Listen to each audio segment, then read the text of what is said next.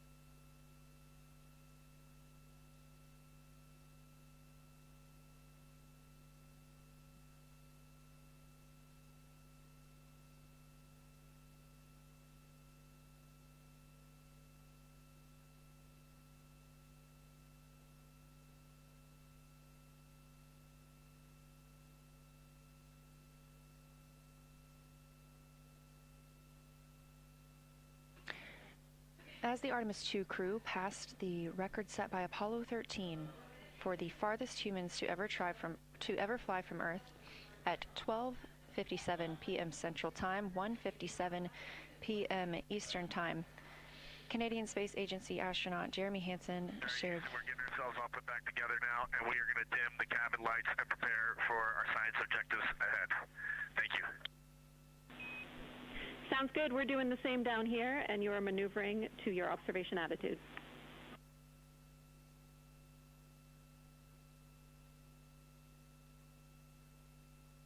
As we pass that Apollo 13 record of the furthest humans to ever fly from Earth at 12:57 p.m. Central Time, 1:57 p.m. Eastern Time, the Artemis II crew shared some poignant words, specifically Canadian Space Agency astronaut Jeremy Hansen.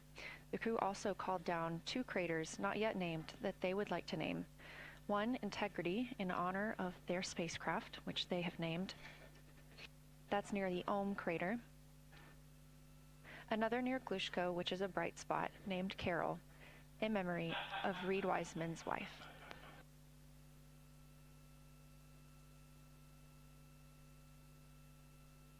There was a moment of silence here in Mission Control Houston.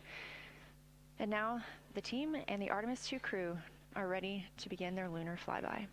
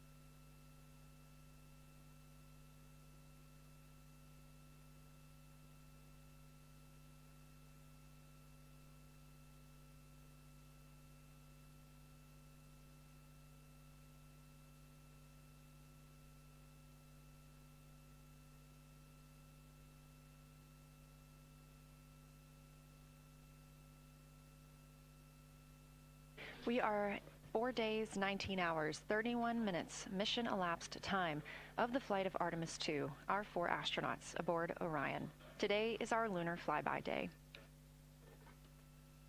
The spacecraft is currently about 12,000 miles away from the moon, and you can keep up with the distance from Orion to the moon and Earth by visiting nasa.gov/track Artemis, or you can just stay with us here because we're going to be telling you throughout the day. They are currently 248,834 miles away from planet Earth.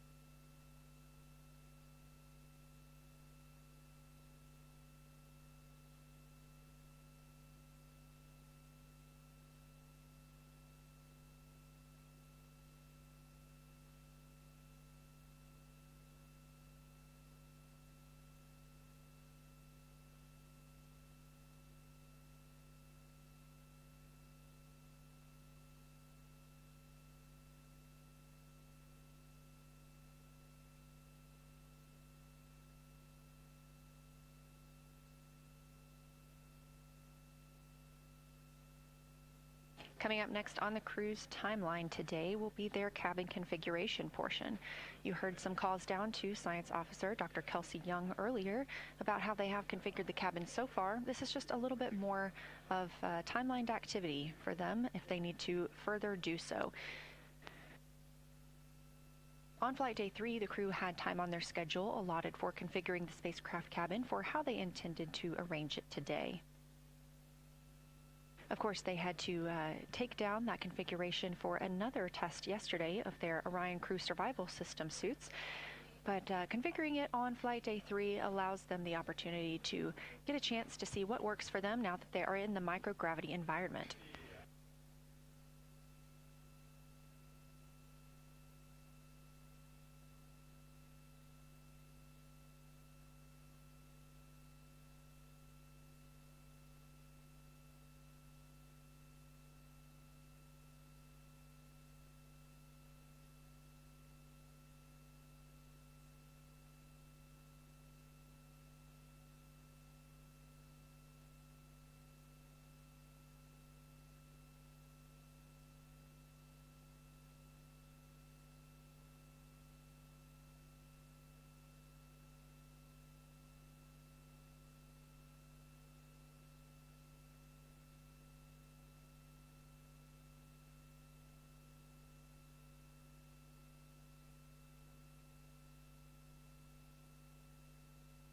Again, the crew is about to begin their cabin configuration portion of their timeline, though they have been working that already, as well as potentially during their post-sleep period this morning. The official lunar flyby observations are slated to begin in just about 40 minutes. That's when we'll have the crew at the windows photographing the moon, as well as making calls down about what they are seeing.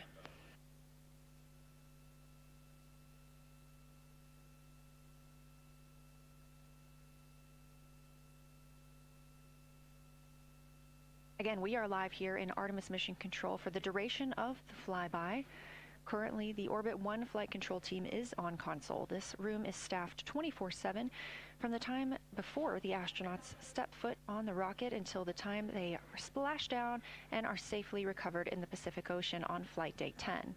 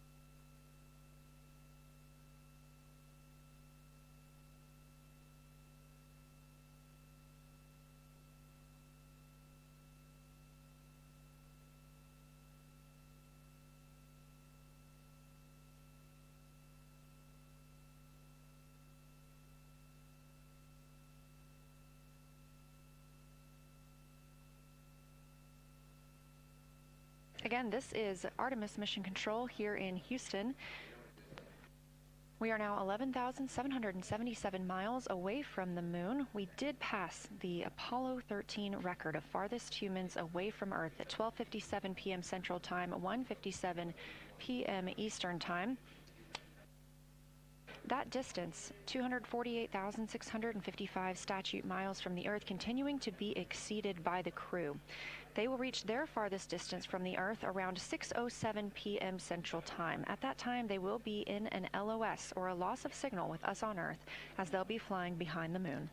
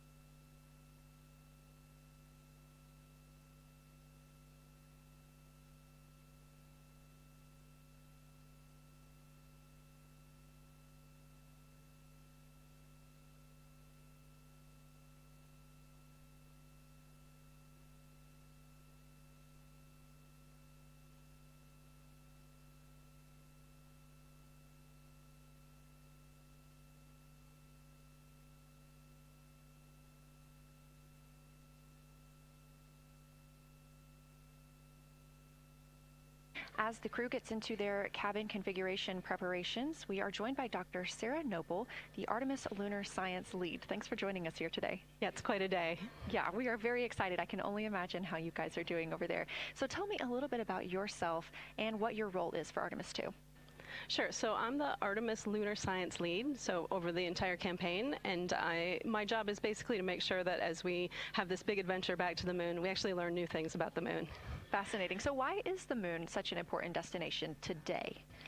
Yeah, so the moon is a pretty amazing place. It is a great place to learn about basic fundamental processes that happen on like all the planets, like cratering and volcanology. And also it is, part of our Earth-Moon system. And, the Earth recycles its rocks pretty well, right, through plate tectonics and weathering and whatever. Most of the rocks on the Earth are geologically young. But on the moon, we have the entire record that goes back 4.5 billion years since we formed. And so if we really want to learn about what was happening in that period, like the moon is really the only place we can go. We're also thinking about going back to the moon, and we want to go to the lunar South Pole. So what makes that such an interesting destination? Yeah, the South Pole is cool, right? It's far away from the places we went during Apollo. It's different kinds of rocks there, some of the oldest rocks on the moon. It's also a place where we think there might be resources like water. There are craters that really never can see the sun because of the low sun angles there, and they get very cold. And we think that water and other things can build up in those craters, and so we're very interested to see what that might do for us. I'm very interested as well. So for some of our viewers who might be new to this, what does lunar science look like during an Artemis mission? Yeah, it's pretty exciting for us as we have sort of built this from scratch to try to understand how we can best use the crew to support our science. And so, we've developed a system. We've got a team in place. We've got a back room here in this building called the SIR, the Science Evaluation Room. And there's in fact a back room to that back room over in another building here at Johnson Space Center where we've got our teams of scientists working really hard. They're actually speaking to this room through our science officer. This is now the first time we've ever had a science officer in flight control room, so we're pretty excited about that. So we have a really voice out and up to the crew. I know, it's been so exciting to hear Dr. Kelsey Young speaking directly with the crew today, now so close to the moon. And we have a live view here of the science operation, or the science evaluation room. So this is where the majority of your team is today, is that right? Yeah, that's right. This is a big chunk of our scientists. You can see them in there now working hard, trying to get ready for the day. And then again, there's a second room where we have a lot of our data folks, where the data will first come down and they'll sort of sift through the data and get it ready for this team to take. What's the mood like right now in the SIR?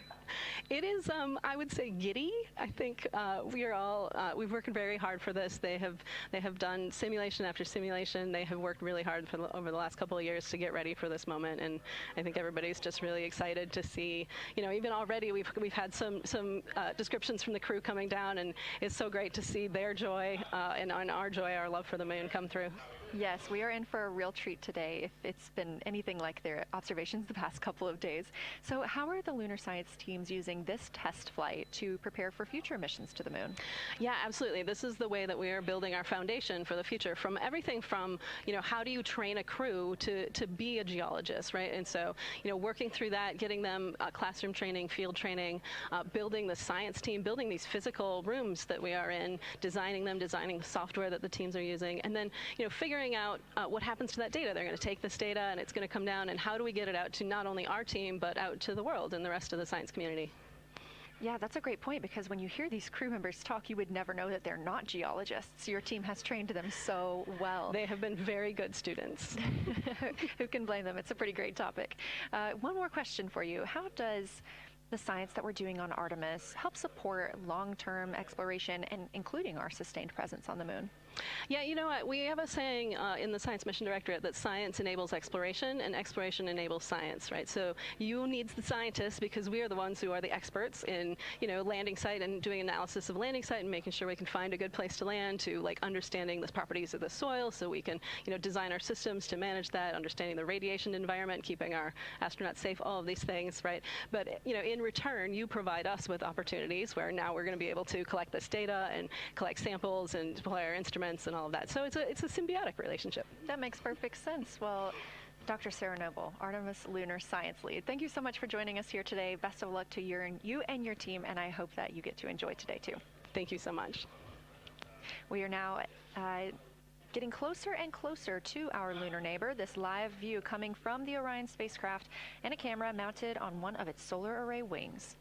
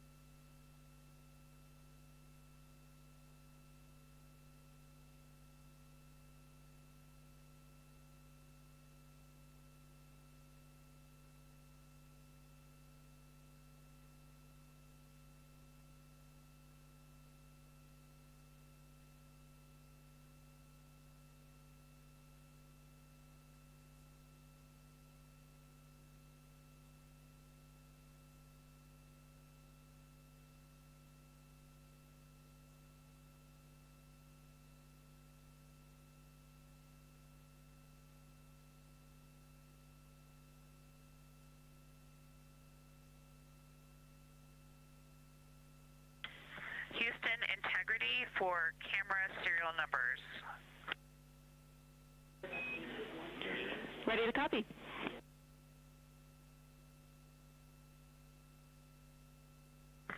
Hey Jenny, these are card numbers for the various positions. For the long lens on the D5, we will have individual cards. Victor's 1008, Jeremy 1019, Reed 1012, myself 1015. For the Z9, we will have one card that is dedicated for today, serial number 1007. For the cabin camera D5, we will have one dedicated card for today, serial number 1022.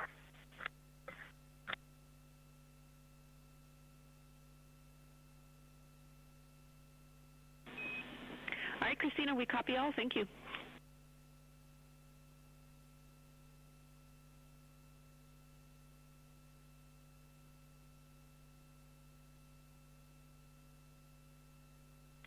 We just realized that we have Earth out window 1 and Moon out window 2, and Earth out window 4 and Moon out window 3, and it gives you the best idea of scale we have had yet. The Moon is about 3 to 4 times the size of the Earth, and it is almost full, and the Earth is just a small crescent out there.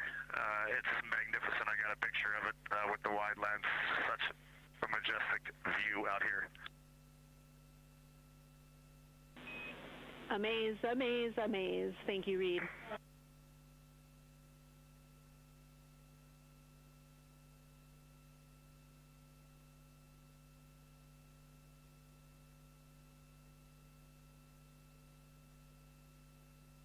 Those are some of the communications we're excited most about today. Commander Reed Wiseman calling down their view right now. Obviously a little bit different than what we can see from the solar array camera. They are looking through the windows of the Orion spacecraft, able to see at the same time Earth and the Moon.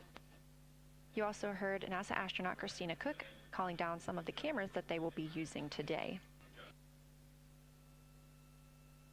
The crew is in that cabin configuration portion, and we expect the lunar flyby observation period to start in just about 20 minutes.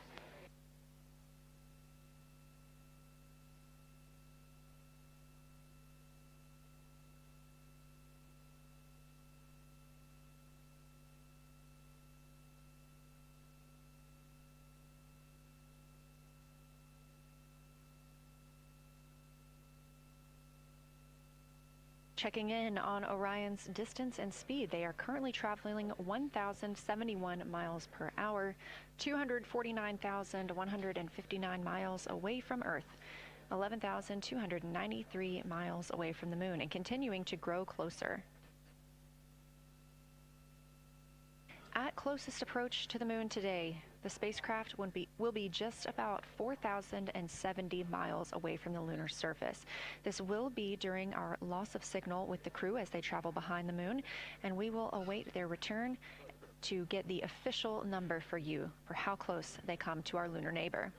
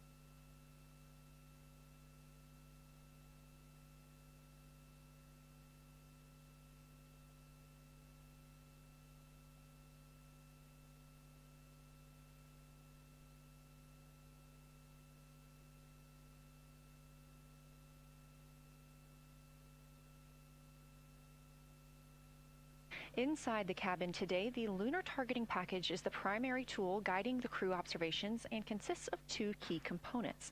The Lunar Geography Review helped the astronauts study major lunar features in advance and help learn how to orient themselves during the flyby. Because, of course, the moon is not actually labeled like it appears here when we look at this map.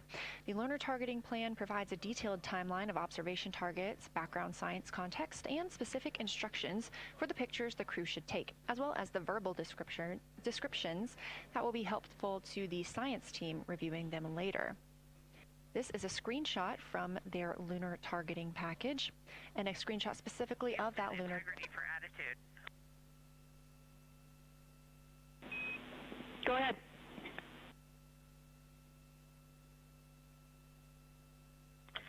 Hey, Jenny. Understanding we are in final attitude now for the lunar flyby, would it be possible to pitch the vehicle down 5 degrees? That would allow us to get the D5 long lens flush and have the least amount of window distortion. We're checking. That call from Christina Cook, NASA astronaut and mission specialist on Artemis II. Copy. The Orion spacecraft is positioned in a specific attitude to allow the crew to best see the moon outside of their windows today for this imaging opportunity. That call was a request for a potential attitude shift just slightly, another 5 degrees, to give them a better view and to give them a better opportunity to use their long lens camera. They'll also be using that lunar targeting package we were discussing. I am following along with that real time, so I'll be able to share with you exactly what targets the crew is looking at and when. They also trained with a lunar science passport. It's a little reference guide used on Earth to reinforce recognition of key lunar features. It is not on the flight, but it was a significant study tool for the crew to get them ready for launch. The apparent size of the moon will change throughout the flyby, and it'll appear roughly like a basketball held at arm's length at the crew's closest approach. That reinforces the need for careful planning and practiced observation techniques.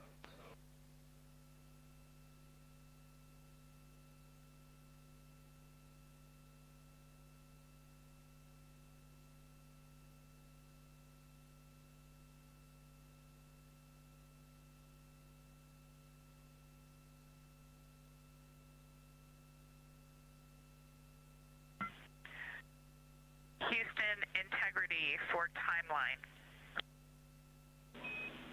Go ahead.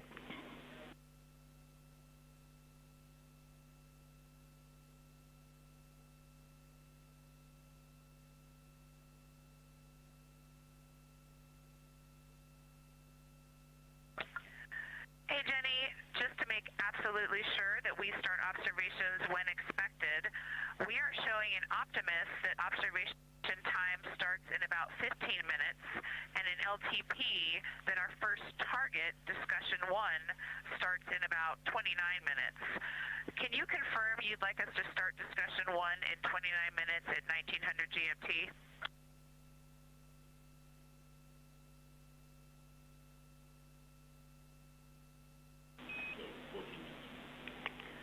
Christina, we are tracking that discussion 1 should start at 18:45. That's 15 minutes from now.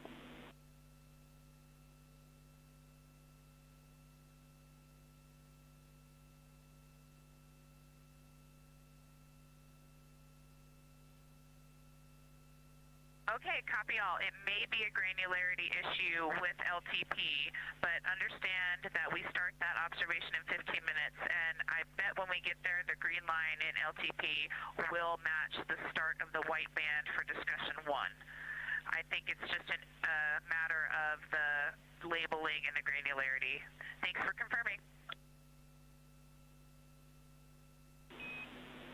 Copy, and we'll look into that a little bit more on our side as well.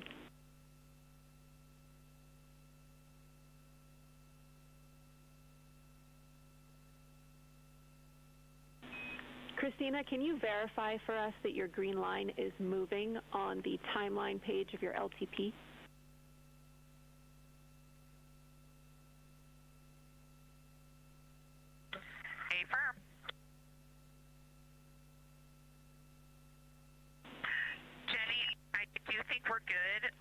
closer, I see the labels are just not aligned with start or end times of the white visible bands.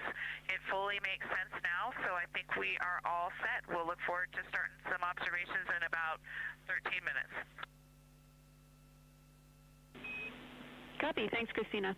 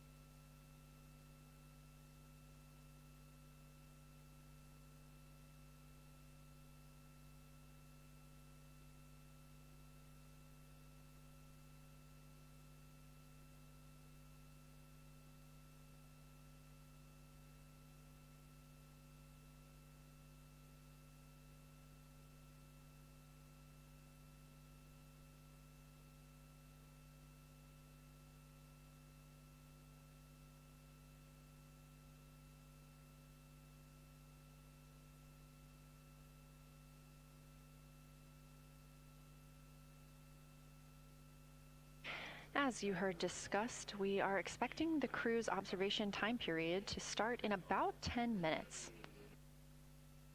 First, they'll be conducting a warm-up, warming up to their science observations of the moon. They'll be discussing with each other, helping each other orient using the major landmarks that they've studied, asking what is familiar. If we roll left, port 5 degrees, that would get the moon closer to the left side of window 2.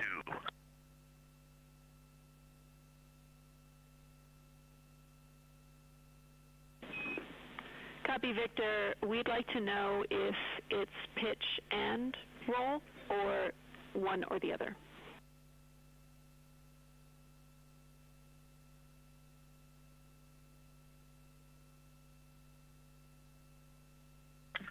Jenny, we actually thought you already put the pitch in. Had the pitch been put in already? No, we need a little while longer to talk about it.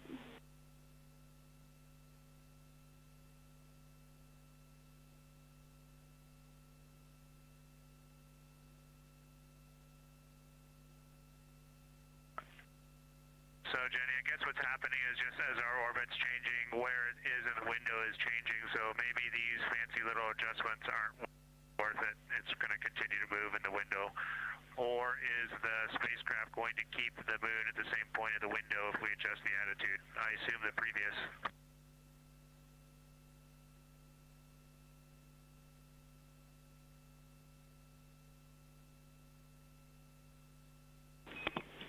Right now, we are pointing the center of the window to the center of the moon with 2 degrees of deadband.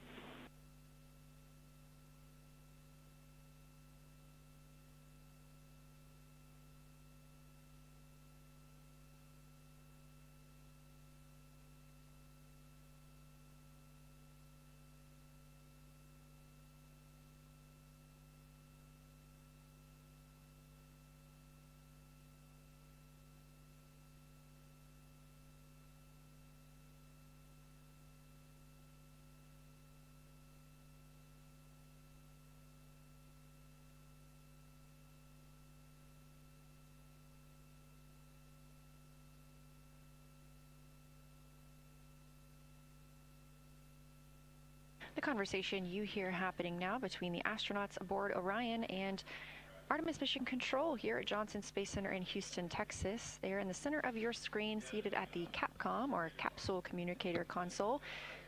That's Jenny Gibbons, Canadian Space Agency astronaut, and Artemis II backup.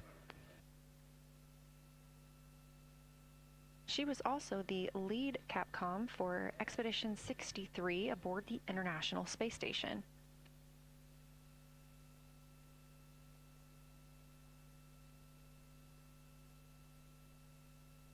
The crew is requesting some attitude changes to the spacecraft to allow them to better image the moon, our priority for today. Of course, those have to be discussed on the ground before they are put into work aboard the spacecraft, so the team is taking some time to do so. You also heard Gibbons reference that we are into dead bands. Dead bands are essentially keeping us in the lane in which we're traveling. If you're familiar with lane assist in your car, very similar in this case.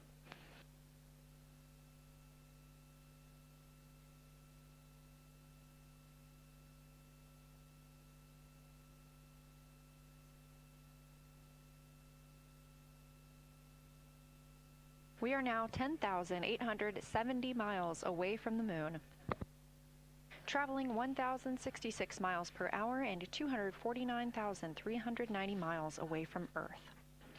Again, we recently surpassed the Apollo 13 distance record of farthest humans have ever traveled. And upon calling down some words during that milestone, Canadian Space Agency astronaut Jeremy Hansen noting that he hopes that this record that they are setting today is soon broken by future explorers.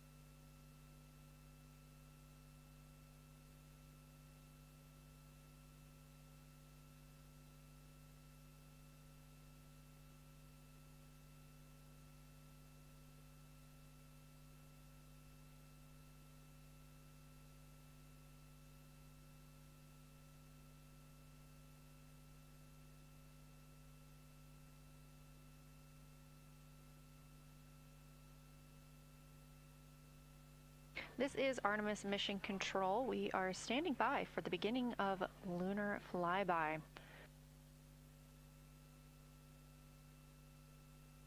Expecting that to start in just a few minutes when the crew will begin a warm-up discussion preparing for the day. They will be capturing images along while discussing what they find familiar about the moon and what looks unexpected to them.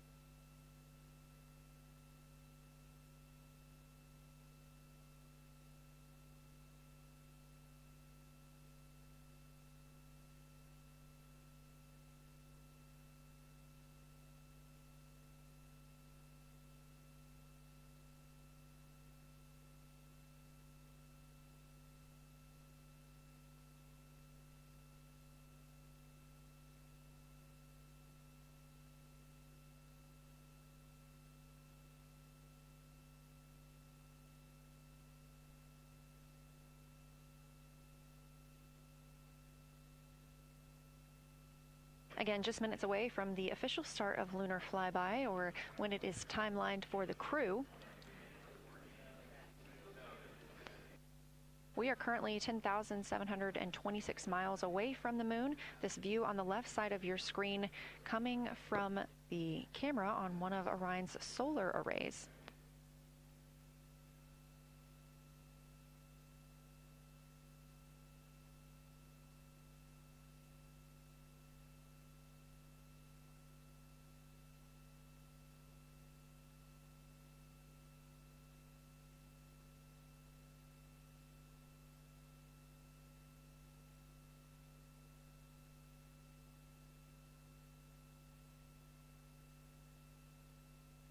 Other conversation points while the crew are getting ready for their flyby today. They'll be looking to orient themselves using major landmarks and annotating their observations along with their discussion. They'll have 10 minutes for that warm-up discussion.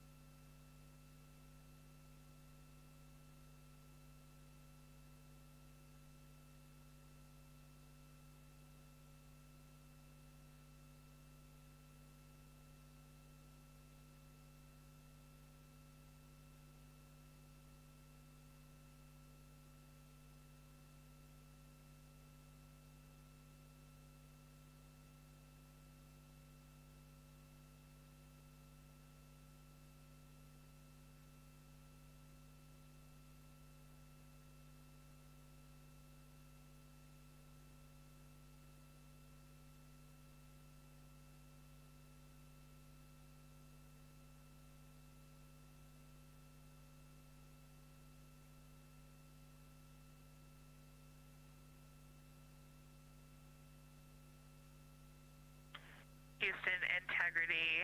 We have two folks at the window deep in discussion talking about all of the awesome features that they're seeing. We just had a huge moment realizing that Hertzsprung is about the same size as our incredible Oriental. We're really excited about this target that's kind of new to us. We're orienting on things like how we talk about albedo, finding some of the prevalent things that we're used to from all of our training, and just overall taking in this view. We also are noticing that the moon is still getting noticeably bigger as we go, even when you're watching it continuously. It's great to see these two guys get warmed up. We love the report, Christina, thanks, and you nailed it on why we added Hertzsprung. As you'll see in the prompts, we're looking for comparisons to the comparatively much older Hertzsprung compared to the younger Oriental. Great words.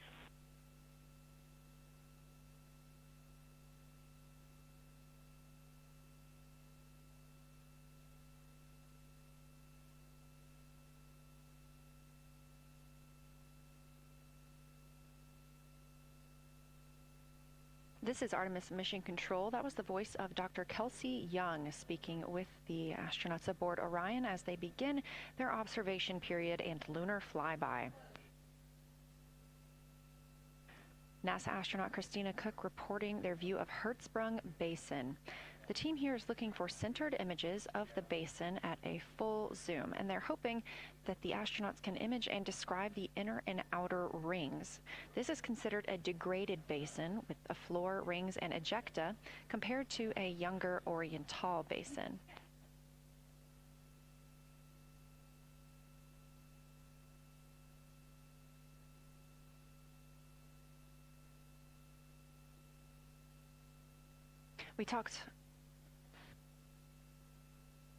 We spoke earlier with Julian Gross, the Artemis curation lead, about some of the terms we will hear the crew use today. One of those just called out, that's albedo, looking at surface brightness, or the amount of light a surface reflects.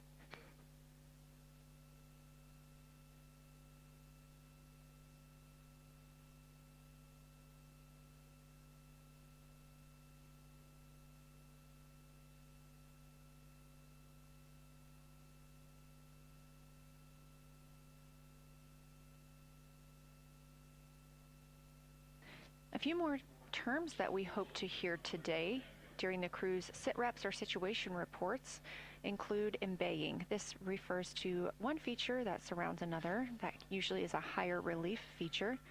Houston Integrity, one report from the crew at the windows. We can actually see the moon and Earth at the same time right now. It's interesting because the Earth looks way brighter, so the Earth itself seems to have a much higher albedo than the moon.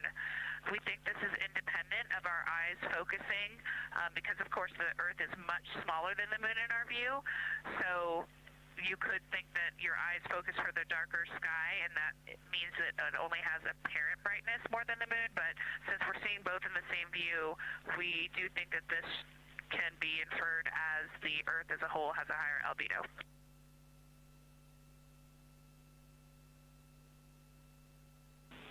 Great observation, Christina, and reminder that as you're starting to look for those subtle color and albedo variations on the moon, the relatively bright albedo Earth might make those a little bit difficult, but as your eyes continue to adjust, we expect you to start to see more nuance on the moon. Thanks.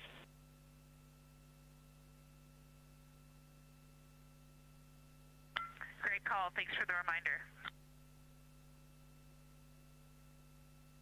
We're all going to be experts in lunar terminology by the end of the day. Another one we expect to hear is mare. These are dark regions paved or filled by volcanic deposits. You also can hear them called seas, oceans, lakes, or marshes, or other bodies of water.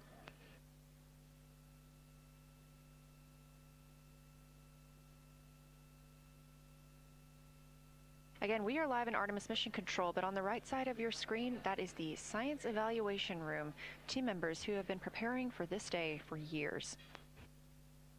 The crew has significantly darkened the cabin of Orion.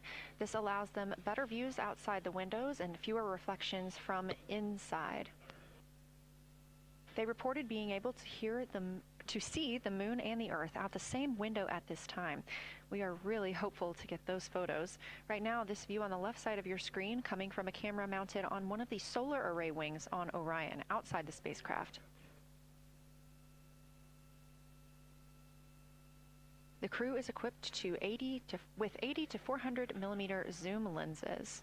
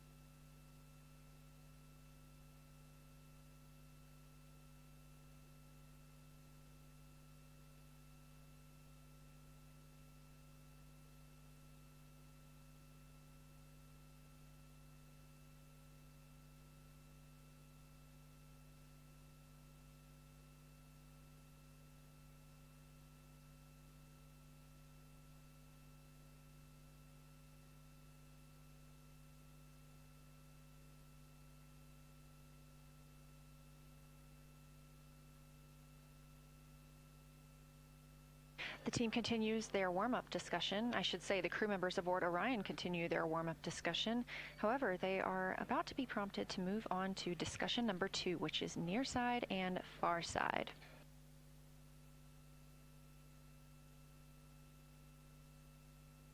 some of the things that they are looking to capture, the ground has prompted them to photograph anything that stands out to them and to compare the near side versus the far side mare in color, albedo, topography, and texture. They also want the crew to compare the appearance of rayed craters in the near side mare versus in the far side highlands. Of course, a reminder that some of the items that the crew, or some of the landmarks the crew are seeing today, is the first time that humans have ever laid eyes on those portions of the moon.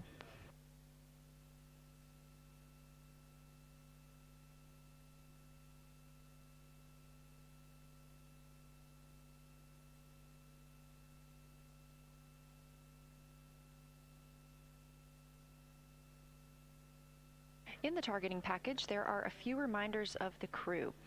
For the crew, there are time-sensitive observation reminders and science sit-rep reminders. Term integrity.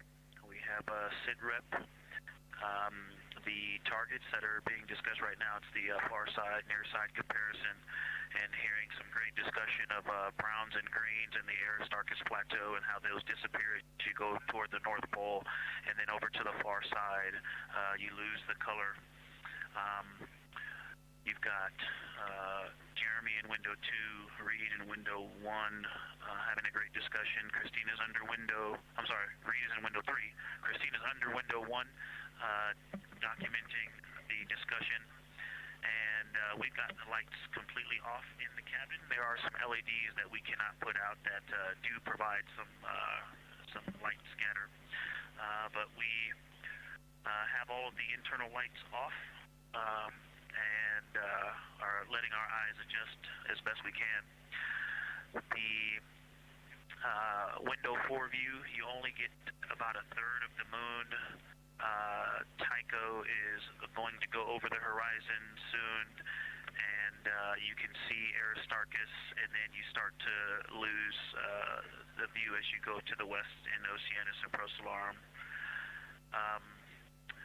So far, the team is on the plan, and the long lens is being put to good use, and recordings are being made, and internal documentation of the configuration and the observations is ongoing.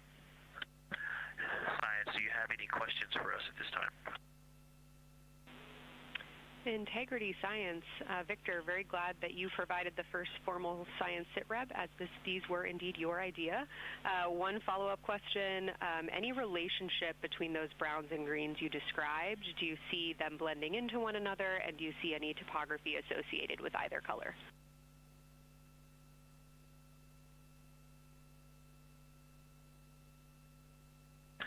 I don't want to bother the window team. I just heard that, overheard that, and so I'm sorry I don't have that detail yet. I will eavesdrop and see if I can pick that up.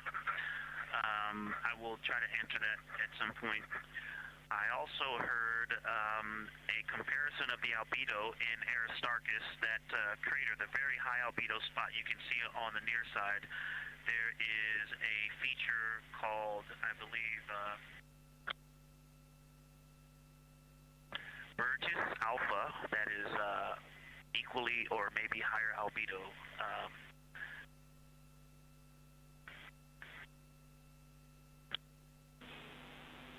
I apologize for the gaps. I'm trying to listen and talk at the same time, but I will try to get some more information to correlate those colors from Aristarchus for you. Understood, Victor, and good call to not bug the window team. Really like the brightness comparisons to Burgess A. Really helpful for the science team. Keep them coming. Thanks.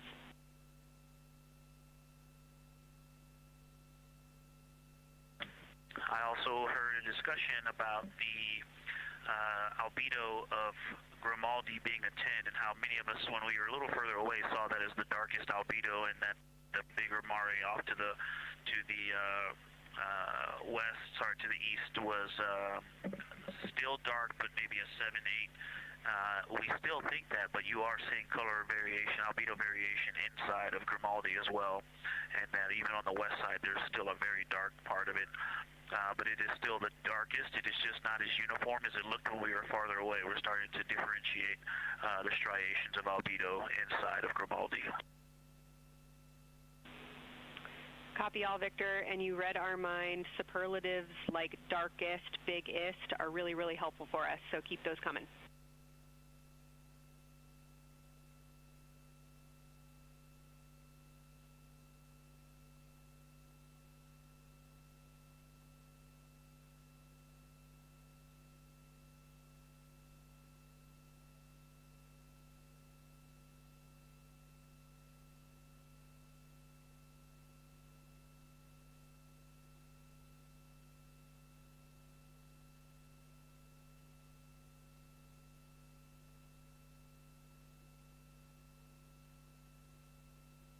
As we were just mentioning, the crew is slated to perform these science sit reps. They are prompted to do so by an icon in their lunar targeting plan. That one coming down from NASA astronaut and pilot of Artemis II, Victor Glover.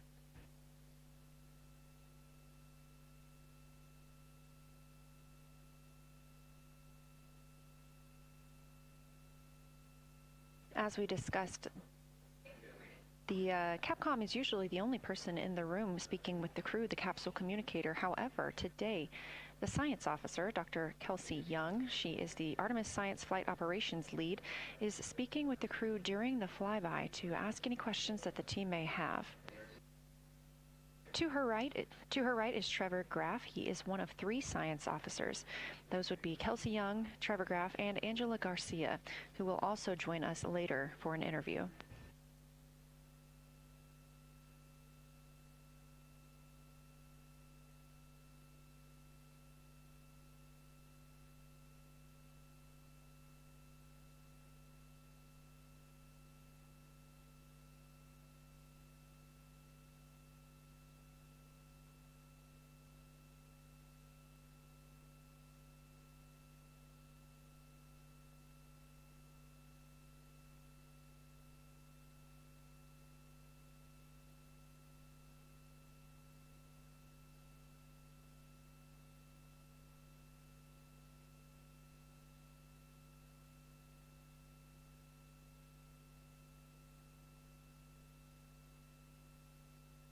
Houston Integrity Science Integrity was able to get a view out of window 1, which is a beautiful view. I can see the entire moon that they're looking at.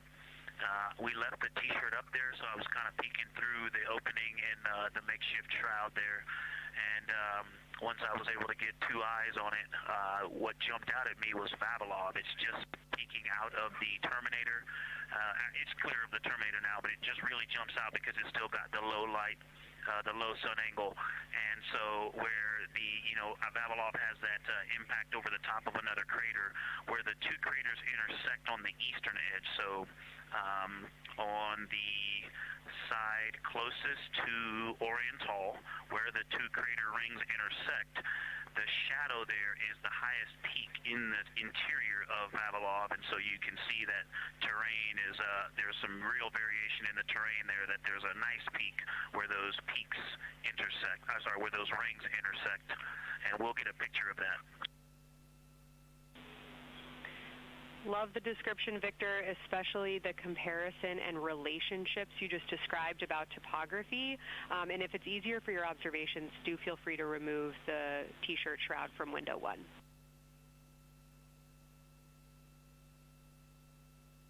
Yeah, absolutely, we will do. Thank you.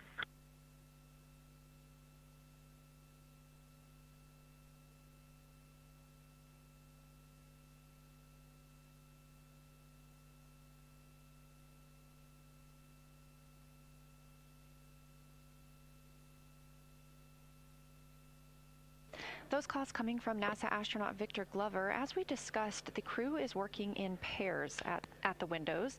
Right now, taking photos are Commander Reed Wiseman and Mission Specialist Jeremy Hansen. Serving as their support team are pilot Victor Glover and Mission Specialist Christina Cook. You're hearing those calls from Victor Glover, as he is on that support team, and he is tasked with providing the science sit reps, while the two crew photographing and making annotations of the moon are in Windows 2 and 3. Windows 1 and 4 are available for the support crew to fly up to, obviously look at the moon themselves, and provide these science situational reports. The view on your screen is part of the lunar targeting package, and it's something that the crew can reference as they are flying by, but this is an animation.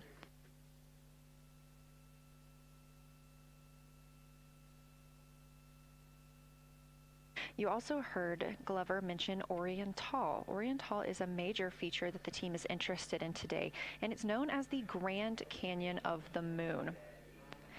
Until this mission, the Oriental Basin had never been seen in sunlight by human eyes. Oriental Basin and its surrounding ejecta could fit within a straight line distance from NASA's Johnson Space Center, where we are at today, to Kennedy Space Center.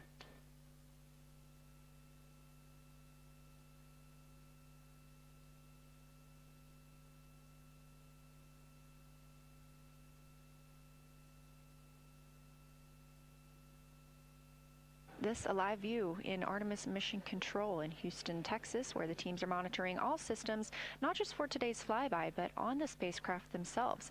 Again, this is a test flight, our very first flight of humans on the Orion spacecraft.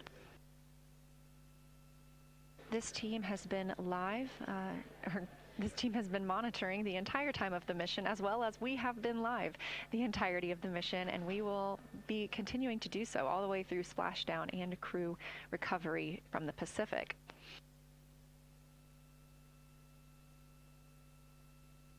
This is a visualization from ARROW, the Artemis Real-Time Orbit website that you can also access at any time by visiting nasa.gov/trackartemis, showing us that we are now under 10,000 miles from the moon, 9,948 to be specific, and continuing to count down.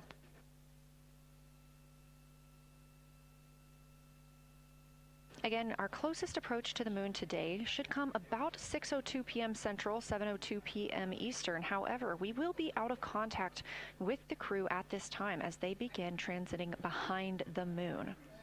At that time of closest approach, the distance from Orion to the lunar surface will be about 4,070 miles. Of course, these are estimates at this time, and we'll be sure to provide you with the official numbers once that closest approach has been reached.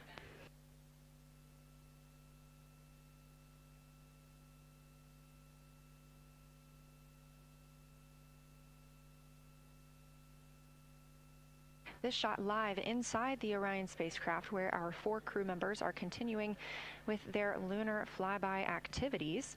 They have just begun those activities really about 20 minutes ago, so we've got several hours of moon view opportunities. This is still a live view inside that capsule. However, you can see just how dark they have turned down the lights. Actually, they've turned them all the way off. There are a few LEDs that they cannot power off, but turning down these lights gives them better views outside of the spacecraft's windows while they photograph the moon. This also prevents any reflections from inside the spacecraft bouncing up on the windows and interfering with their photography.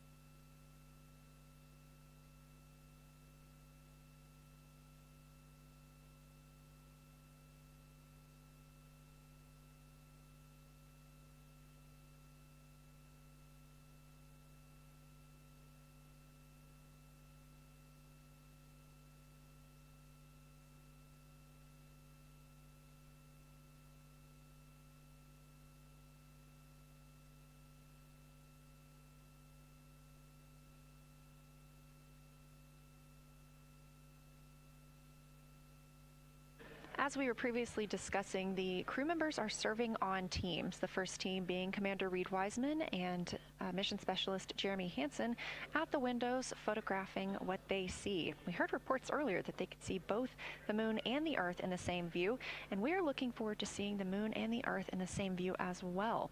That Earthsat coming up in just a few hours.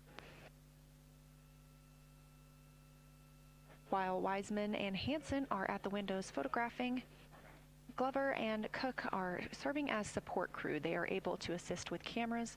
They are also providing those situation reports, letting us know how the team is working inside the spacecraft, what they're seeing, and how they're feeling about it.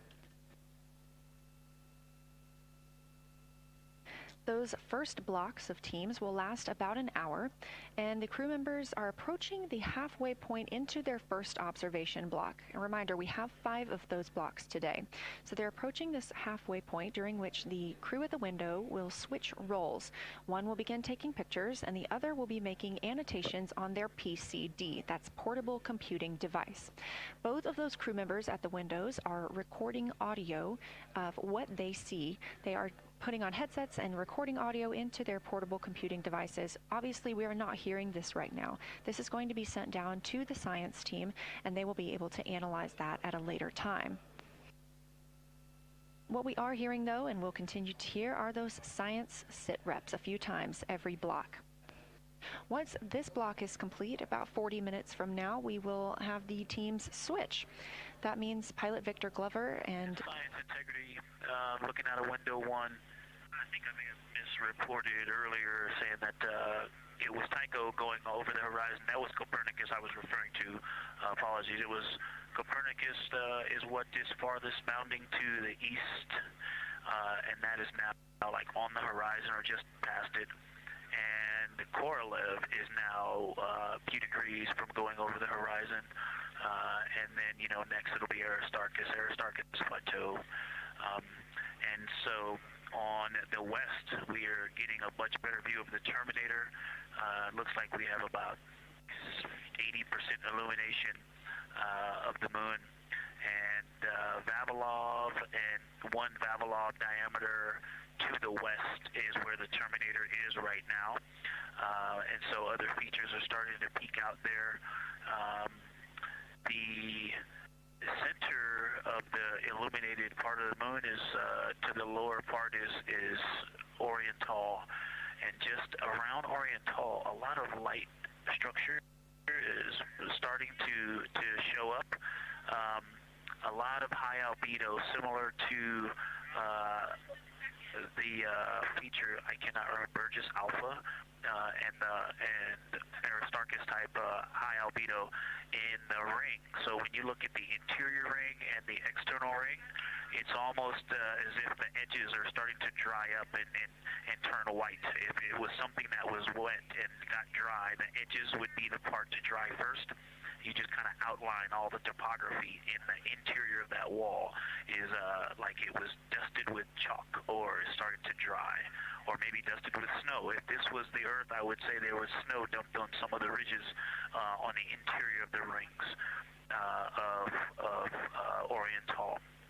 Also, an interesting part of the discussion that I heard between Reed and Jeremy is that from Glushko to Grimaldi, there are 2 dark features there that look like commas, but in the wrong direction. But there's also a lot of interestingness, just a lot of geometry and squiggles and dots and lines that are starting to stand out as more small features come into view.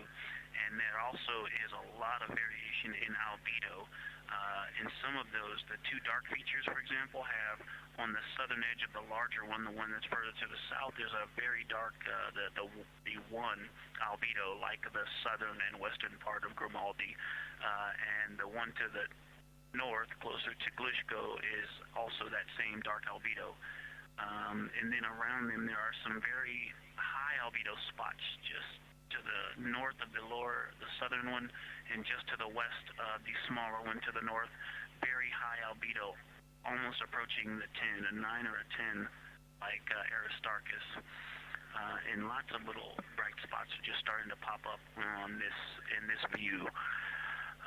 To the north, as you look up at the North Pole, there is a very distinct crater with a lot of very defined central peak that is also 3 in albedo, and all of that area past it, going to the horizon, gets lighter and lighter, and is very, very high albedo. And I will go look and find the name of that feature if I can look that up.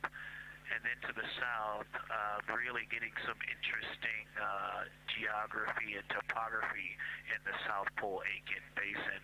And the view of the South Pole is quite amazing. We've got some Terminator there, as well as the limb view, and there is a very distinct crater right at the South Pole. And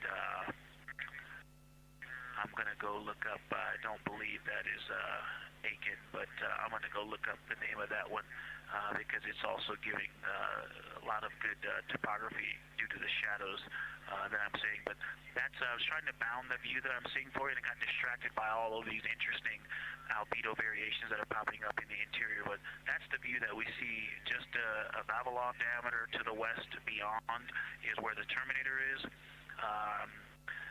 Just beyond, I think Copernicus is the easternmost feature that we can see. A very nice ringed, very nice structure crater to the north with a great high albedo central uplift to the north, and the south is dotted by a very characteristic crater with a lot of terrain, shadow features, and I will go try to find some landmarks to put names with those. Any questions for the observation team? Integrity Science, love the descriptions. You're definitely looking odd up there. Appreciate seeing the training being implemented. Especially interested in your descriptions of the dark patches. You compared the comma-looking features to the albedo you see in Grimaldi and notice that you're starting to see those color differences popping out. Any observations you want to make, especially when you get on, the PCD in a little bit, would really help us tease out the differences in those dark Mare deposits. Great description, Victor. Keep them coming.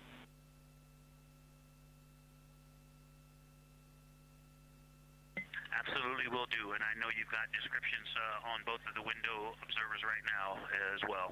Keep them coming.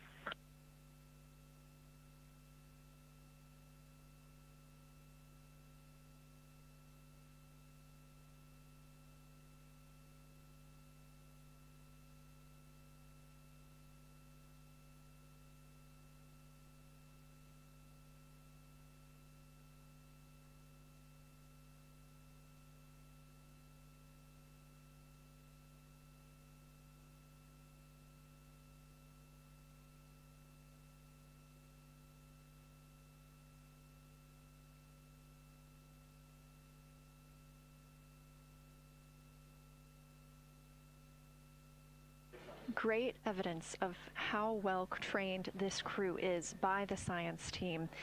NASA astronaut and pilot of the Artemis II mission, Victor Glover, calling down a situation report, noting several different features on the moon and such descriptions, even saying that it looks like snow on some of the peaks. Obviously, we do not expect that to be snow, but referencing that as some of the lighting on how it looks to the Artemis II crew from their current position.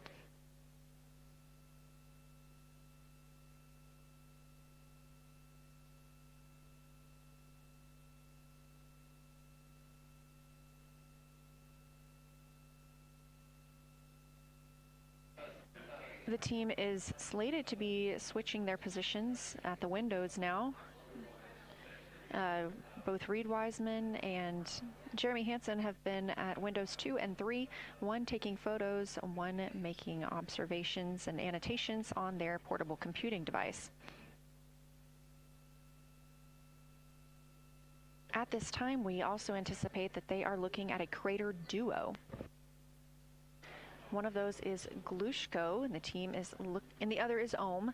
The team is looking to know the extent of Glushko's ray system and how its rays differ in the Mare versus the Highlands. They also want the team to compare the ray systems of Glushko to Ohm.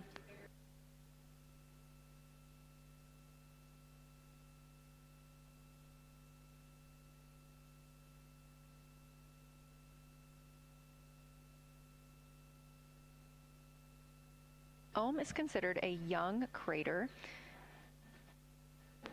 And if you've ever seen a photo of the Richat structure, it's also known as the Eye of the Sahara. It's 40 kilometers in diameter, and that could fit within Ohm's interior.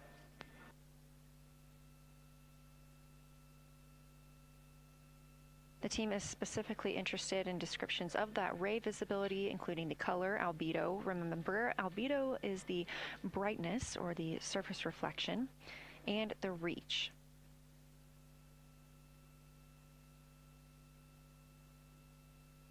Again, I am using the same lunar targeting package that the crew is referencing on board right now. This helps keep them on time as well as prompt them for when they need to make a call down to the science team and report what they're saying. It also gives them reminders of when they need to swap positions at the windows. Additionally, I'm using the Artemis II Lunar Science Passport developed by Amber Turner and the Artemis II Lunar Science team. Now, this passport did not fly with the crew, but they used it extensively as a study guide here on Earth. So a lot of the descriptions and comparisons you hear today are developed directly by the science team.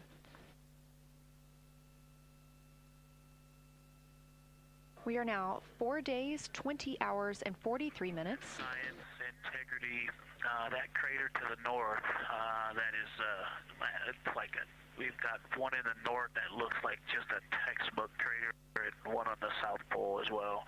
The one on the north, I think, is Pythagoras. And what I wanted to highlight about that is it is either a very distinct central uplift or just a very defined area of high albedo. If a majority of the crater, especially the floor of the crater, is, say, an albedo of 5, this center, and gosh, only a tenth of the diameter of Pythagoras is an albedo of 2, maybe 3, but it is very bright and it stands out. And then between that crater and the actual, what is the horizon from here, there seems to be another crater right on the horizon, and right on the edge of that is another patch of that albedo. It seems to be between the two craters. It's hard to tell from this grazing angle, but there is another spot just further north beyond Pythagoras. Between the two, I can draw a picture of this one and show you where that very high albedo, again, another 2 albedo surrounded by 5, and most of the area bounding it.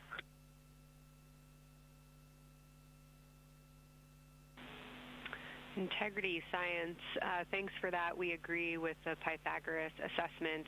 And as a follow-up to your previous report, the SIR had questions about topography comparisons between the North Pole and the South Pole of the Moon, if you're willing to provide words on that.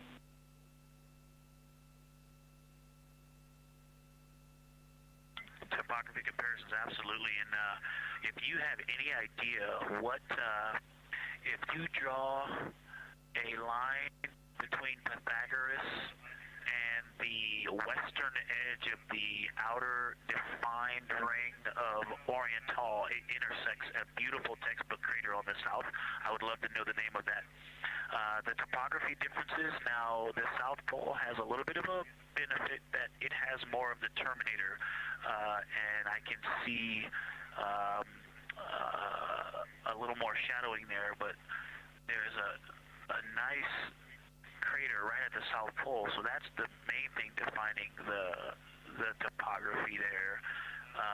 Seems to be quite a bit of elevation change. I can see some very jagged shadows, a 90-degree just to the west of that crater at the South Pole. I can see a very distinct change in the shadow directions, indicating, I don't know, a very high wall or a very deep canyon just to the west of that. the north, it seems to be that from sort of the edge of the mare that's dark, which is maybe 1 Pythagoras diameter south. If you draw a ring about that, maybe the top 7 degrees of the moon, and just draw a ring around that, the near side is an albedo of 5 and looks quite smooth from here. And then along the same edge of the mare, the edge of the mare that kind of Grimaldi's just outside of, Glushko is just outside of, Carroll Crater is just outside of, and you start to see the stark differences between the darker 7/8 and the 5s and 6s, the 4s and 5s. If you follow that line up to the north, that line is also where the change in topography happens at the North Pole. The line defining the light and dark on the edge of the mare that you can see from Earth. Draw that line, roughly the midpoint of all that, straight to the North Pole.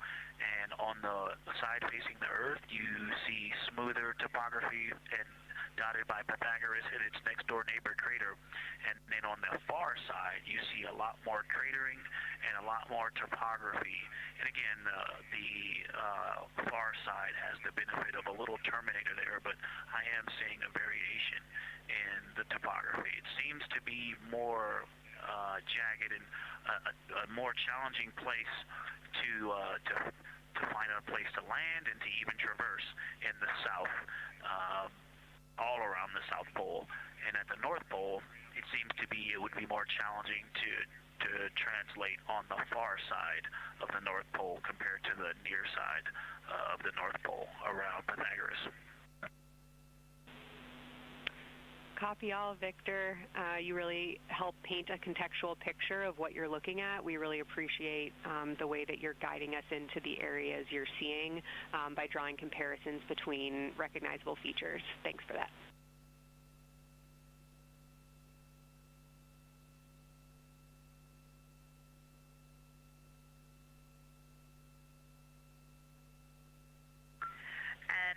Kelsey, another little science sit-rep moment, something I just heard from the window team is the more I look at the moon, the browner and browner it looks. I thought that was an interesting observation.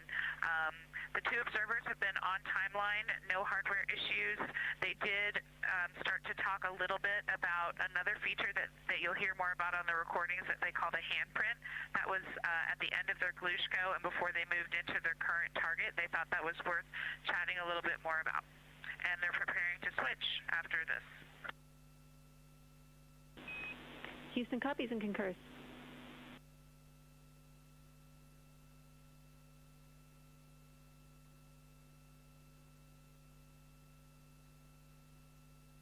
Hey, Houston and Science Integrity, another just observation from the human. My eyes have shifted a little bit since I've been up here. I've been wearing my reading glasses to look at the PCD.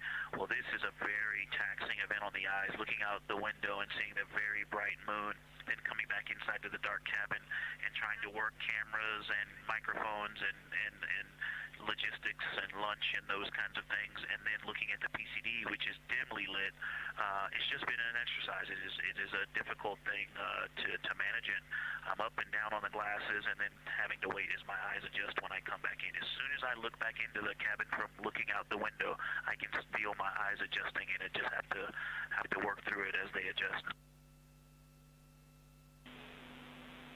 Appreciate that report, Victor, and know that we are prepared to read you up targets from the ground if that would give you the ability to keep your eyes focused on the moon and not having to swap between that and the PCD. Just let us know.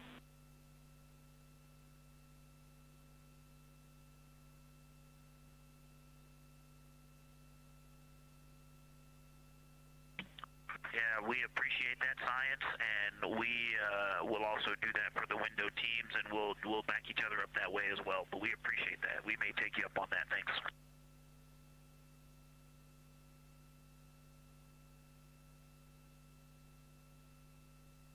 Continued detailed descriptions from the Artemis II crew aboard Orion. Again, this is a test flight, the first time we've flown humans aboard this spacecraft, so every detail, even that it's difficult to look outside the window and then back at the PCD, that portable computing device, every single detail is appreciated as we prepare for future missions. Glover also mentioned that he is now wearing his glasses now that he's in space and that his eyes have shifted a bit. This is something that happens when our astronauts go to space. There is a fluid shift from the lower half of your body up into your head, and that can cause changes in your eyes. It's something that we have seen over time for some crew members, especially now that we have been living and working on the International Space Station for over 25 years.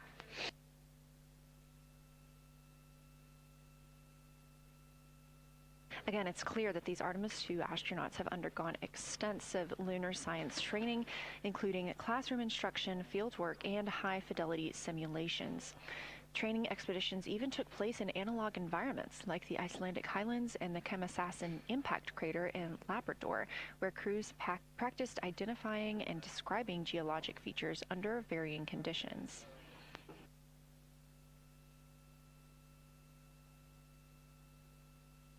Additionally, here at Johnson Space Center, Orion mock-ups were used to rehearse crew choreography, including three-dimensional space management with an inflatable moon globe to simulate the flyby. And while on Earth, the crew also used that small lunar passport that I mentioned with descriptions, photos, and prompts to help them study the features we hope they'll see. Now, this is a view from their lunar targeting package at this time, helping them determine what they're seeing on the moon, as well as on the left, keep up with what their next target will be. As you can see, we have got a long list and an exciting day ahead of us.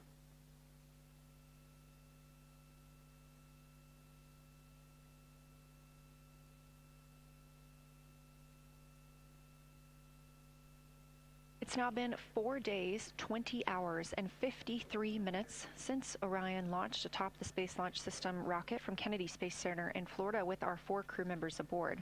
NASA astronauts Reed Wiseman, Victor Glover, and Christina Cook, and Canadian Space Agency astronaut Jeremy Hansen.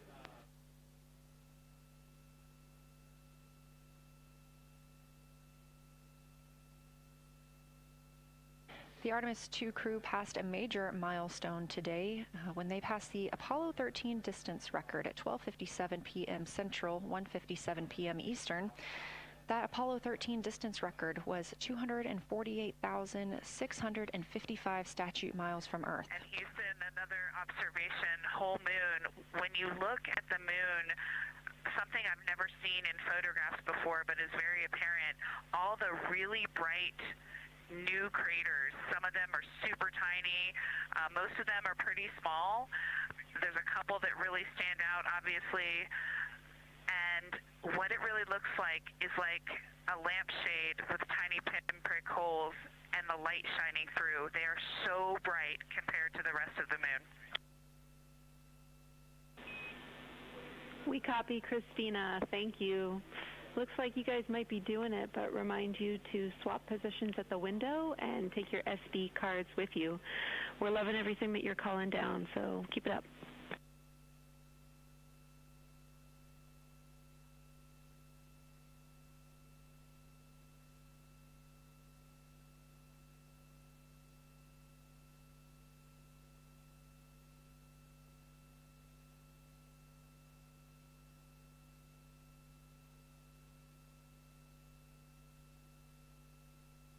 Again, Orion previously surpassed that the Apollo 13 greatest distance from Earth by humans. That was 248,655 statute miles from Earth, and Orion now 250,294 miles away from our home planet. The spacecraft is 9,033 miles away from the moon and growing ever closer. At its closest approach, it'll be about 4,070 miles away, and we will make sure we confirm what that distance ends up being. This is an approximation and an estimate ahead of that moment. We're anticipating them to make that closest approach at 6:02 p.m. Central, 7:02 Eastern, when they are in a loss of signal, transiting behind the moon. They will be the first humans in over 50 years to fly behind the moon and lose contact with Earth. We will regain that contact about 40 minutes later as they reconnect to the Deep Space Network, emerging from behind the moon, and we will look forward to seeing an Earthrise.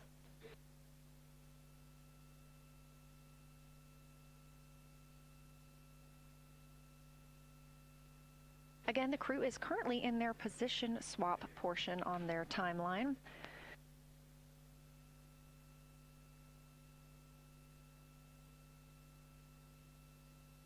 This allows crew members the opportunity and the experience of all roles necessary during today's flyby. Right now, those two crew members at the window have swap positions.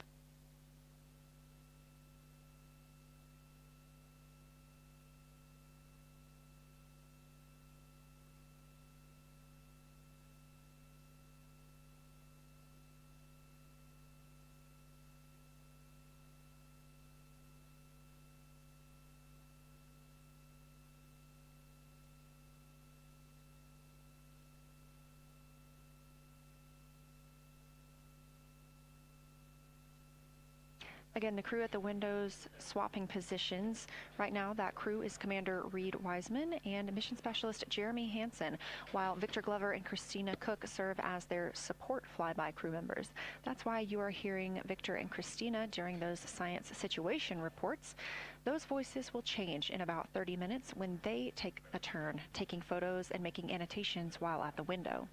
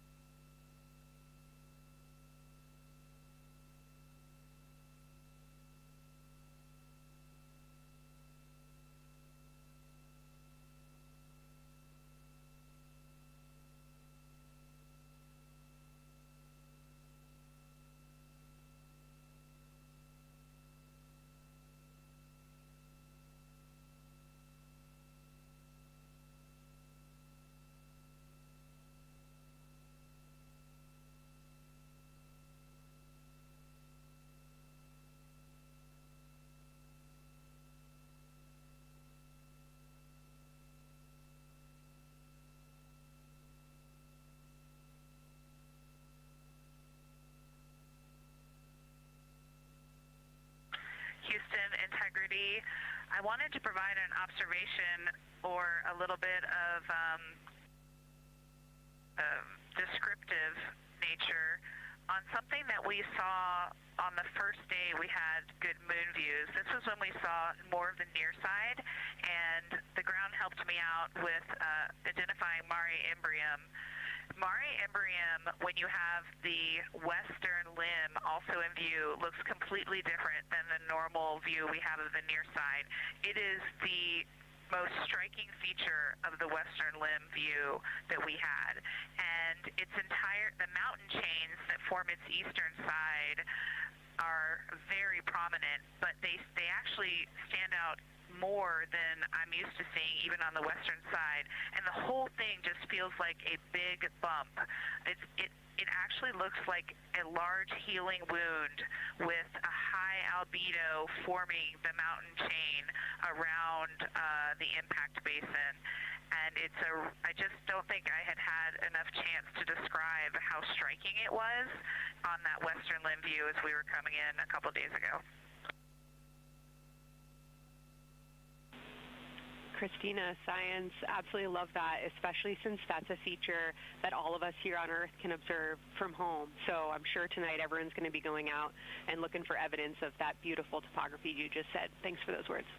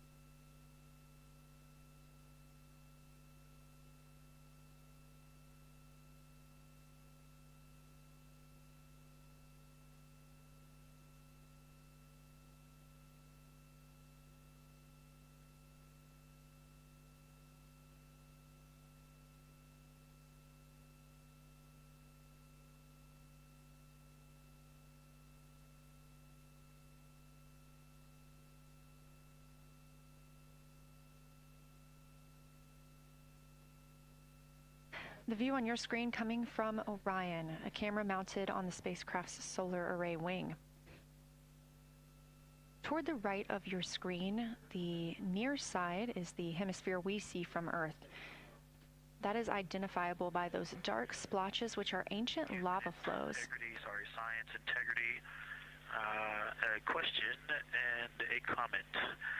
Question is it possible that we're seeing a Schrodinger basin from this vantage point in the Terminator at the South Pole? And the comment is the rays coming out of Ohm are less distinct. We are not seeing the bright rays coming out of it, but the sort of 9 o'clock wedge that is formed by the change in albedo from the interior portion that is to the northeast to the surrounding lighter mare that's 270 degrees to the west. That 90 is very distinct and interior. You got some great descriptions from the two at the window about the colors in there, but in that darker part, in that wedge, you've got some really interesting color, even though the rays, the distinct difference in the albedo almost look like rays, but it's not the rays coming out. It's the just change in that albedo. Integrity Science, that is very intriguing, those color rays coming out of Ohm rather than sort of albedo. And as answer to your question, we do not think you can see Schrodinger. It's in darkness as of now. But thanks for that Ohm description, and it sounds like the pair at the window's got great descriptions that we're definitely going to dive into tonight.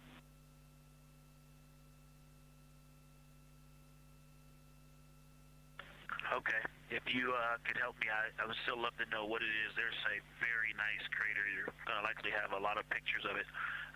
What would be right in the Terminator at the South Pole or close to the South Pole where it's intersecting the Terminator right now? Yeah, Victor, we're assuming you're talking about, kind of if you're looking at the Terminator, it's basically like 70% down from the North Pole. Is that where you're looking?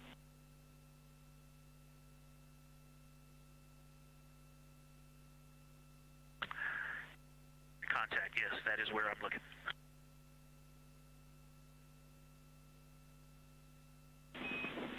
Integrity Houston, that is an enabled caution for wastewater dump required. We have hit our limit.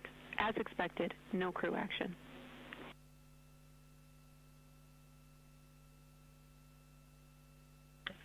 Copy, no crew action.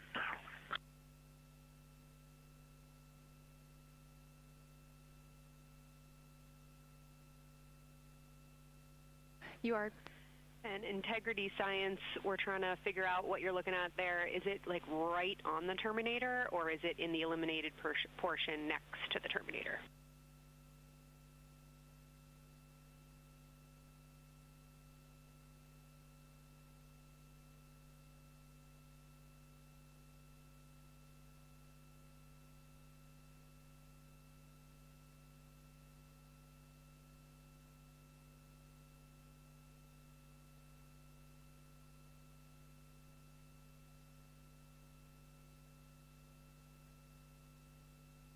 While we wait for a response from the crew, the Terminator is that difference between day and night, or brightness and darkness, that you see on the moon.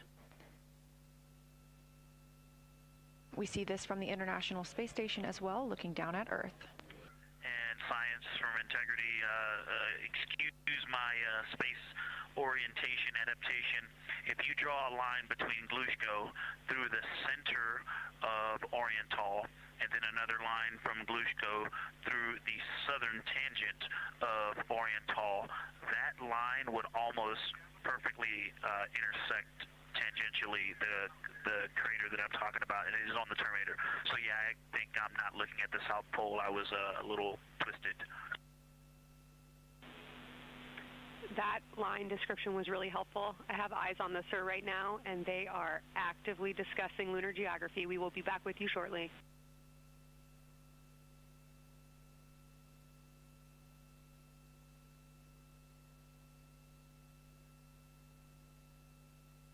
You're hearing a couple of voices today in Mission Control Houston. One of those is Dr. Kelsey Young. Integrity Science, we believe that's Zeeman Crater.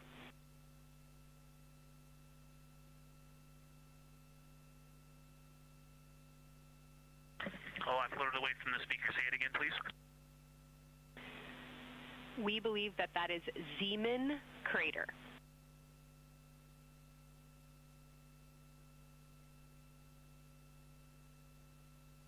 Zeeman. Okay, and can you say the first letter? I may be pronouncing that wrong. What's the first letter of that word? Zulu. It's Z-E-E-M-A-N.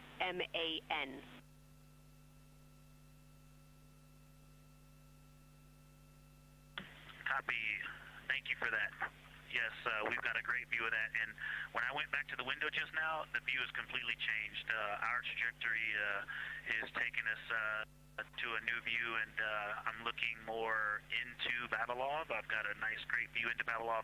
I'm actually away from the window right now, so I'm going to go try to give you some bounding words on the view that we're seeing, but I've got to get back to a window in a minute.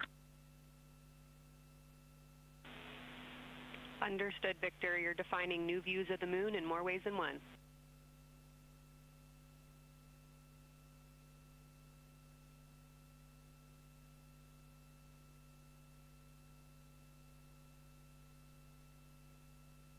Again, when you hear calls down to science or from science, that's Dr. Kelsey Young, the Artemis Science Flight Operations Lead here at a console in Mission Control. You also hear communications with the crew from Canadian Space Agency astronaut Jenny Gibbons. She is the Capcom for today. She is a backup Artemis II crew member. Those calls from pilot Victor Glover asking about a feature he was seeing, specifically a crater on the moon. Meanwhile, the team here in the science evaluation room was actively working together to determine which feature he was describing.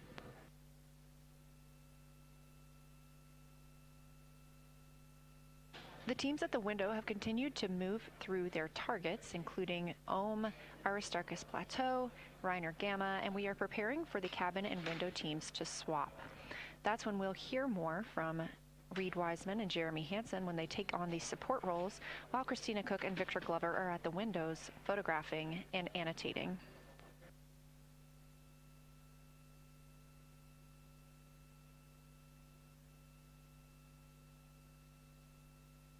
As we briefly mentioned, if you look towards the right side of the moon, essentially,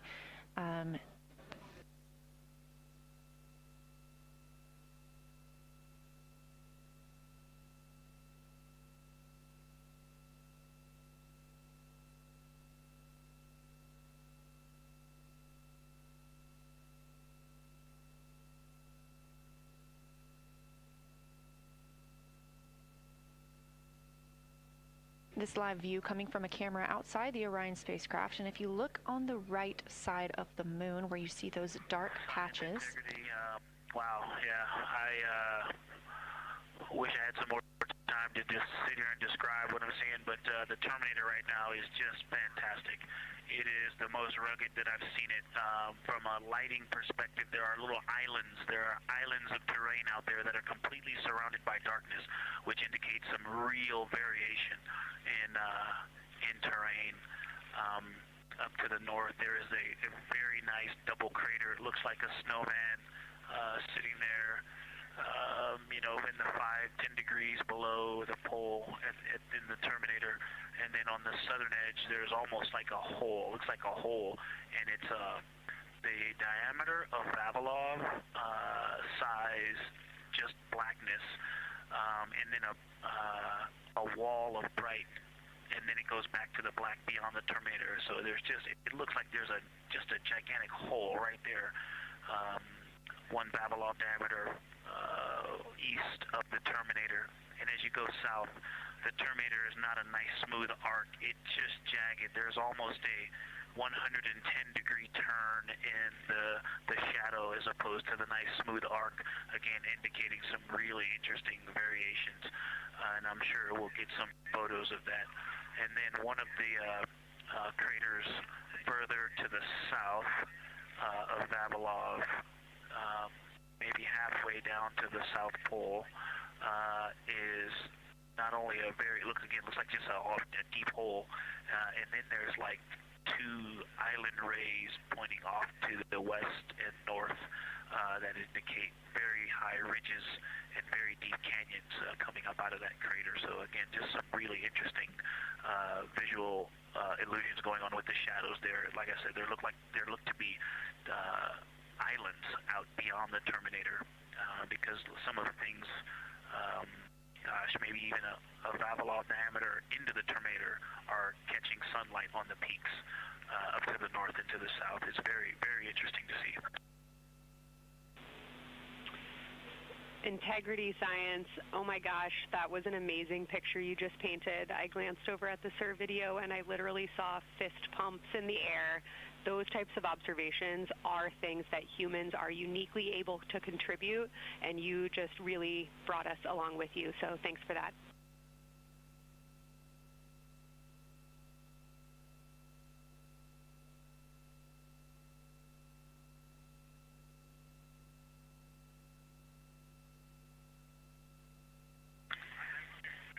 That's awesome, Kelsey. Did you get a sit rep updating you on a slight change in logistics for PCD use? Christina, this is Houston. We did not, but we will take it now.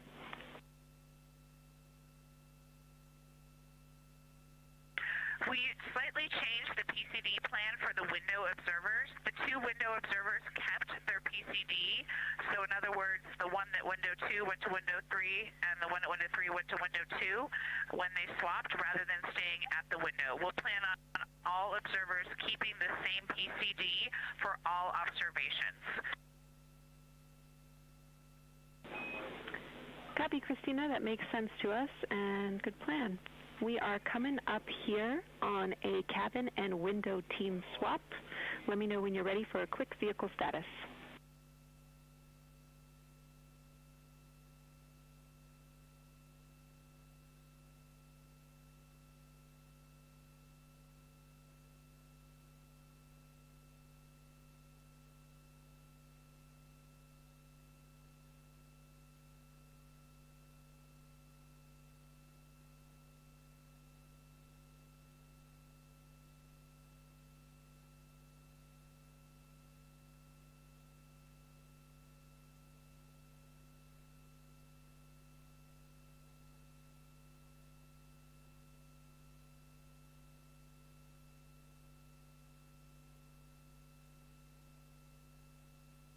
As you heard, Science. Houston, go for the vehicle system update. Howdy, Reed. We don't have much for you. We just wanted to let you know that toilet right now is no-go for use as we stick with the predetermined limit for now. All crew members, please use CCUs. Otherwise, Orion is looking very good. And you have 15 minutes in this handover time where we expect Victor and Christina to switch to the windows and you and Jeremy to be in the cabin assisting. Let us know if you have any questions.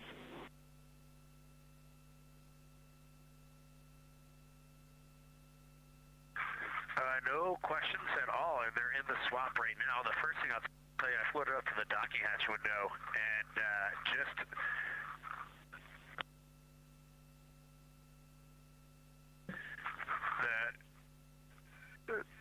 what I'm going to call the Mari around Oriental just looks so different out the docking hatch right now. It's quite a bit darker. It's the same darkness, if not a little darker than Grimaldi, but it's cool after just being in the 400 mil for the last half hour. Looking up close, I got pictures of everything Ike was just describing on the Terminator. It really is a fascinating Terminator. And then Oriental just looks so dynamic right now. It's very three-dimensional on the docking hatch compared to what I was just looking at through the 400 mil. We love it. We are getting a sneak preview from one of our SAW cameras at what you're looking at, and we see some of what you're describing. We cannot wait to see your photos. Thanks.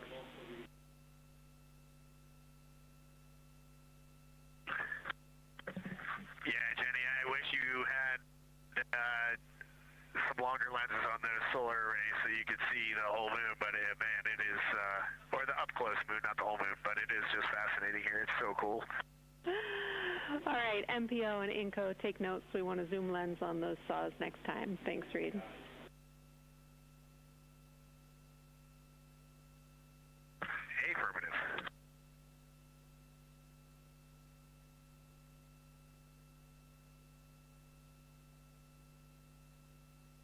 As the crew gets ready to switch positions from the window crew going back to the support crew and the support crew flying up to the windows, this view inside the room, Capcom Jenny Gibbons speaking with the crew, Canadian Space Agency astronaut.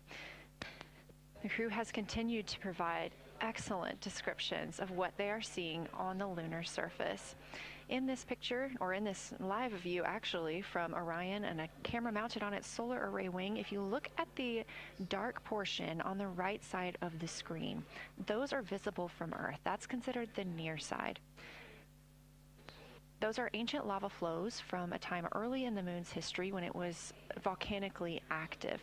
And if you look towards the left, there's that dark, large crater that appears to the left of those lava flows. That's Orion's Hall Basin. It's about 600 miles wide, and it straddles the moon's near and far side.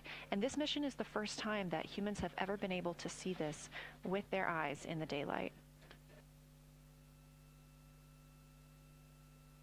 Again, you hear conversation about that terminator. You have a great view of that as well. That's the difference between light and darkness on the moon. Victor Glover explaining that as a very jagged looking terminator due to the peaks that they're seeing and the craters that they're seeing as they prepare to cross over the far side.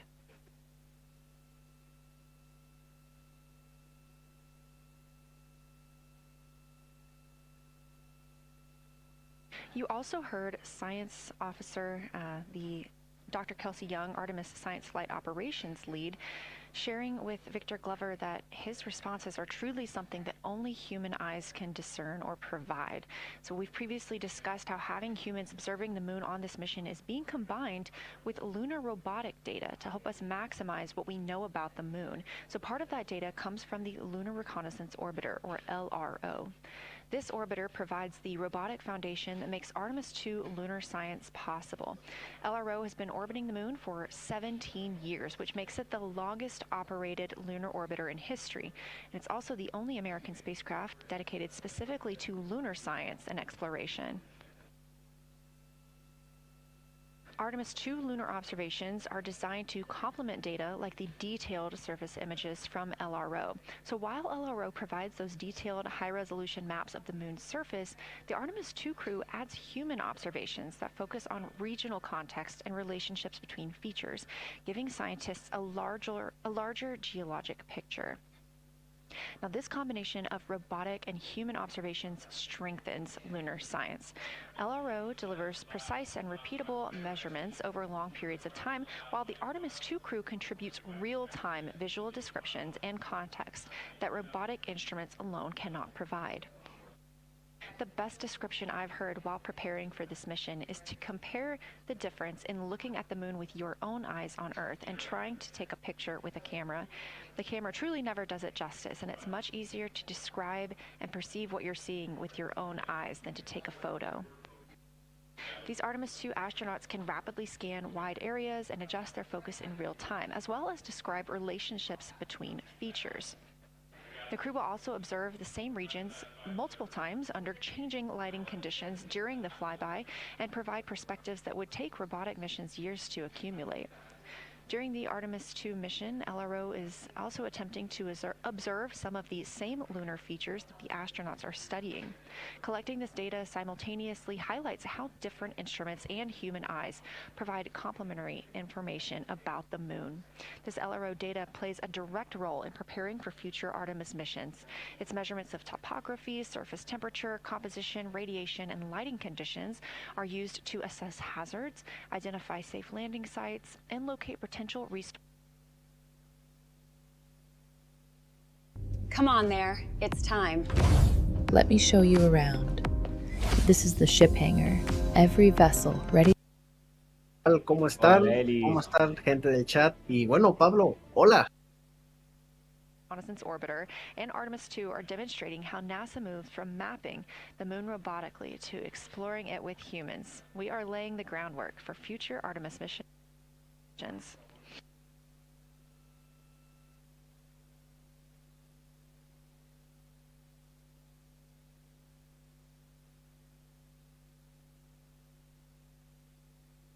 Minutes, 4 days, 21 hours, and 22 minutes into the flight of Artemis II.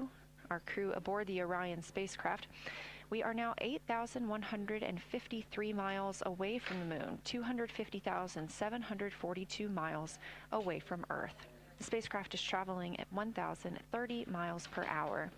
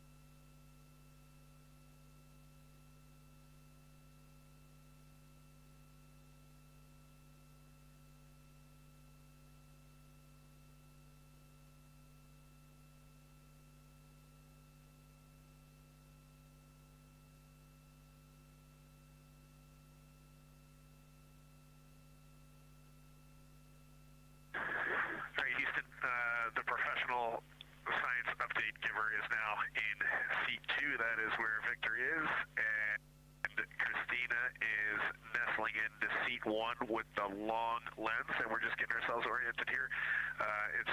It's a cool view in the cabin. It's actually a cool view to be off the camera now and looking at my crewmates getting up to their observation posts and looking in. It's super fun.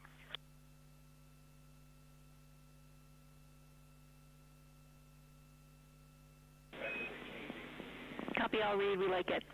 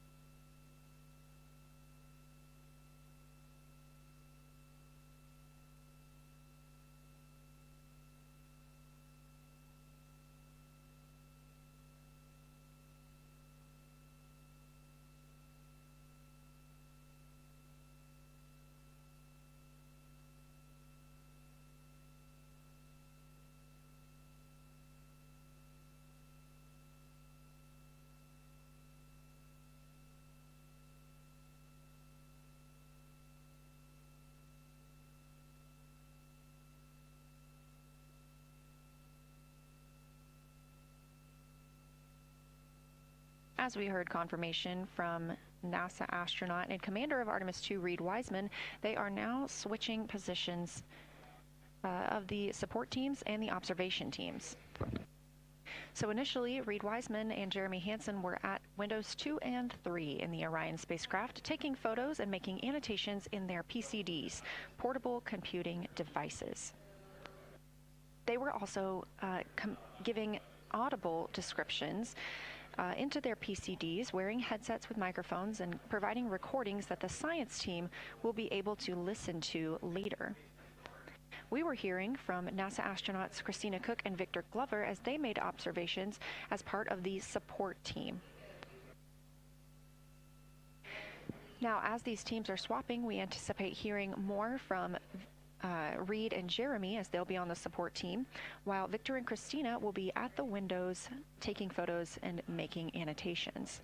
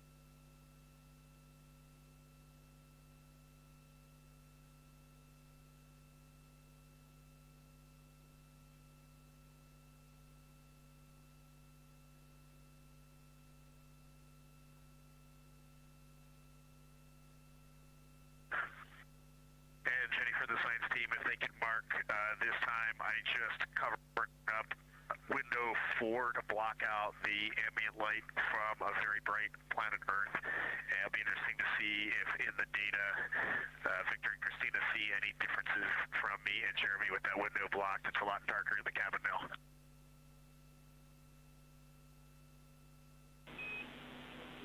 Copy, Reed. We're taking note, and we'd be curious too.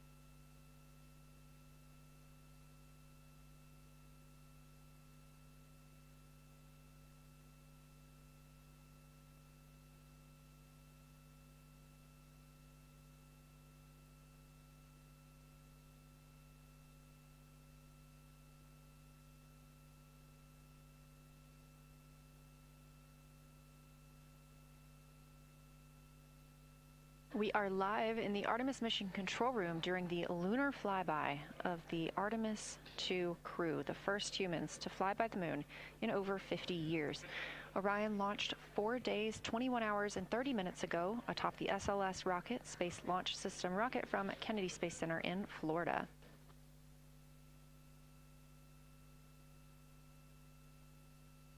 Our 4 crew members inside the spacecraft are transitioning their positions. The cabin and window teams have swapped. Currently at the window, we have Victor Glover and Christina Cook, NASA astronauts, and serving as support, Reed Wiseman and Jeremy Hansen.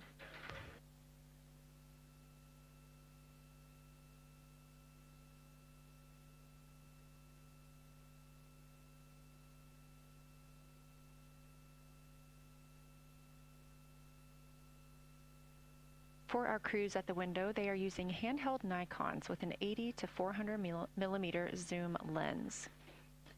There are also GoPros on each of the solar arrays on Orion, and that's where this view is coming from right now. We have an interior camera of the crew as well, but they have dimmed the cabin lights. They've actually turned off the cabin lights to allow them to better see outside of the spacecraft. This also helps prevent any reflections from lights inside the spacecraft reflecting onto the windows while they are photographing the moon.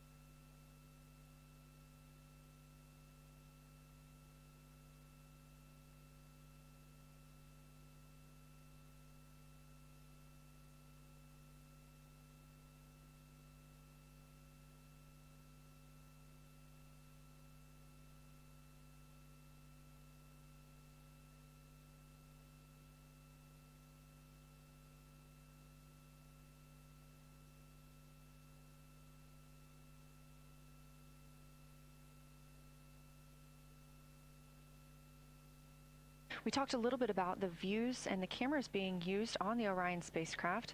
And again, we do have GoPros on the tip of each solar array wing. Now, the bandwidth is a little bit limited because having a crew on board, we do have to downlink a lot more data. That includes their environmental control and life support system. We are not the only data, this view that you see, coming down from the spacecraft, and so we do rely on sharing some of that with the other flight controllers in mission control. This helps the team monitor all systems aboard the spacecraft and ensure the safety of our astronauts.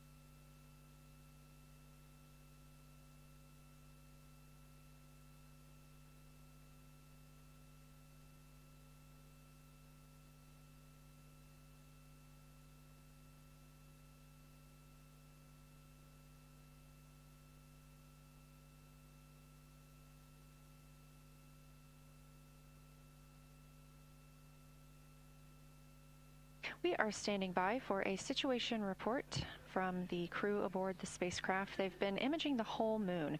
There is now a new crew at the window. That would be Victor Glover and Christina Cook, and so being it's their first time since they have moved up to the window positions, they have a chance to orient themselves and describe and take pictures of any color or albedo variations across the surface. Reminder, albedo is the brightness or reflectiveness. Integrity science for a science sit rep when you're ready.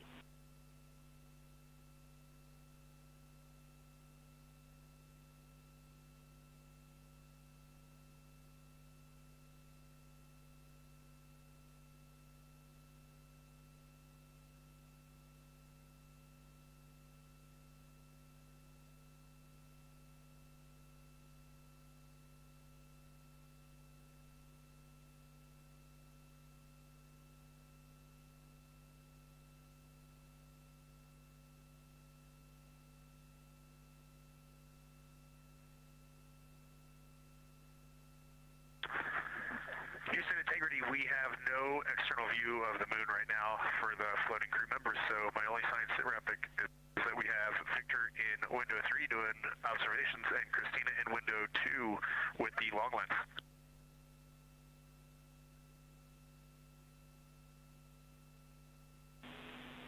Integrity, we copy. Are the shrouds still on windows 1 and 4? And if so, would you consider trying to get a view through one of those windows?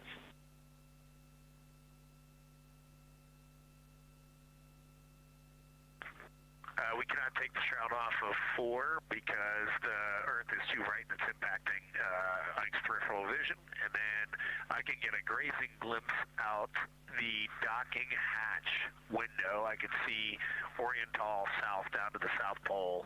And the primary thing that I see from Oriental right now is just the long trenches that come out. And, you know, when you come out the north side of Oriental, the ejecta kind of boulders across the northern half of the far side. But coming out the southern half of Oriental, I just see those large, here they look like gorges. They're almost like rain when it comes down the Grand Canyon and fingers off into the desert, kind of what it looks like. Also, Burgess Alpha is extremely bright. It's the brightest thing that I can see. Even brighter now than Aristarchus, which is heading off to the Terminator. It's almost impossible now to see Aristarchus, the thing that Jeremy and I looked so much at. I can just barely see the crater rays from Ohm, and I would say for albedo right now, I would go back to Grimaldi is still extremely dark, especially in that southwest corner, and there are parts of Oriental and the outer ring of Oriental that reach that same level of darkness, especially the rings of Oriental reach the same level of darkness as Grimaldi. And then south of Grimaldi, Jeremy and I were noting a few other just really dark areas of cratering, mare there, and those have that same darker albedo. But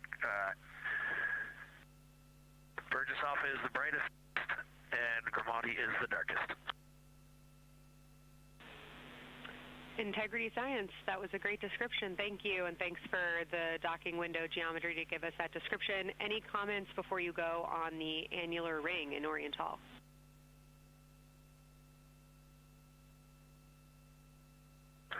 The annular ring, which I think everybody kind of describes as like a pair of lips or a kiss on the far side of the moon from here, is very circular in nature. The northern part of it is wider, darker. The southern part is much lighter. It is very neat looking, and but it is far more circular than I remember it looking in our training.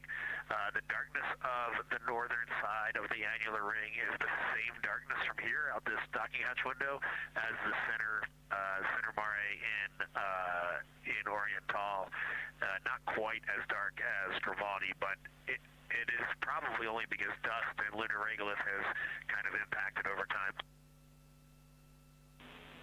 Reed, that's exactly what we were looking for. Thanks so much. You have heart hands coming out of the SIR.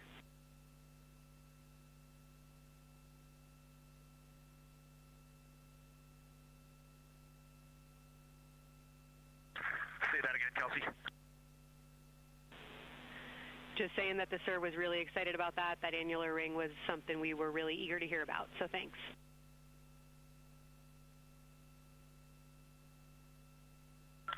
Yep, you bet. And now Victor and Christina are moving on to Oriental. I got them situated over there a little bit late.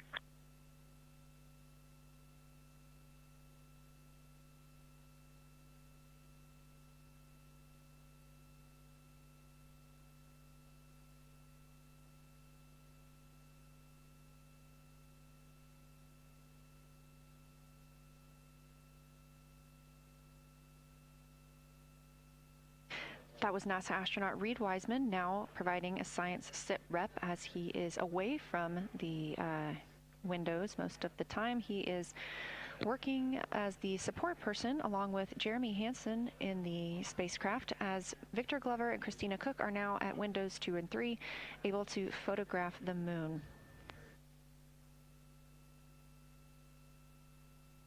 Christina and Victor are also providing recorded information to their portable computing devices, that's their PCDs, and the science team will have access to that at a later time. They will then review it and compile all of this data to help further our understanding of the moon. One of the items you heard mentioned was Oriental Basin. This has been a very exciting opportunity for the crew. They have all been very excited about seeing Oriental, as well as the science team has been looking forward to it. It is known as the Grand Canyon of the Moon, as we discussed earlier.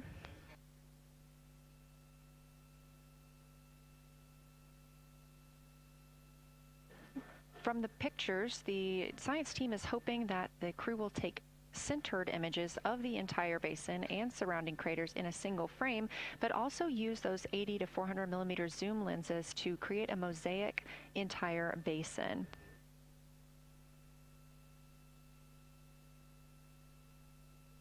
With their unaided eyes, the science team is hoping the crew will describe southern dark annular ring, which you heard Reed just describing, as well as any color, albedo, texture, or topography across the mare patches and ring mountains. Science team reports that the observations will be used to study the geologic evolution of the youngest lunar basin and to inform formation hypotheses for the annular ring.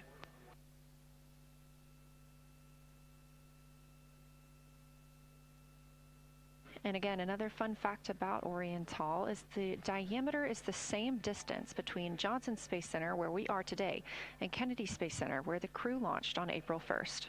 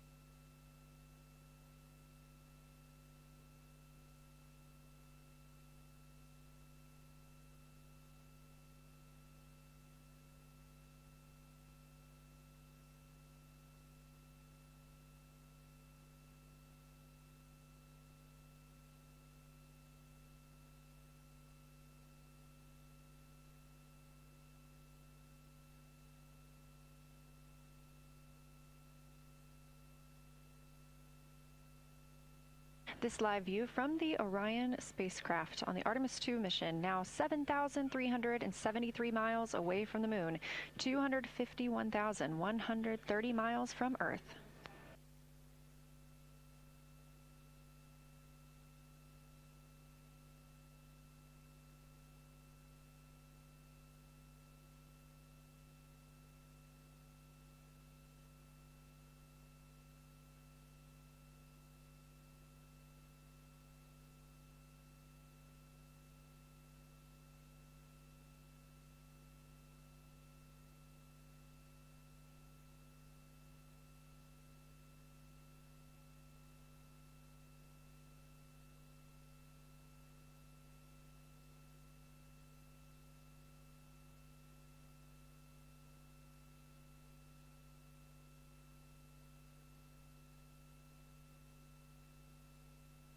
Again, the Artemis II crew passed the Apollo 13 record of the humans farthest from the Earth today at 12:57 p.m. Central Time, 1:57 p.m. Eastern Time.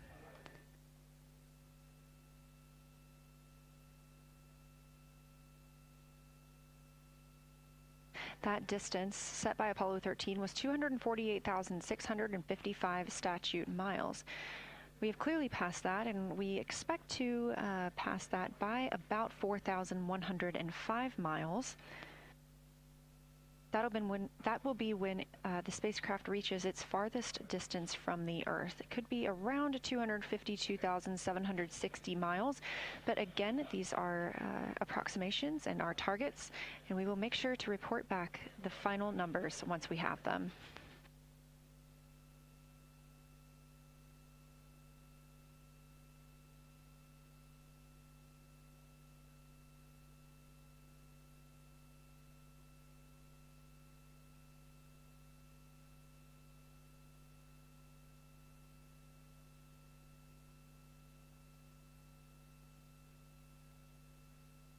We have some refined times of when we expect to have Earth set of Earth behind the moon while Orion flies behind the moon. That would be about 5:41 p.m. Central, 6:41 Eastern.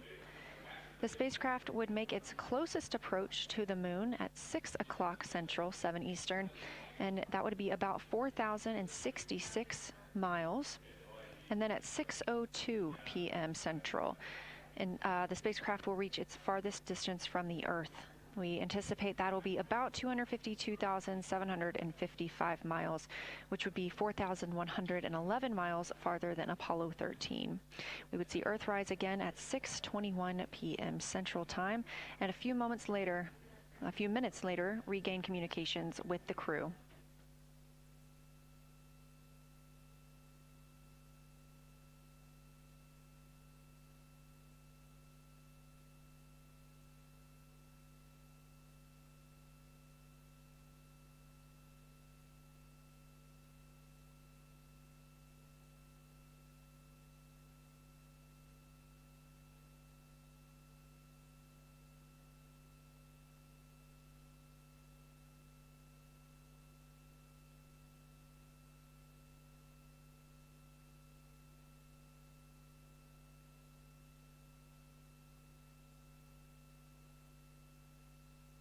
Currently aboard Orion, Victor Glover and Christina Cook are the two team members conducting lunar flyby observations, meaning they are using the Nikon cameras to photograph the moon, and their PCD, or the portable computing device, to conduct annotations.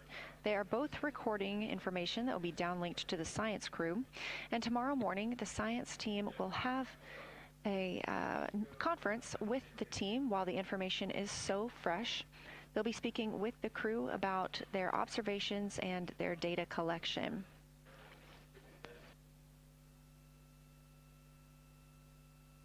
Otherwise, most of tomorrow, Flight Day 7, is considered an off day.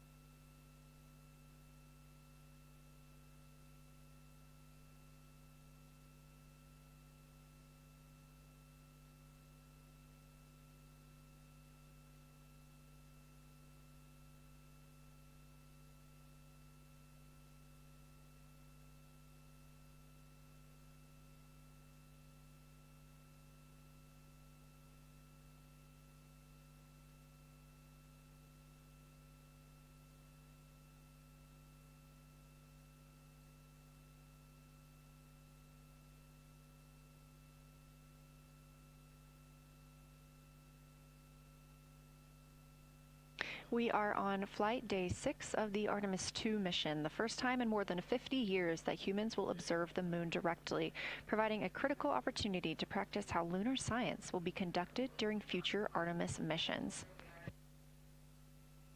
If you're just joining us, the crew is well into their lunar flyby observations, and we anticipate that we will hear from them soon. A few times every hour, they are slated to call down with science sit reps or situation reports. We most recently had one from Commander Reed Wiseman. He and Jeremy Hansen, mission specialist, were first at the windows today to photograph and make annotations of what they were seeing. Therefore, we heard more from Victor Glover and Christina Cook earlier in the day during those first blocks. But now that Reed Wiseman and Jeremy Hansen are on the support side, they are the ones calling down what they are seeing from windows 1 and 4. Earlier, we heard that the Earth is so bright in window 4, they have had to temporarily cover it with a t-shirt.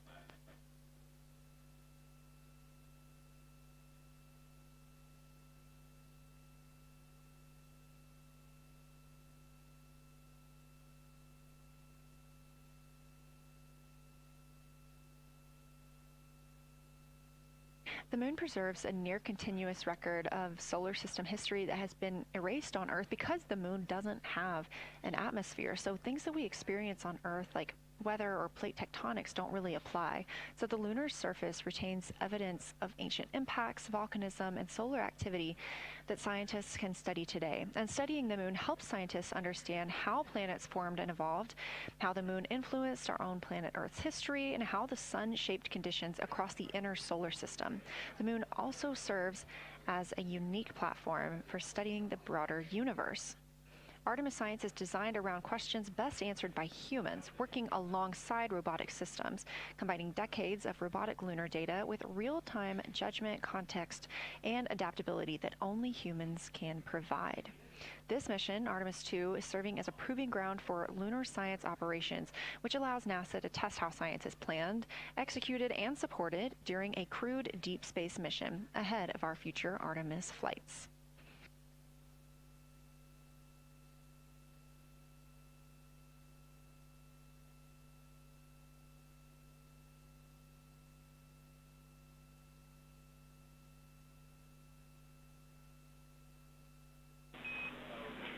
Integrity, time for a window team position swap. So Victor and Christina, please switch places if you've not done so already, and remember your SD card for the camera.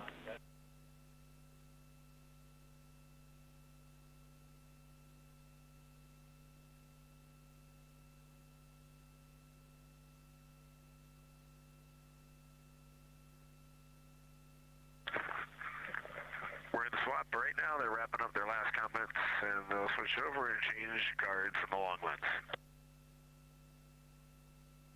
Copy.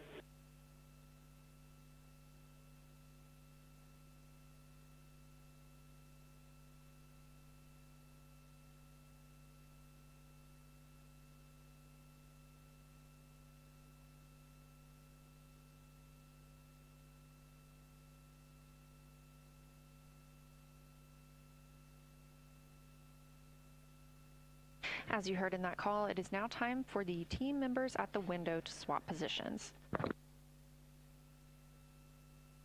That means Victor Glover and Christina Cook will be switching roles. One of them has been photographing the moon with a Nikon with an 80 to 400 millimeter zoom lens, while the other was making annotations on their portable computing device. And both are recording audio that the science team will be able to listen to.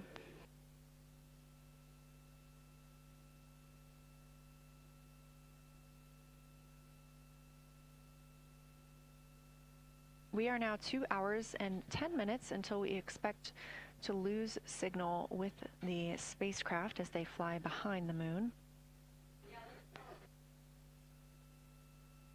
And the next target for the crew is considered a crew choice event. They have the option to focus on any regions or patterns or features that interest them. The science team has asked the crew to capture pictures that illustrate their choice, as well as at different zoom levels, and to describe why those certain features or regions caught their eye.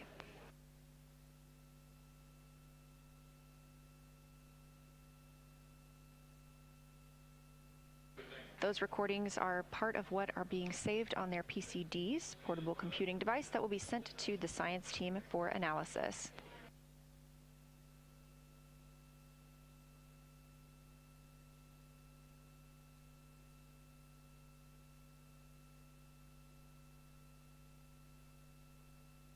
The crew has been allotted 8 minutes for this crew choice event, and it's also a time for a scheduled sit rep or situation report. So we expect to hear them calling down what they are seeing soon.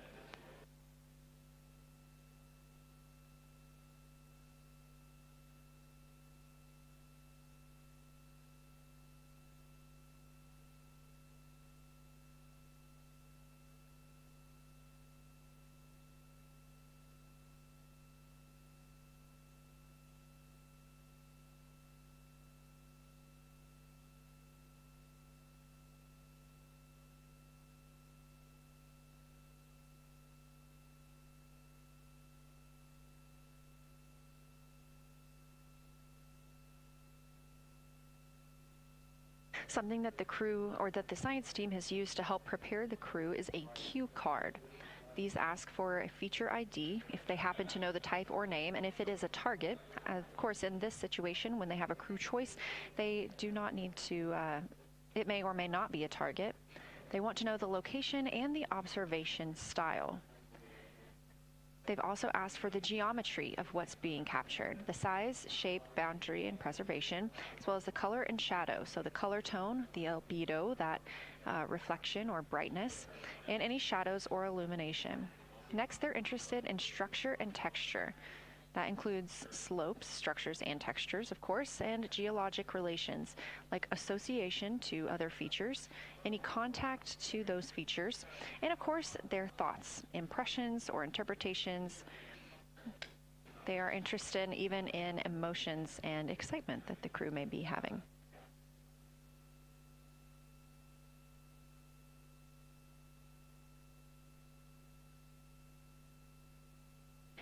This flyby day has been practiced in many ways, even in Sims here in Mission Control Houston.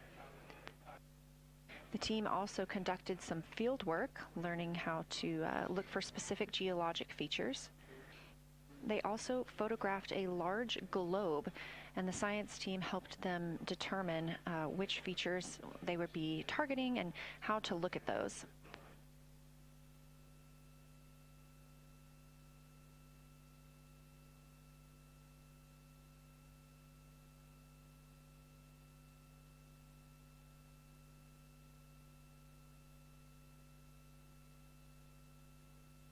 We have a few more minutes that the crew would be photographing their crew choice. Again, this is NASA astronauts Victor Glover and Christina Cook at the windows. They will then move on to another discussion portion. This is for the far side albedo, that reflectiveness, and color that they are seeing. We heard earlier about some browns seen on the moon, which is very interesting, especially here from Earth, where we are just seeing whites, grays, and maybe even black at some points. When they get into that discussion for far side albedo in a few minutes, the theme is looking to know how that color and albedo is, what those variations look like across the far side.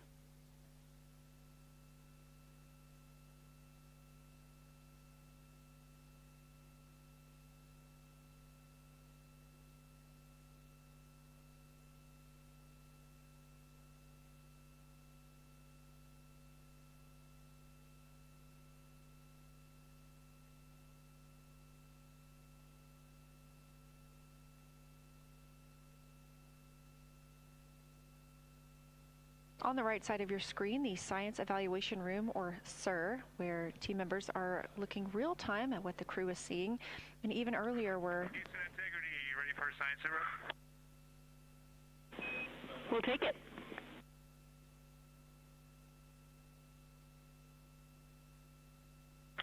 Okay, the crew has swapped positions. They're in their crew choice.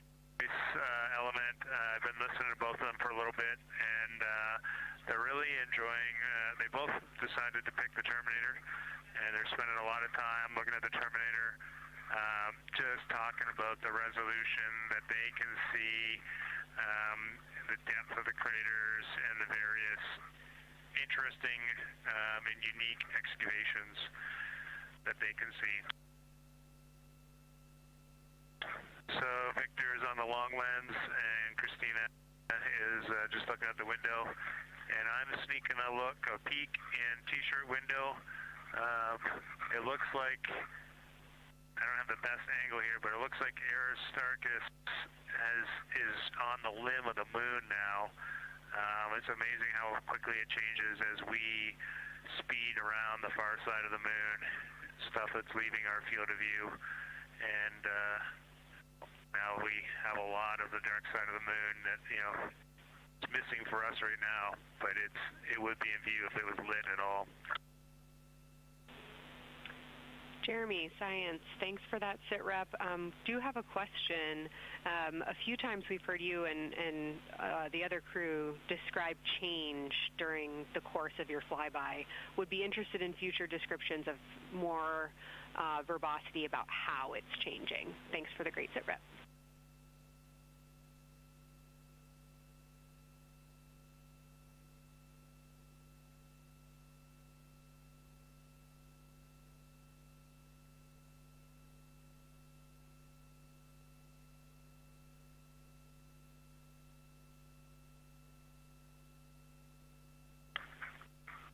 Kelsey, sounds good. We are definitely keeping an eye on that. My eyes have just not readjusted. The moon is so bright when you come back to the window. I was just in the interior of the cabin. I've come back to T-shirt window, and it's just overwhelming brightness.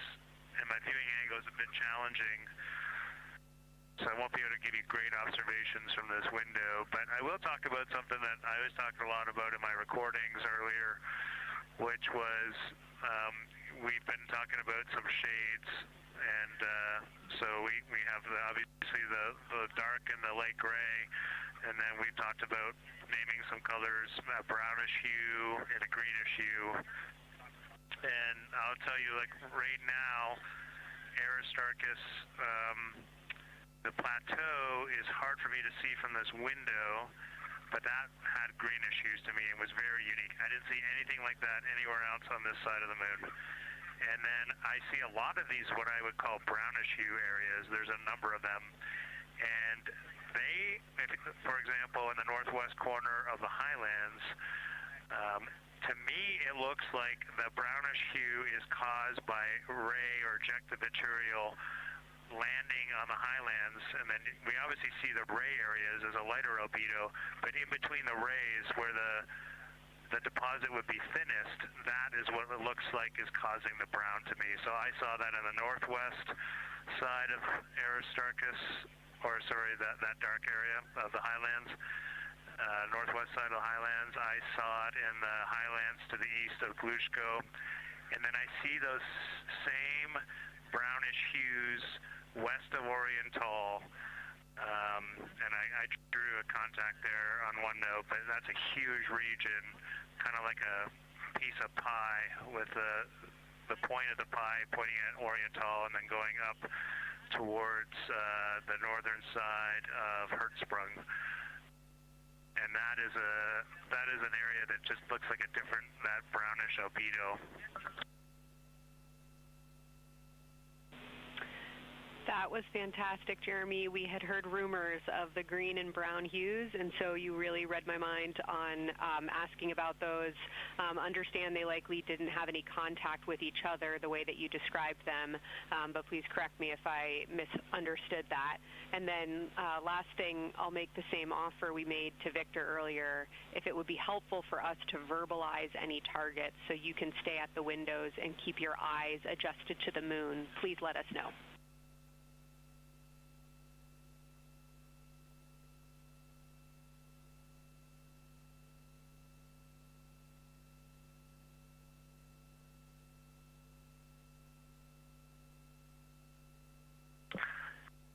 If you got something you want us to look at, Kelsey, you can send it on up.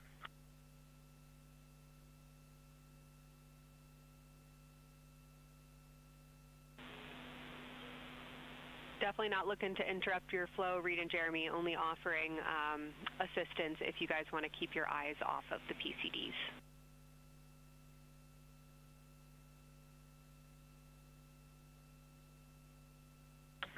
Oh, I see what you're saying. Okay.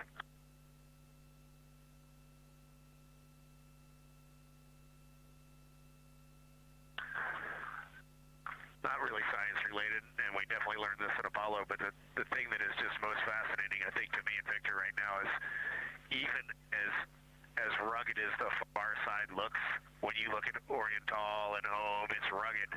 But man, when you look at the Terminator, it is just like impossibly rugged, and it reminds you that the whole far side is that way. And just the Terminator is really bringing out the shadows and the hills and the valleys, and it is just, it's unbelievable. It's like no surface of the Terminator is not marked by a meteor impact, and it's just, it is very impressive to look at that, and you realize that that is true across the whole far side. You just can't see it due to sun illumination right now.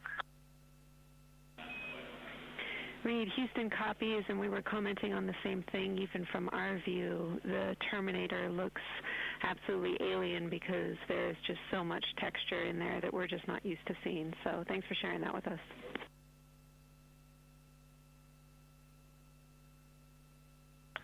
There's also, I don't know the name of it, coming out the south-southwest of Oriental, right on the southern Terminator, is just a massive crater. I don't know the name of it. Maybe you can look on the solar array wing video and tell me it's right. It's the southernmost crater you see on the Terminator right now. We're looking for you.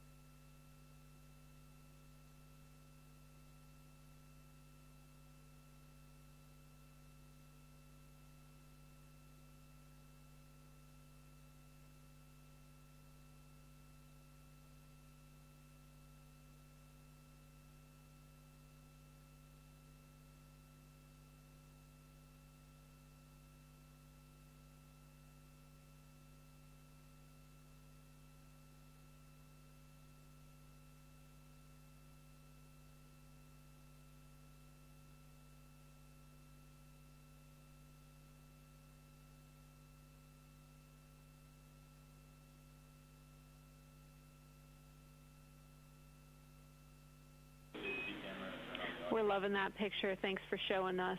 And Reed, as an answer to your last question, we believe that that is Chebyshev crater.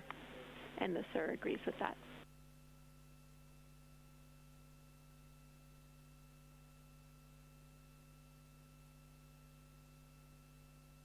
Okay, that picture I was just showing you is an 8X iPhone out the docking hatch for the high grazing angle. It's just amazing. We love it. Thank you.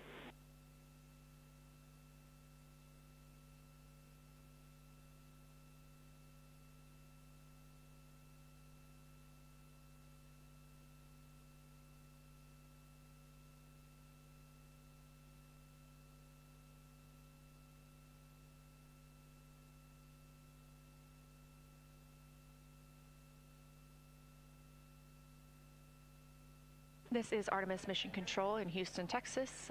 Mission elapsed time, 4 days, 22 hours, 12 minutes into the flight of Orion.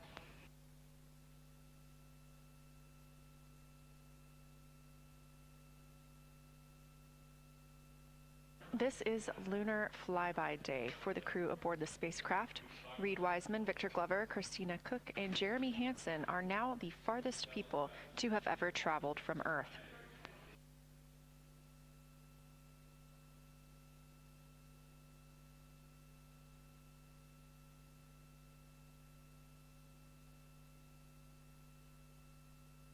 This a live view from inside the spacecraft. They have turned off the lights so they're able to see outside and photograph the moon better with no reflections from inside. And for a very brief moment there. Integrity Science, thanks for those iPhone views. It's helpful to see what you're seeing.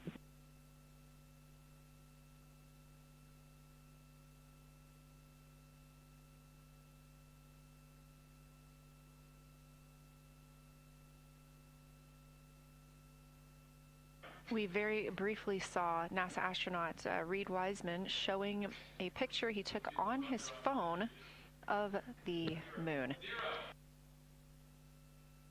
We do expect to get all of the photos that the crew is taking today, and we cannot wait to share some of those with you. But pretty cool in the meantime, just to see one quick shot from what the crew is seeing.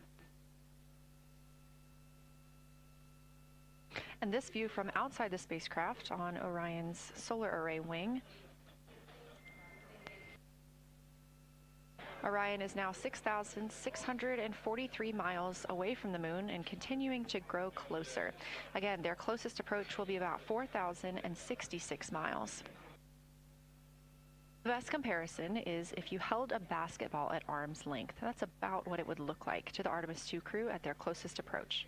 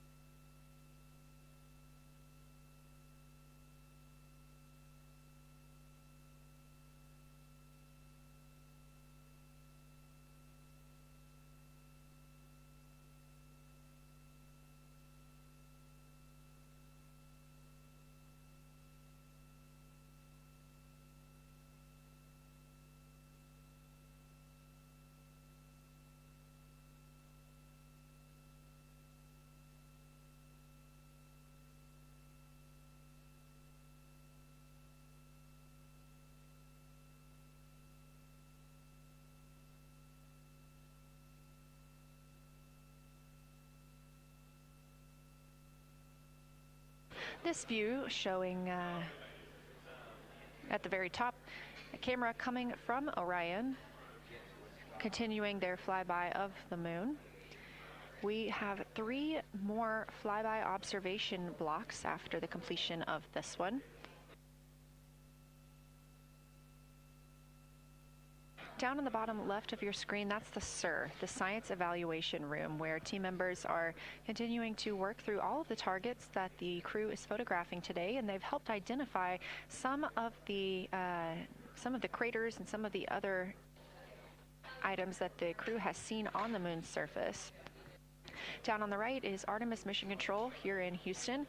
Those 2 rooms down at the bottom are just down the hall from each other.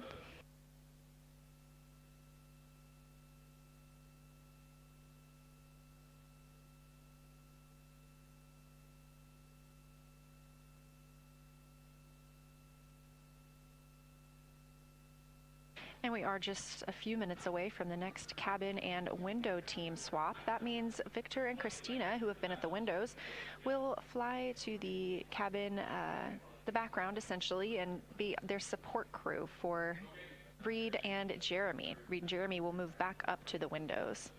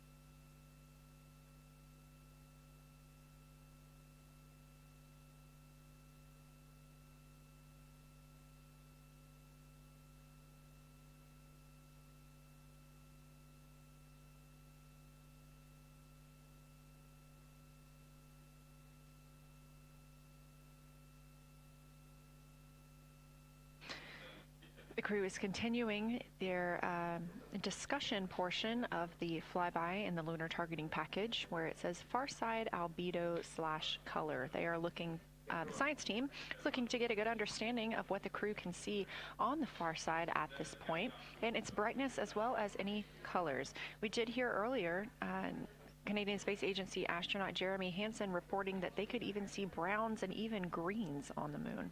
I'm really looking forward to seeing those photos. And in just a couple of minutes, the teams will swap from the cabin to the window.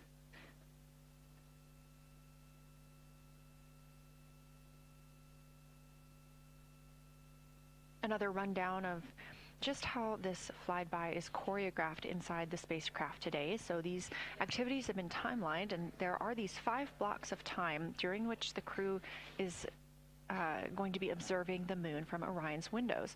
Now we are just coming up on the end of the second block, and we'll start the third soon. So at any time during those blocks, 2 members are at the windows working in a pair. One is taking photos from window 2 and has a blue shroud over the window to help prevent any reflections from inside the spacecraft. They are also using an 80 to 400 millimeter zoom lens. And the other astronaut on the window team will be in window 3 using their portable computing device to make annotations.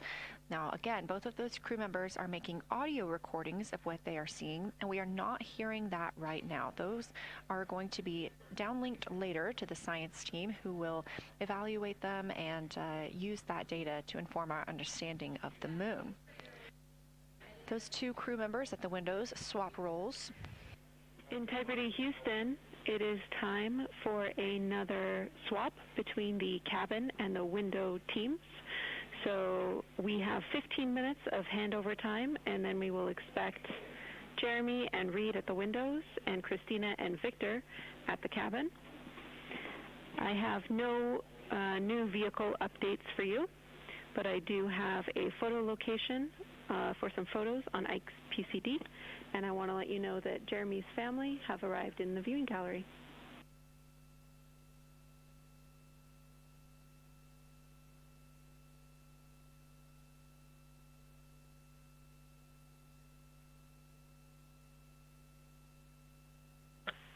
Okay, Jenny, we copied most of that. The only thing we're missing is what you meant about the photo location on Victor's PCD. And hello to my family. I think that must be Catherine and Devin that are there. And I'm glad they made it into the viewing room. And we copy it's time for crew swap. The A team's coming out of the windows and the B team's going in. Okay, copy. All I meant to pass for Victor's PCD is that there are some late load photos that were requested that are now in his favorite photos folder. And you're exactly right. We have Catherine and Devin here. They give you a big wave, and they're super excited and happy to see part of what you're seeing.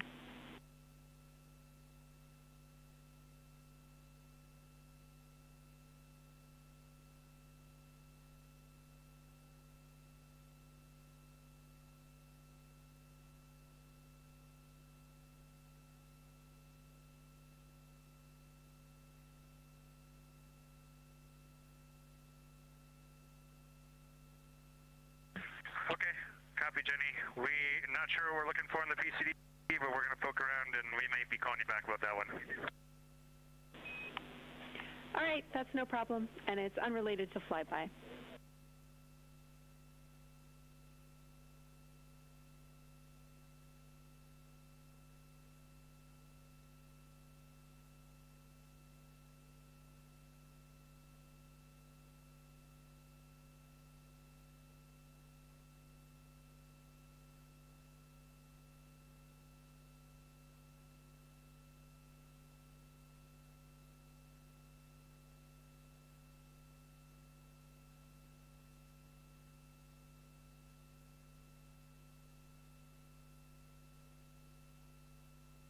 This is Artemis Mission Control here at Johnson Space Center in Houston, Texas. And as you just heard, Capcom, or Capsule Communicator Jenny Gibbons, Canadian Space Agency astronaut and Artemis II crew backup, relaying to the teams in Orion that it is time for a swap from the cabin to the window teams. We're now at the tail end of the second lunar flyby observation block. Again, we have 5 of these today. Most recently, Victor Glover and Christina Cook were at the windows photographing and making annotations, while Reed Wiseman and Jeremy Hansen were in the cabin providing support, whether that is SD card help, but also science sit reps calling down any situation reports for what they are seeing on the moon or anything about the vehicle status. With that call to make a swap, Reed and Jeremy will be back at the windows, making observations for what they see at the moon and taking photos.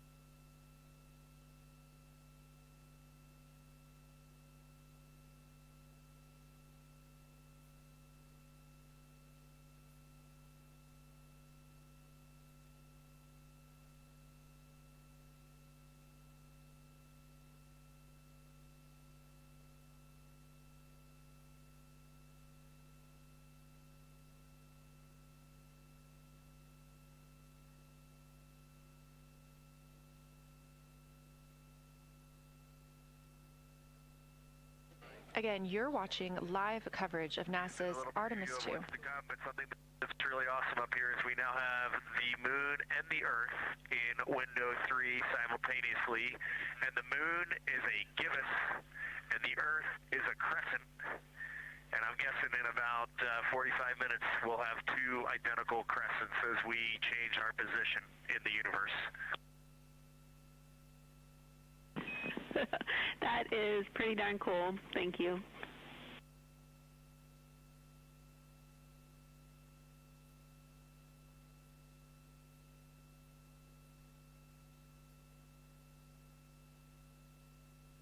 That's the Artemis II crew, the first astronauts to fly by the moon in more than 50 years, reporting that when they look out of window 3, one window, they're able to see both the Earth and the moon at the same time now. Now, obviously, our view is from a camera on the solar array wing pointed at the moon, and we hope to see that view of both the Earth and the moon soon.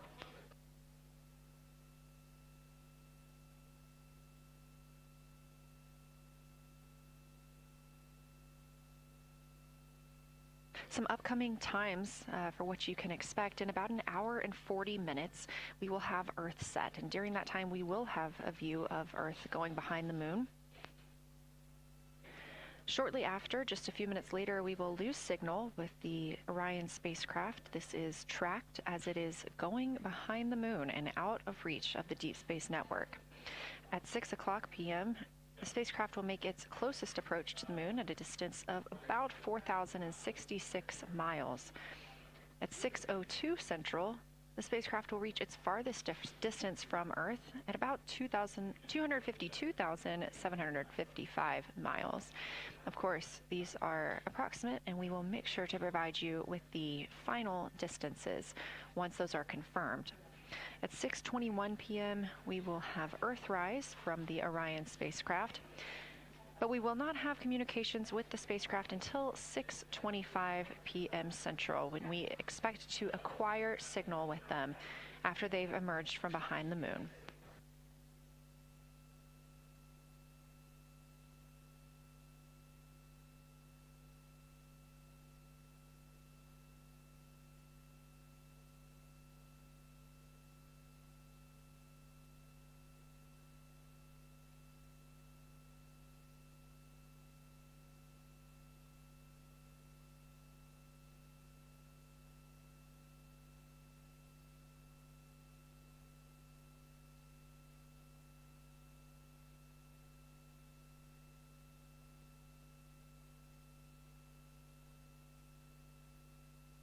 Again, you're watching live coverage of NASA's lunar flyby for the Artemis II mission, the first crew to fly beyond the moon in over 50 years. The astronauts inside the spacecraft are switching positions, 2 at the windows and 2 serving in support roles, before they start their third timelined flyby observation for today.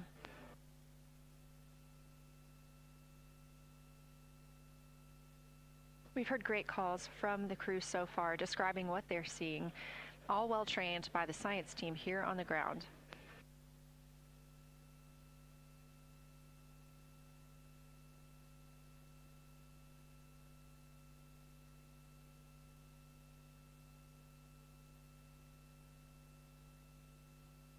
Another major milestone for the crew today will be to experience a solar eclipse from their capsule. No one on Earth will experience this solar eclipse. To the astronauts, this will look a lot like a total solar eclipse on Earth, except the moon will be huge compared to the sun. Whereas if you're standing on Earth and looking at a solar eclipse, the moon and the sun appear to be about the same size in the sky. As the moon begins to cover and then uncover the sun, the astronauts will see a partial solar eclipse, so that's before and after totality, and during that time frame they will have to wear eclipse glasses so they can safely view this phase. They also intend to capture images of the sun's corona during the eclipse. This is a rare glimpse at the innermost corona that will only be captured by the astronauts' cameras. During the eclipse, we also look forward to the crew members describing what they will see, which includes unique light features like the shape and size of the corona and potentially even lunar dust. At the same time, Venus, Saturn, Mars, and Mercury will be near the sun, so they may be able to identify what part of the sky they're looking at. This can help train future Artemis astronauts on what part of the sky they're seeing, which is useful knowledge in challenging situations when they may need to rely on that information instead of instruments for navigation and orientation. That eclipse window will last about an hour, and it'll happen near the end of the day today, closer to 7:35 p.m. Central, 8:35 Eastern.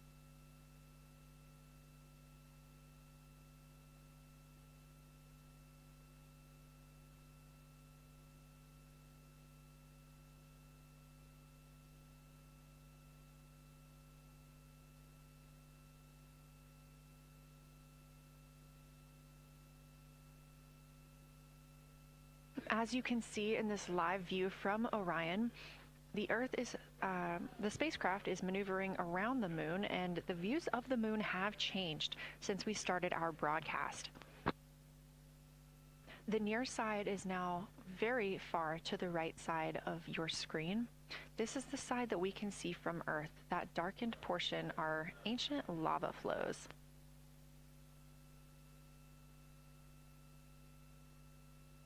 The crater down towards the bottom of the moon is Oriental, and this is a crater that was previously never seen before by human eyes until this mission.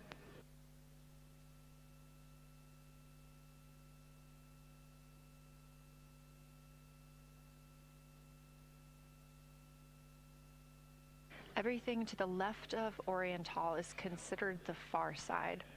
And this is what we typically do not see from Earth.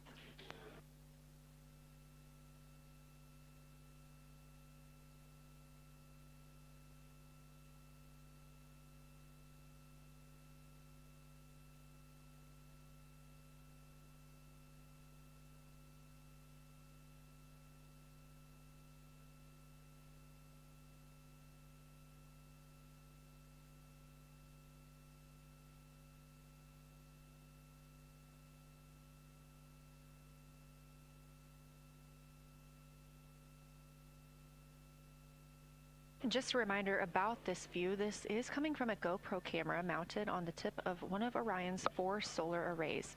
Each solar array has a camera mounted on it, and the bandwidth is limited due to we have a crew on board, and this is our first flight of crew aboard the Orion spacecraft. So having a crew means we have to have an environmental control and life support system.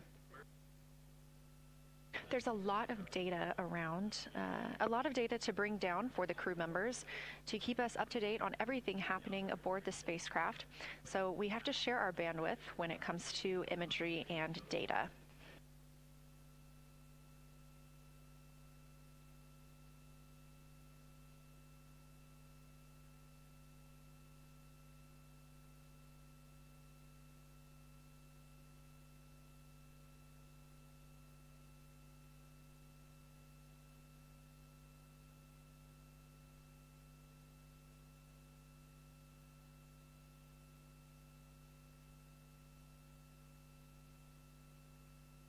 Inside the Orion spacecraft, the astronauts have completed their cabin and window team swap, meaning we have moved into the next block of lunar flyby observations.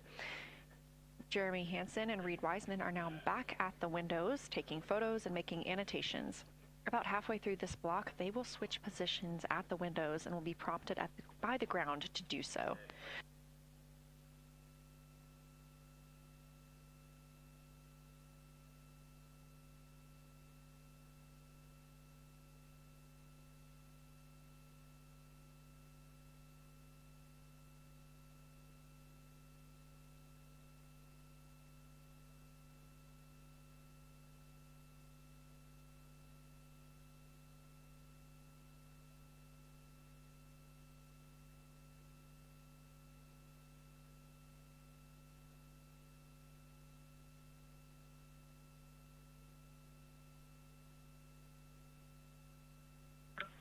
Houston integrity for SITREP. First of all, I'll just talk about the experience that I had during Victor and my observation time. It was an incredible experience. We definitely noted how much more you can see with the zoom lens. Even though we have a great visible eye image, there's just a lot of texture that just pops right out at you when you can zoom in. So almost just using it like a telescope, the camera lens. We really enjoyed our discussion time. That was a great innovation on the lunar targeting plan. We were both able to describe a lot more kind of with flow, I would say, when we were talking to each other. And it was also, we sort of were able to bounce ideas off of each other and come to new conclusions. We had, I think, a very successful talking through of some contacts between different color areas, both in the mare and in the highlands, and we identified some really unique texture areas as well. At one point, towards the end of the images of my time in window 3, I just had an overwhelming sense of being moved by looking at the moon. It lasted just a second or two, and I actually couldn't even make it happen again. But something just drew me in suddenly to the lunar landscape, and it became real. And the truth is, the moon really is its own body in the universe. It's not just a poster in the sky that goes by. It is a real place. And when we have that perspective and we compare it to our home of the Earth, it just reminds us how much we have in common. Everything we need, the Earth provides, and that in and of itself is somewhat of a miracle, and one that you can't truly know until you've had the perspective of the other. I'll switch into some logistics stuff. The Peltors, both their batteries stopped providing the active listening, but we have verified they are still recording, and so we are able to have discussion time and hear outside our recordings by just moving the ear cup off of the ear. Other than that, everything's working well technically, and we've been able to find all our targets, and we're having a really great time. Thanks, Christina. We copy those logistics for the Peltors, and also thanks for bringing us into the cabin with you with that description.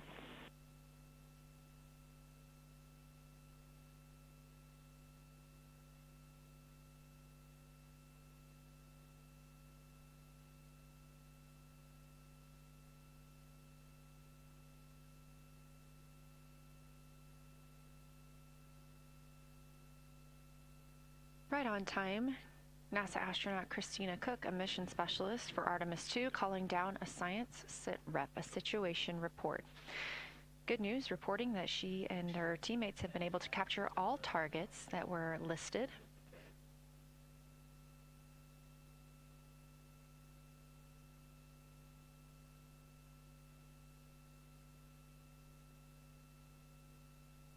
Christina also gave a vibrant description of just how it feels to be there and to see the moon up close and not just something passing in our night sky. Currently, the team members at the window are Reed Wiseman and Jeremy Hansen. Meanwhile, Integrity cabin team for window shroud.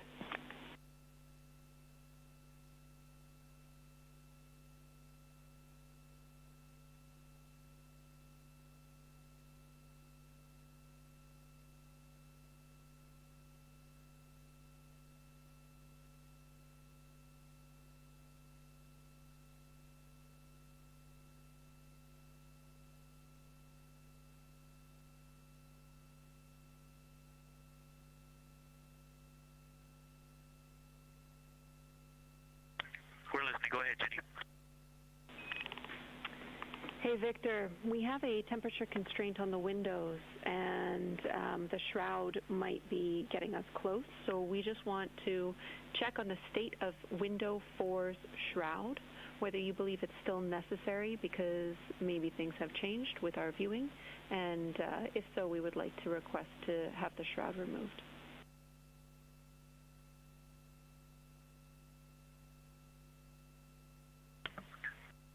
We believe it is necessary. We pulled it off just as a corner. It is very bright. It definitely would affect our night vision and maybe comfort. But is there a time? Can you tell us when we would have to take it off by?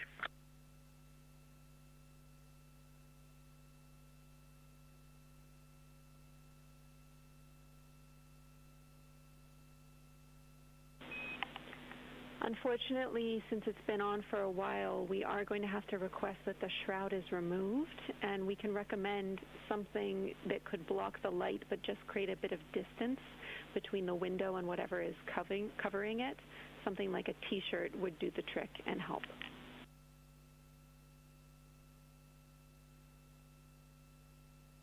Okay, we're removing the shroud, and we'll make it work. Thanks.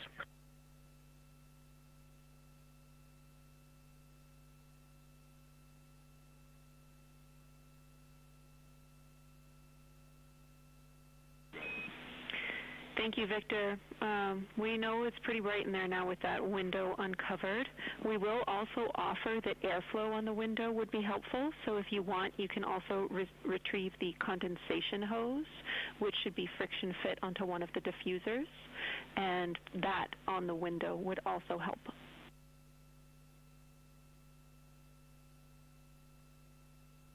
We can easily point a diffuser at the window, so we're going to start with that, and it's pointing at the window now.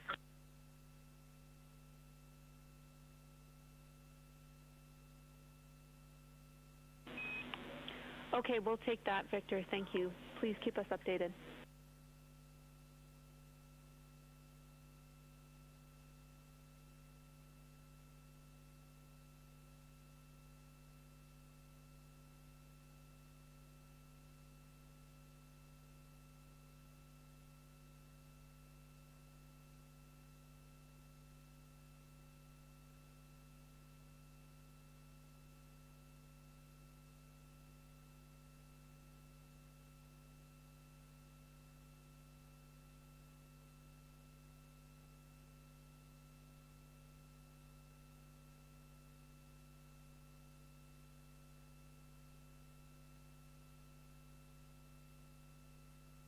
That call from Capcom Jenny Gibbons, CSA astronaut and Artemis 2 crew backup, to the crew aboard Orion, letting them know that they will need to remove the window shroud they had placed on window 4. They initially placed that shroud there to block out some of the light from the Earth. It was extremely bright coming in the cabin and interfering with some of their viewing opportunities out at the moon.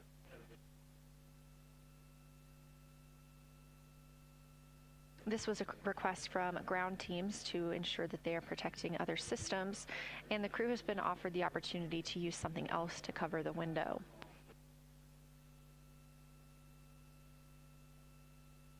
Meanwhile, Reed Wiseman and Jeremy Hansen continue with their lunar flyby observations. They have just looked at Glushko Crater. That's about when we heard that call down from Christina Cook with that description of everything she had been seeing during her observation period and what she was seeing at that time. The science team asked this crew to take centered images of the entire crater and their ray system in one frame. They're also interested in knowing the brightness, texture, and extent of Glushko's rays and how they differ in the mare, or that sea area, versus the highlands.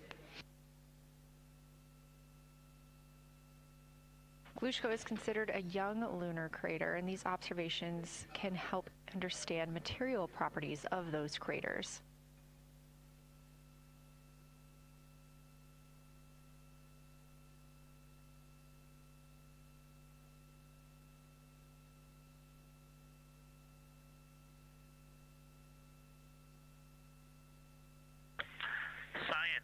Integrity. First, I wanted to start off with connecting with what Christina said, that it was very moving to look out the window. I had the unfortunate sequence to start looking out the window and then moved to the long lens, and it was hard to speak looking through the Zoom because I went straight where Christina went, and I was walking around down there on the surface, climbing and off-roading on that amazing terrain. I also want to underscore something that she said. As we continue to explore, when we actually do go down there to the surface, I know for safety reasons that we would never send someone alone, but I just want to really emphasize how important the discussion time was. When we started to talk, we not only got better science discussion, we got better human connection, and so doing this as a pair, we just learn and grow together, and that's just super important, so thank you for adding that to this plan. Reed just passed me a note that the Oriental Basin annular ring has a similar albedo to the center, but a different color. It has more brownish tones in it, and he said it's very distinct now that he's been staring at it. Victor, thank you. You got a cheer from science there, and we all just went on that moonwalk with you, so highlighting how important it is to talk about these things. I also want to let you know that we have Deanna Glover with us in the viewing gallery. She's all smiles.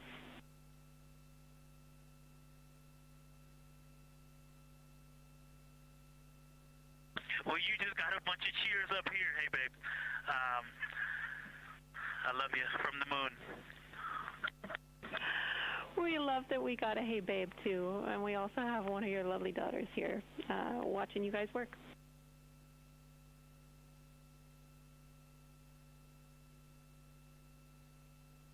Thank you guys for doing that and for supporting them through this. And to all of you, Genesis, Maya, Joya, and Corinne, I love you. And Deanna, I love you. I'm glad you get to be there.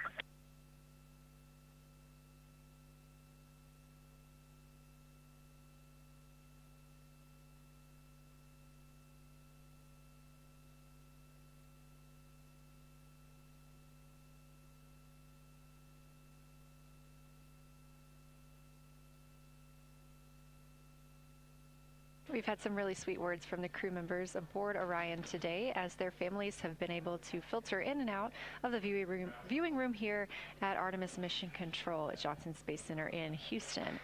Victor Glover also giving a great science sit rep and just a description of how it must feel if you were down on the lunar surface while he was looking through that 80 to 400 millimeter zoom lens. He also expressed how important it was to be able to talk through that real time with Christina Cook and stressed the importance of that on future missions, that it not only made their discussions better, but also more human. Glover and Cook are in the support roles right now, not taking photos or making annotations at the windows, but they are also encouraged to have their midday meal at this time. For lunch today, those two crew members have options of beef ravioli, salmon, butternut squash, sweet and savory kale, pickled beets, cherry blueberry cobbler, tuna noodle casserole, tomatoes and artichokes, broccoli, and chocolate peanut butter bar.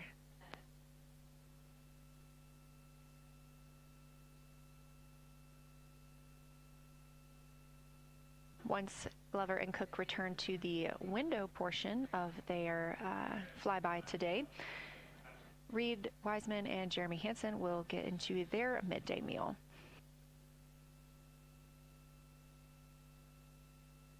Again, this is the third of 5 scheduled blocks for our lunar viewing today, and if you were watching at the start of the broadcast, you can definitely tell the difference in the distance from the moon.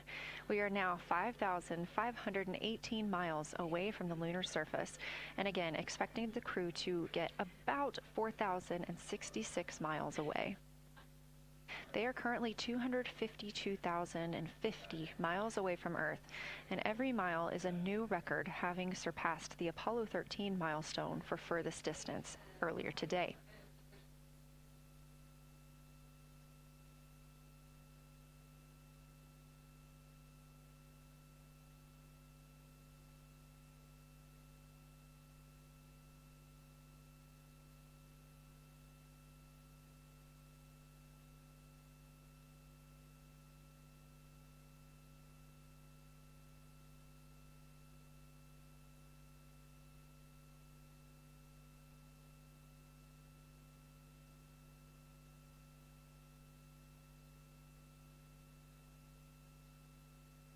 If you look down to the bottom right of the moon in that darker looking area, that is Oriental Basin. We have continued to lose views of the near side. It is just barely visible over towards the bottom right side of your screen. And then you'll also hear later about that terminator. That's the line between light and darkness while on the moon. It is really exposing some of those craters at this time.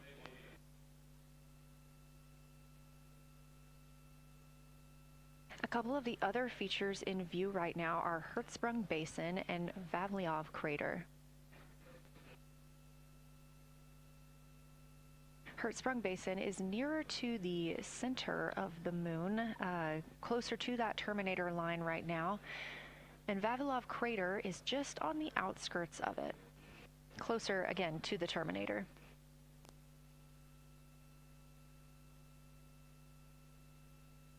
Towards the bottom of the moon and to the left of the terminator line, or currently shadowed in darkness, is Apollo Basin.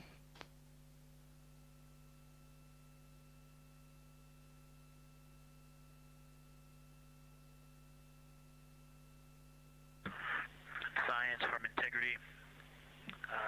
Let me find out how far we are from the moon right now. But our view is about a third of the moon is in eclipse. That beautiful terminator is out there calling to me. We're 4,691 miles from the moon. And what looked like in the terminator about a third of the way up from the southernmost part of the terminator looked like a dinosaur print if one was running to the northwest. Now is clearly a crater with a bunch of craters around it. And that terminator, I can only see about half of it. I'm looking through the docking hatch window right now because we have the Z9 in window 1. But that terminator has moved. I guess I've been using Vavilov the whole time, so it's gone 2 more Vavilov craters to the west, and so a few more features are starting to peek out into the sunlight there with that low sun angle, and so you still have ridges and valleys showing up very clearly, a very jagged terminator, and a few islands of light out there with some high elevation shining in the sunlight in that darkness. And on the eastern side of the moon, let's see, Grimaldi appears to be one of the farthest east features, and that is maybe 5 degrees from being right on the limb and going off over the horizon. It is interesting, just looking at Oriental, that my first impression of it is all of the dark areas appear lighter, which I think makes sense because it is now facing, well, it's still relatively the same to the sun, but my angle to it is different. So I'm looking at it from a little more, even further to the side as we pass it. But all the darker features appear to be just a little bit lighter from this vantage point. The darker ring structure in the outer and inner ring and the interior, as well as the annular ring portion, everything seems to be just a smidge lighter at this point. Thanks for that description, Ike. Any additional words you can provide on Oriental would be wonderful, as that is such a high priority target for us. And while I have you, as we get closer to target 15, which is the Terminator target, if you can find Zeeman Crater again that you were looking at earlier, everything to your left of Zeeman would be getting into the South Pole Aiken area to help you orient yourself.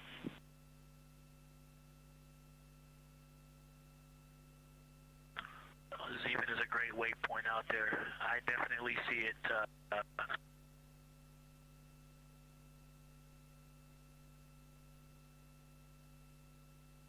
Yeah, Zeeman is very easy to find, and that is awesome. Thank you for pointing that out. Feel free to do that as often as you think of things. Let's see, looking back at Oriental. Okay, another thing, after looking through the zoom camera, man, you guys are smart. You probably did this on purpose, but after looking with my plain eyes and then going to the 400 millimeter zoom, now looking at it, I see the cliff face as if you were standing in the center. That inner and outer ring have definitely some real terrain to them, and now I can see that as terrain. Now that I look at it even with my naked eye, I can tell that there's a lot of elevation and that, like I said, a cliff face on that eastern edge where all the darker deposits are. And it's just the scale now. Looking at it from far away, before it seemed like flat with color painted on it, but now that I look at it, I can definitely see that there is, different depositional characteristics, and so the darker is some other material, but there's also some shadowing going on because of the cliff face that is a part of that crater wall. Great description, Victor. Thanks, and really interesting to hear now the distinction between shadow and color. Before I let you go back to other observations, you mentioned that Reed saw a browner hue to the annular ring than the rest of Oriental. Are you seeing that from your vantage point?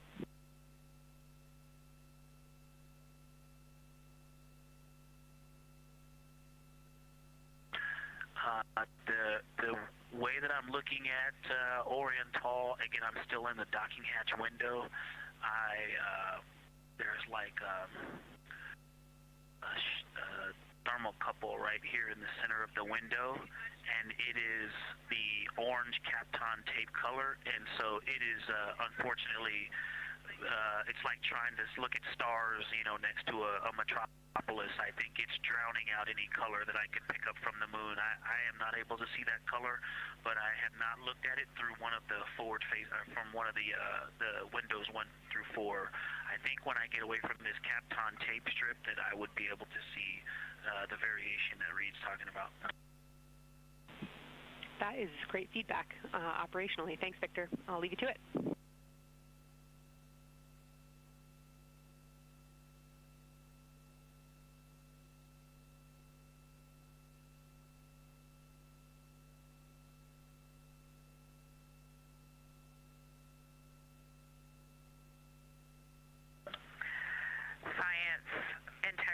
with a question from the window team. Integrity, this is Science here with you.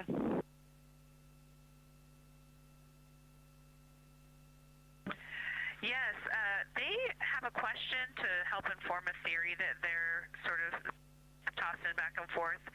What is older, the Mare seas of the near side or Oriental?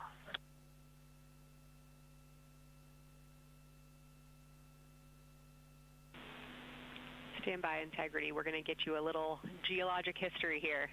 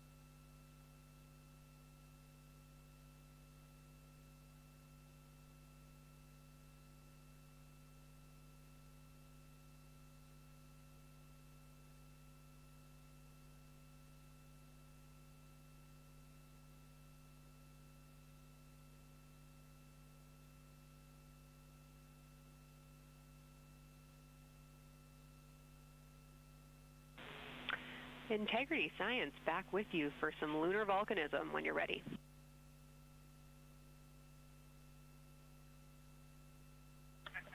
Go ahead.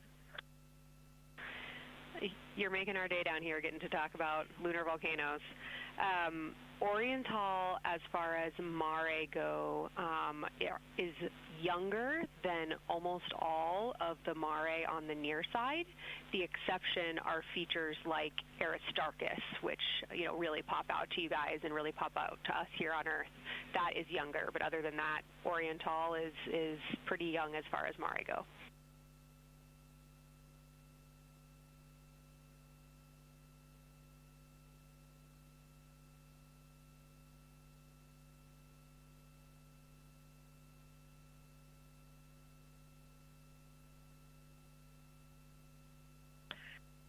Kelsey, thanks for that. We love lunar volcanism too. How about when the actual crater was formed?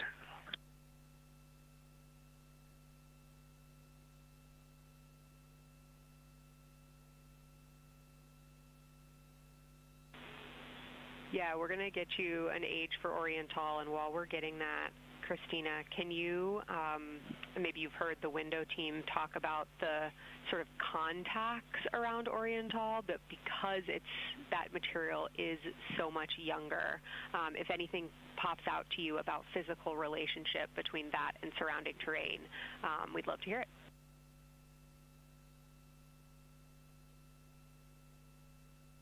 Yeah, definitely. They are discussing a contact relationship that could explain some of the color that they're seeing in certain areas. And so it was really about the ejecta of the creation of the basin and understanding the superposition of its ejecta and Mare on the near side or other features. So thank you. We'll take the insight when you have it.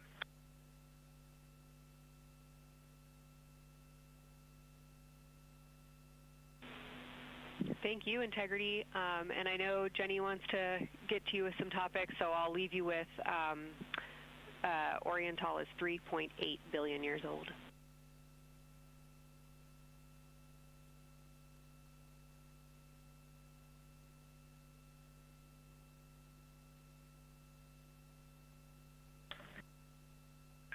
Copy that. So that's on the older side. The actual basin is very old. Correct. As is the case with a lot of mare, typically the big basin formed, and then the volcanic eruption was able to punch through the crust where it was weakened by that basin formation.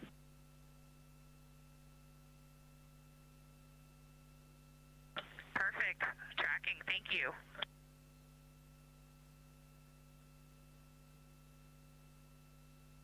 NASA astronaut Christina Cook calling down some questions to the science team on console. The voice you're hearing with those answers is Dr. Kelsey Young. She is joined by Trevor Graff on console today. Christina asking about the age of Oriental, and specifically the mare regions. Those are those dark regions that you see. They are paved or filled by volcanic deposits.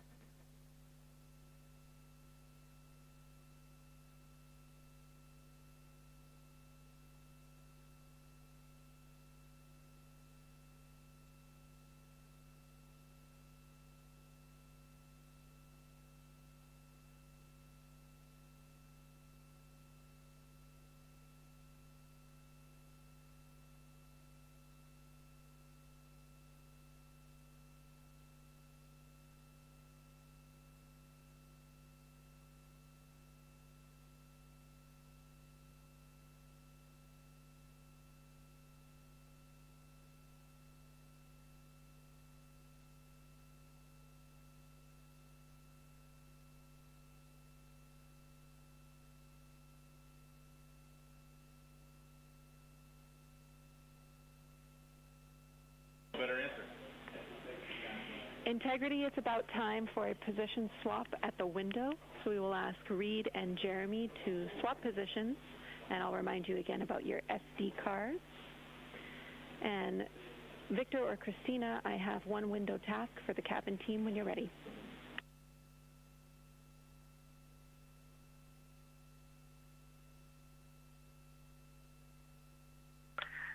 They are swapping, and I'm ready.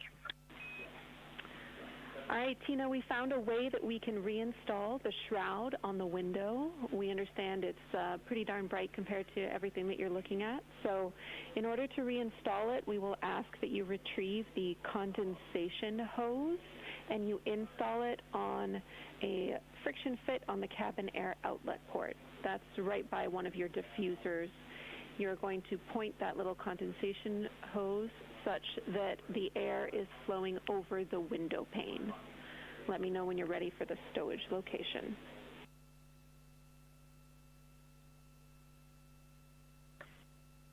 Ready.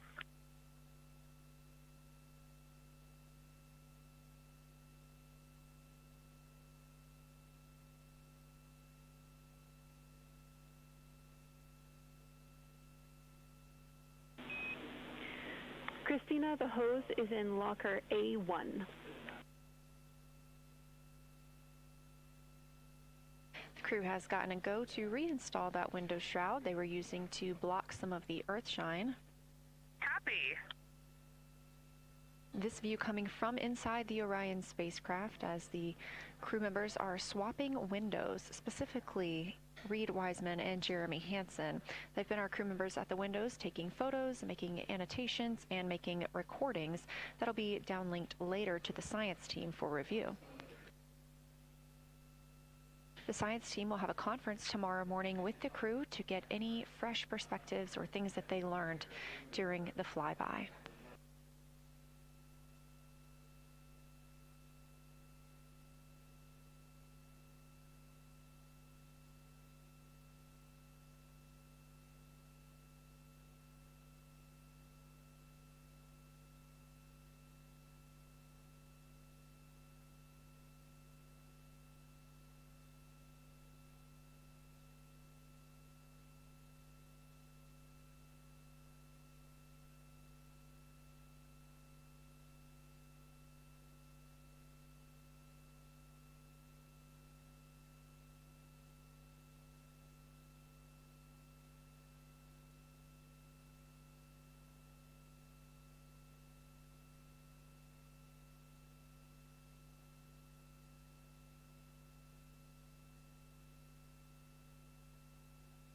Again, we are now in the third of 5 observation blocks for the crew scheduled for today. During this flyby, Orion is passing around between 4,000 and 6,000 miles from the moon and providing the crew with a full view of the lunar surface. It's a higher vantage point and much farther than Apollo's lunar orbits on average. So from this view, astronauts can observe both the North and South Pole and large-scale geologic features in one single view.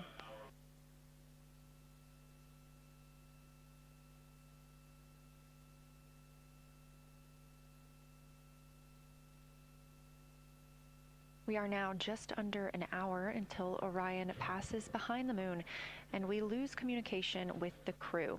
They will be out of reach with any of our deep space network antennas. That loss of signal will last about 40 minutes, and we expect to regain communications with them once they fly behind the other side of the moon.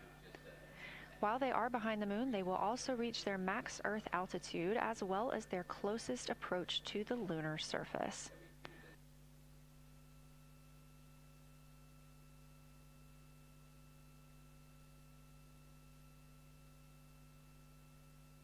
The view you have right now is a live stream from a camera on Orion's solar arrays. You are looking at a live view of the moon, and 4 people are inside that spacecraft taking pictures of it, telling us everything that they are seeing. The first humans to do so in over 50 years. They'll be sending those pictures down for all of us to enjoy, and of course, especially the science team, who are very excited for what they are learning today.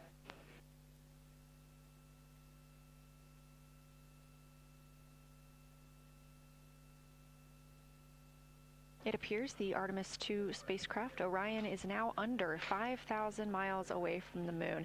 Again, we expect their closest distance to the moon be about 4,066 miles.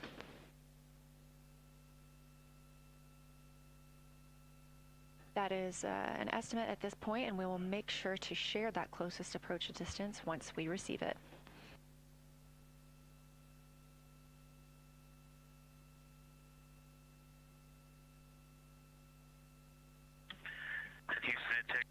Question, did you just want us to cool the window with the condensation hose, or did you want us to put the shroud back on and cool the window at the same time?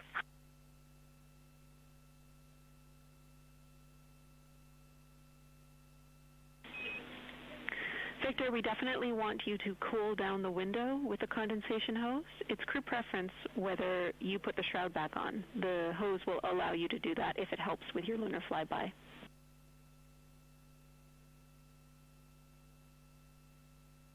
Okay, copy. We're going to do both at the same time. Thank you. Houston copies.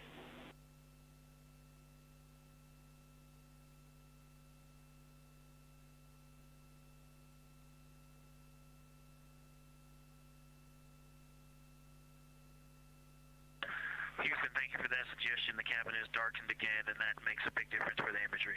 And for science, we are now seeing a half moon.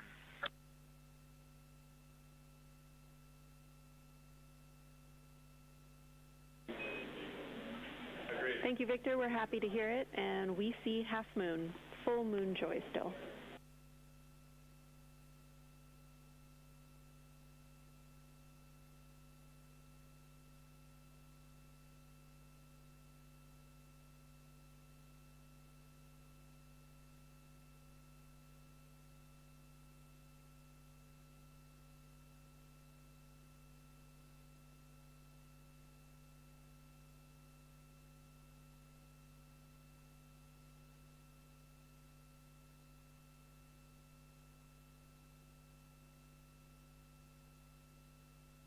Crew reporting from Orion that they are seeing half the moon, which is about what it looks like here from this view from the spacecraft. However, what has become a little bit of a catchphrase for this mission, everyone is reporting full moon joy.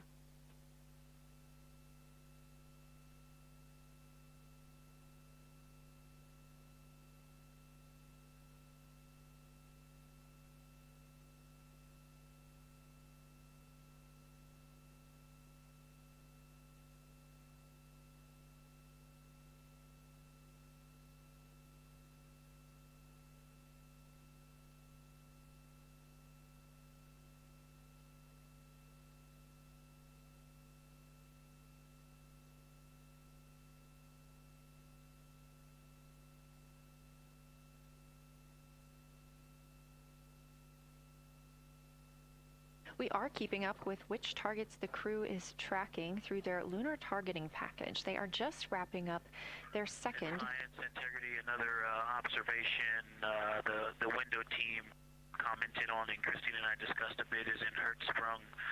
The solid and intact crater is very smooth. If it were a dirt road, it's very hard packed, and then you go outside of it, and that outer crater, that's the one that is older. It is a little rougher and more jagged, and starts to get into more loose-looking terrain. And the smooth interior also causes the craters that are inside of the larger crater, the smaller craters, to have really sharp edges, sharp, distinct edges. And just a general comment on that area, Hertzsprung, that whole area, the average albedo there is darker. That is, I would say, 3. And the average albedo around Oriental and between Oriental and Ohm, excluding the wedge, the darker wedge, is more on the 6-7. And that they also seem to be different texturally. Christina described it earlier around Hertzsprung, and then from Hertzsprung toward Oriental, there appears to be a frozen, a rippling pond, but frozen, or like choppy waves when it's windy out, choppy water, and then it freezes instantly. That's the texture. If you walk down there barefoot, it looks like it would be hard on your feet, like lava. After it's cooled, it would be pokey.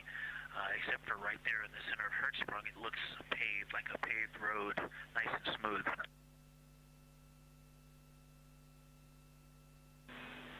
Victor, that's a wonderful description. Going from a paved road to lava reminds us of the Icelandic highlands. Thanks for that.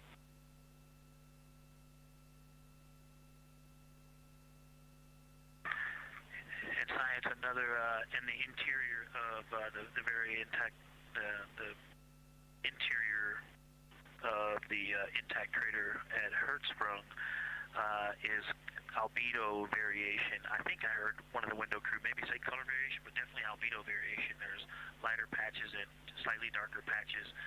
It's not swirling, it's just patchy. It just has spots that are lighter, and I would say a predominantly darker average area.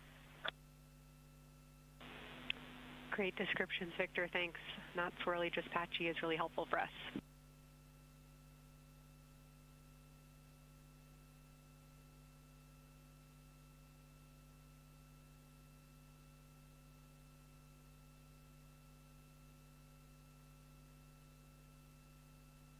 Really great descriptions coming from Science. The window team is hitting all the targets. They are on plan and starting the discussion of the Terminator. And boy, I am loving the Terminator. I think I know it's not purely a moon feature, but what it does to the features of the moon, to the terrain, I've probably spent the most time describing into my recordings and thinking about and looking at the Terminator. There's just so much magic in the Terminator. The islands of light, the valleys, what look like black holes. You'd fall straight to the center of the moon if you stepped in some of those. It's just so visually captivating that the Terminator is the most striking thing that I've seen so far. We've been loving your evocative descriptions, Victor. You really are bringing us along with you, and we're following along with visualizations that pale in comparison to your descriptions. Thanks.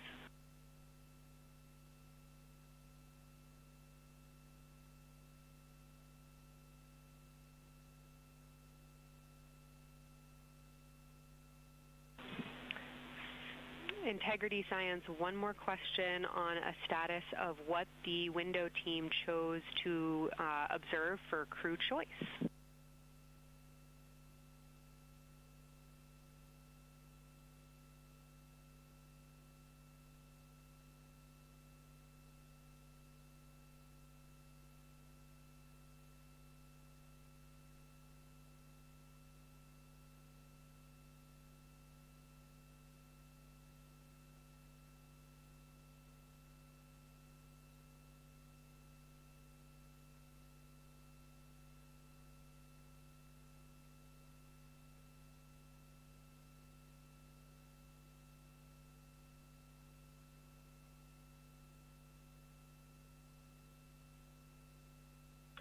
Window 2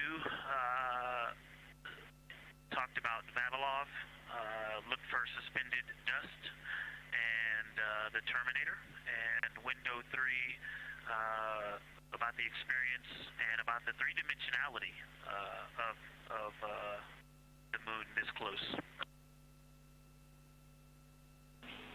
Wonderful, and thank you, another observation about Oriental, I would say, is the features going off to the southwest, the two large, almost look like scratches in the surface.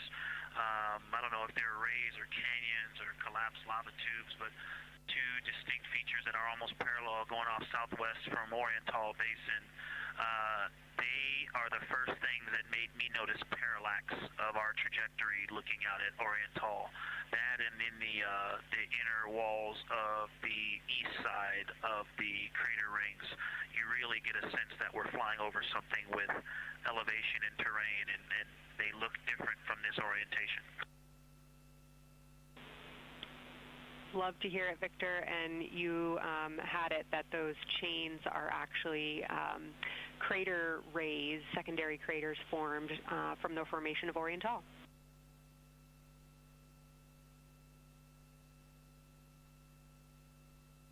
Yeah, speaking of crater rays, the crater rays that are going off to the northwest,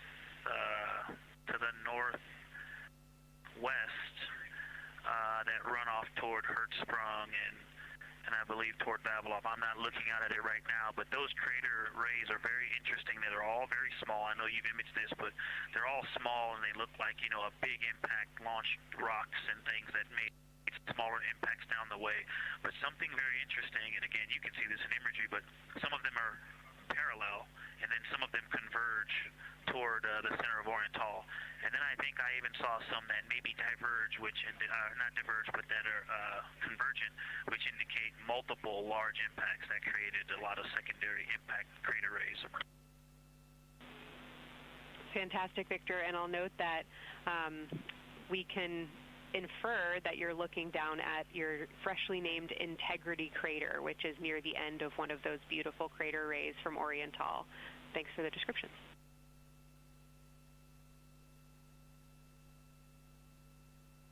Yeah, you're welcome. And Integrity is easily identifiable with the naked eye from this point.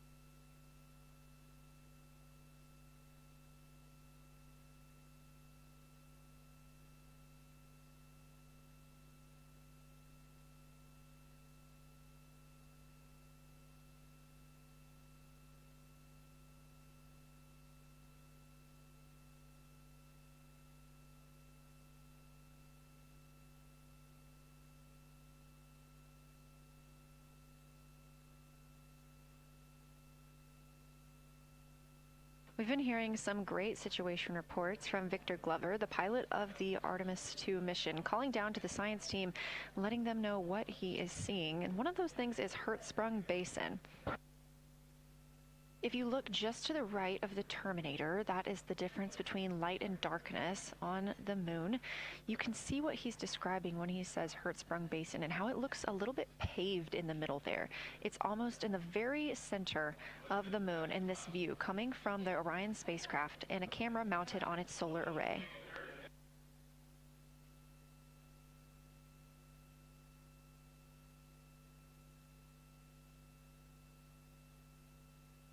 We are now 4 days, 23 hours, and 23 minutes into the flight of Artemis II, and we are standing by for their lunar loss of signal in about 43 minutes. Again, the spacecraft will fly behind the moon, and during that time, we won't have communication with them.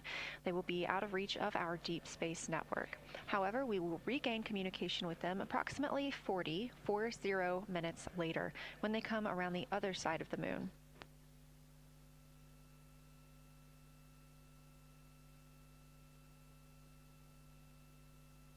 The crew aboard the spacecraft are currently discussing the Terminator, that difference between day and night. The science team is interested in learning about the topography and the color of the lunar surface, and it's already been very interesting to hear that they have seen colors like greens and browns while looking at the moon. Some of the questions that they are hoping the crew will discuss are how do the quantities and sizes of craters and mountains vary along the terminator, and they are looking for the crew to describe the topography of features along or near the terminator. They're also looking for more information on any color or tone variations, and they're hoping that the crew will take images to illustrate their findings. Glover reported earlier that the crew has missed none of their targets when they are photographing at the window. We aren't hearing the conversations that the crew is having right now, but these are being recorded to their personal computer devices, PCDs, and those will be sent down to the science team. The science team will have a conference with the crew tomorrow morning to discuss their findings and experience when looking at the moon today.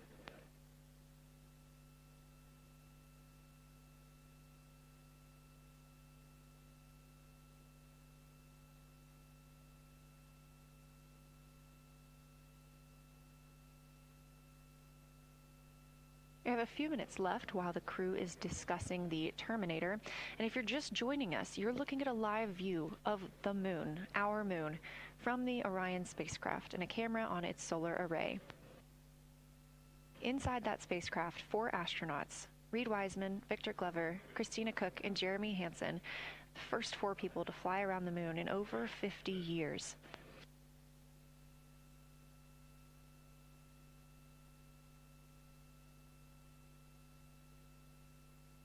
This is our lunar flyby day, and the crew has already surpassed one record today. The crew passed the Apollo 13 distance record at 12:57 p.m. Central, 1:57 p.m. Eastern. Canadian Space Agency astronaut Jeremy Hansen calling down that he hopes it's a record soon broken by other explorers.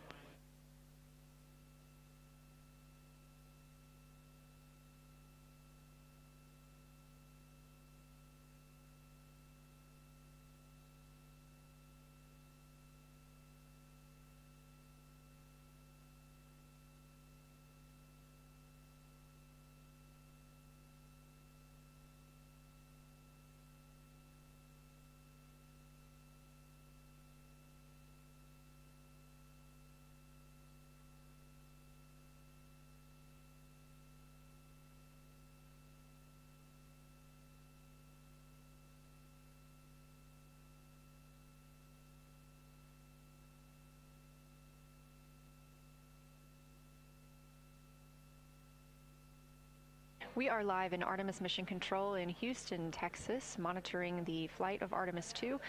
All of the flight controllers here, each monitoring a different system aboard the Orion spacecraft. Integrity Houston, we are ready for our cabin and window teams to swap again. We have a 15-minute handover time here, and I have a couple of items I want to read up to you.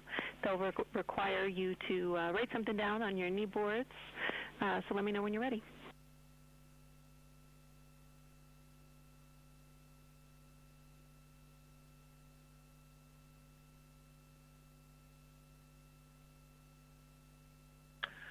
Okay, Houston, we are ready.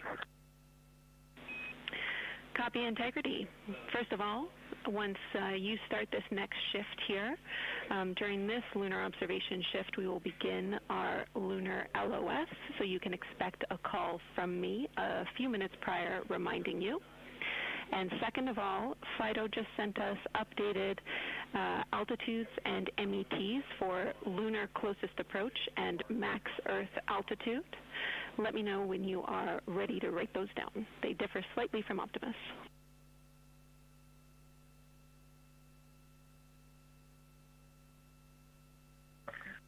Thanks, Jenny. We are ready to copy. Lunar closest approach will be at MET 5 days, 0 hours, 25 minutes, 34 seconds, and the altitude will be 4,067 statute miles. Maximum Earth altitude will be at MET 5 days, 0 hours, 27 minutes, 39 seconds, with an altitude of 252,756 statute miles.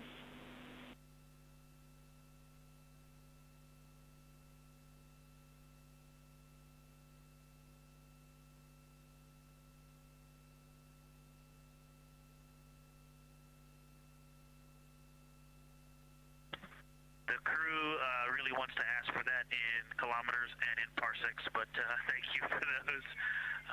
That is great. Thanks for that update. I'll send Fido to work, and I appreciate the metric.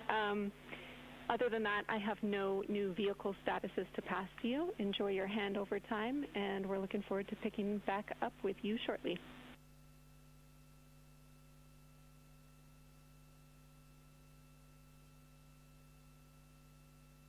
All right, we'll talk to you shortly.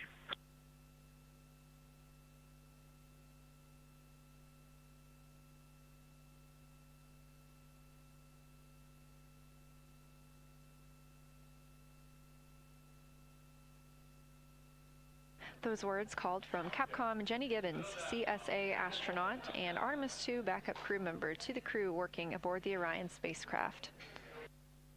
Had a little bit of a view inside the cabin. As you can see, it is very dark. The crew has turned off the lights, and the light that you were able to see is coming through the window, a reflection of Earthshine and from the moon.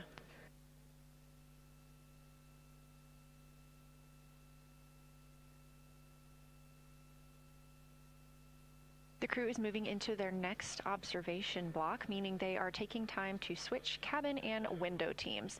We've had Reed Wiseman and Jeremy Hansen at the windows taking pictures and making annotations and recording some audio files that will be downlinked later to the science team. Meanwhile, Victor Glover and Christina Cook were in the background serving as support. They were also timelined to enjoy a little bit of their midday meal. Now that we are swapping positions, the support team becomes Reed Wiseman and Jeremy Hansen. They will be in the background helping with SD card swaps as well as providing those situational reports to the science team. Victor Glover and Christina Cook will be the astronauts at the window, photographing and speaking into those PCDs, portable computing devices, about what they're seeing on the moon. As you heard Capcom Jenny Gibbons call to the crew, this block is also when we will lose communications with the crew. That LOS, or loss of signal, scheduled to be less than 35 minutes from now. We anticipate to be out of signal with them for about 40 minutes, and will regain that communication once they've flown around the other side of the moon.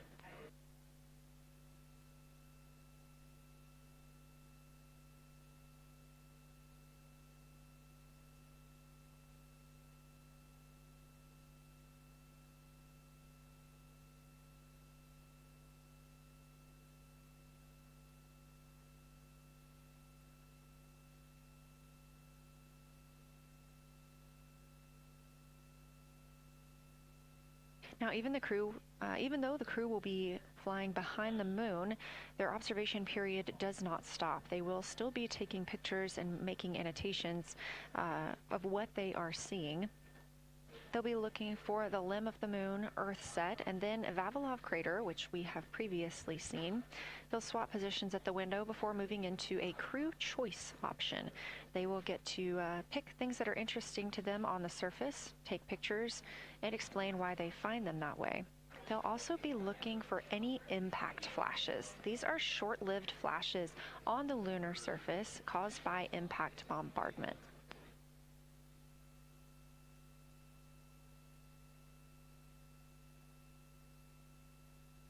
Just before Earthrise, the crew will be looking for lofted lunar dust. This may be lofted just above the lunar surface, and we could only see it just before Earthrise along the dark western limb. Any Earthshine would illuminate potential lofted dust. But once the crew is all the way around the Earth, the brightness of the Earth will wash out any of that dust they might be able to see. These were based on observations from Apollo missions and orbital spacecraft, and so we're very interested to see if the crew might be able to capture some of that lunar dust today.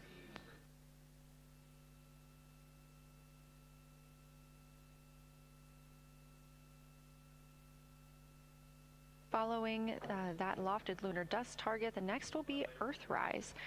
We will regain communications with the crew shortly after Earthrise.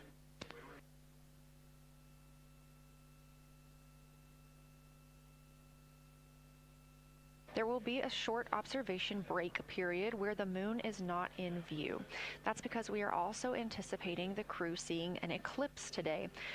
The moon won't be in view because the team here in Mission Control Houston will need to change the attitude of the spacecraft and ensure that its solar arrays are gathering light from the sun heading into that eclipse period. So we will have communication with the crew, we just won't be able to see the moon. However, we will have views during that eclipse time frame. During that time, the science team is looking to know it will only be illuminated by Earthshine at that point, so they want to know what the whole moon looks like overall, but they also want the crew to look into deep space and potentially see if they can spot any planets.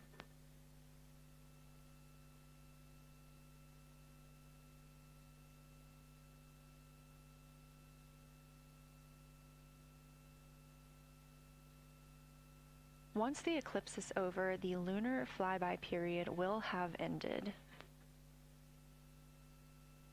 We are live through the whole thing, and even once flyby is over today, we remain live 24/7 on NASA's YouTube.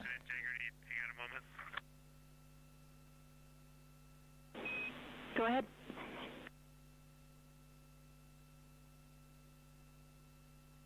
I don't know if Catherine and Devin are still there, but if they are, just wanted to just let them know how much fun we're having out here. It's extraordinary to be on the far side of the moon right now, just hanging out there and looking back at the Earth. And Ashley and Kaylin, I know you're back in Canada, but if you happen to be watching too, just wanted to say hi to all you guys. Love you guys, and we'll be heading back your way shortly. Thanks, Jeremy. I hear they are watching, and your family is still here. So thanks for passing that along.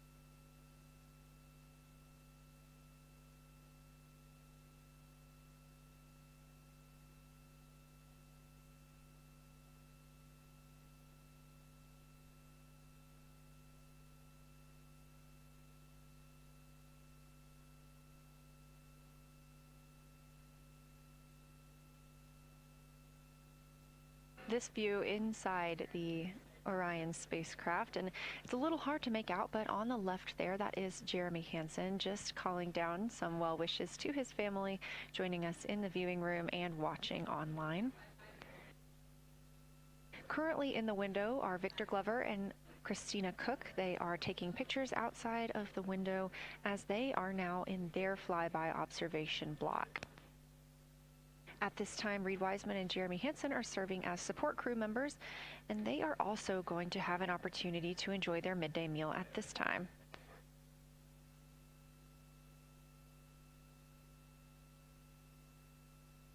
On the lunch menu today for Reed Wiseman and Jeremy Hansen, we have vegetarian chili, salmon croquettes, chicken with peanut sauce, sweet and savory kale, pickled beets, chocolate pudding, barbecued beef brisket, spaghetti and meat sauce, Italian vegetables, butternut squash, candy-coated chocolates, and maybe even a little bit of coffee.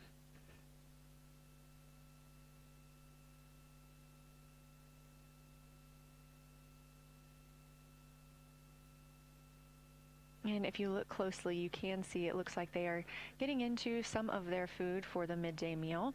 All of the food on the spacecraft is rehydratable. We don't have an option for fresh food as there's not a refrigerated section of the Orion spacecraft. So all of this food can either be rehydrated or eaten straight from the package, just depends on what the food actually is. And for food that needs to be rehydrated, there is information on each package of how much water needs to fill that bag and what temperature it needs to be.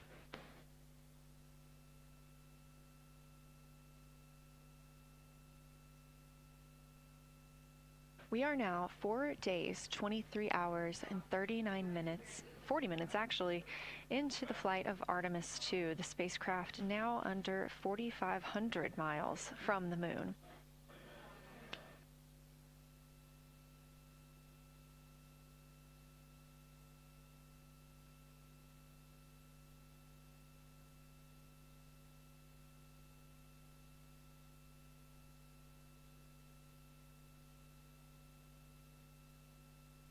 We are now also under 30 minutes away from loss of signal with the astronauts. We will regain that communication about 40 minutes later. They will still be photographing the moon and documenting what they're seeing while they're behind the moon. And we especially look forward to potential Earthset and Earthrise views.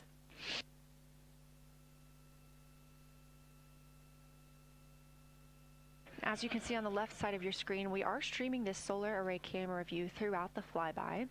And the science team also plans to capture an occasional still photo with the solar array intermittently, perhaps one every 8 to 10 minutes. Still photos represent the highest resolution imagery from those GoPro cameras.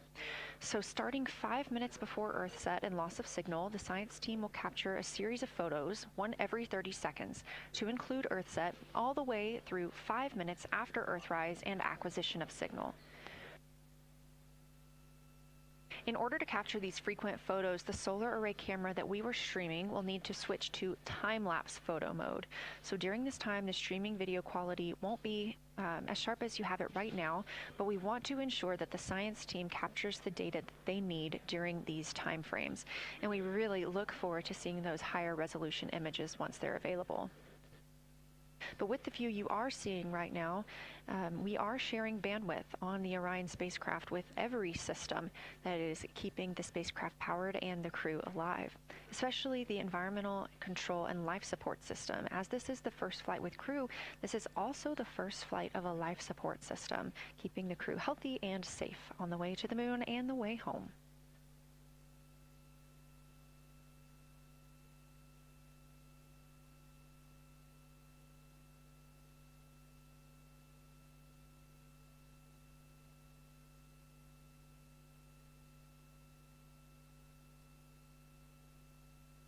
On the timeline, we're getting towards the end of the cabin and window team swap period, but it looks like our astronauts, Victor Glover and Christina Cook, are already photographing the moon outside of those windows. The next target is Ohm Crater, and this is something that they have photographed previously during the flyby. This is a small, complex crater with a prominent ray system, and as referenced earlier, it's the size of the Eye of the Sahara. That Eye of the Sahara is a feature in Mauritania. Seeing this crater more than once throughout the flyby allows the crew to photograph it at different lighting conditions.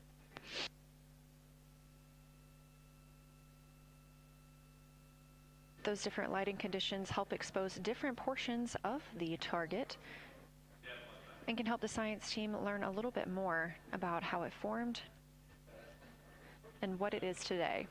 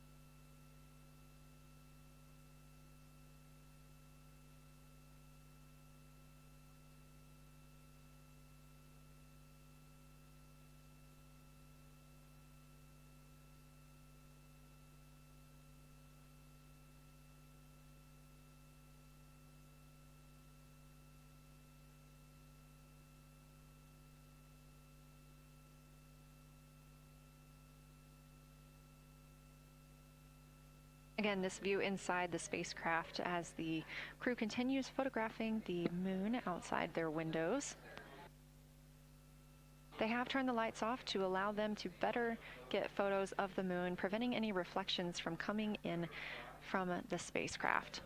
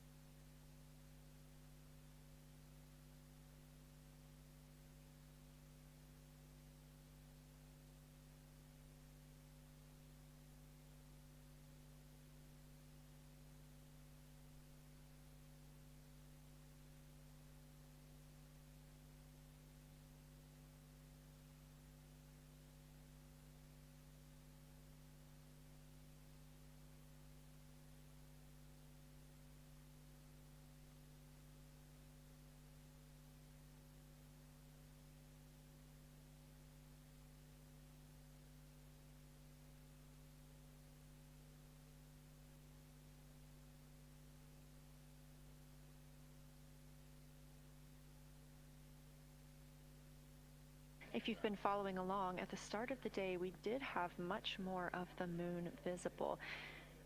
And even just an hour or so ago, we could see about half of the moon. We are now continuing.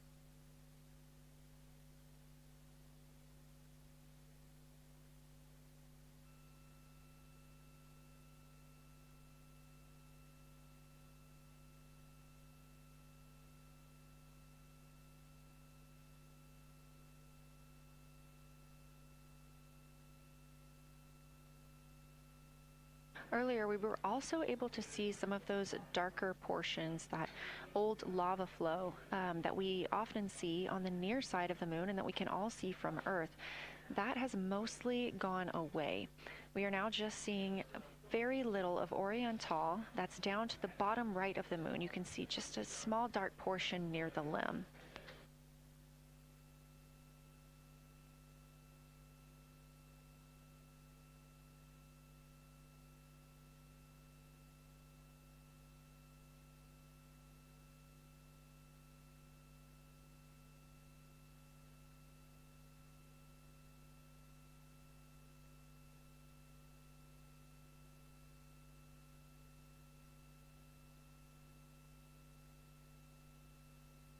We are now about 18 minutes away from loss of signal with the Orion crew. Again, we use the Deep Space Network to communicate with the crew members when they are this far from Earth. This is the first mission since Apollo when we have had humans on the Deep Space Network.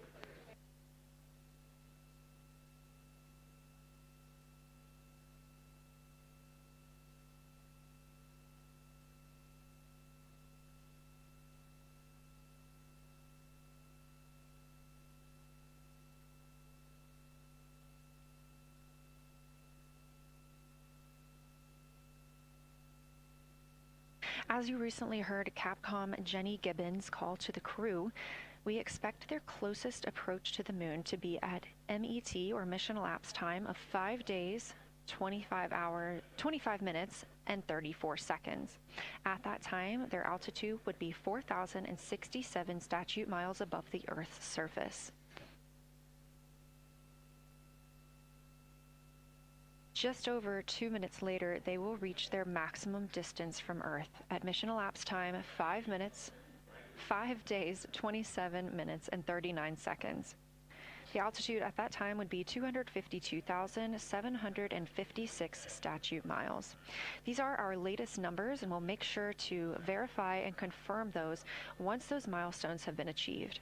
Obviously, we will be without communication to the spacecraft at that time, so once we regain communication, we will make sure to find out those numbers and report those to you.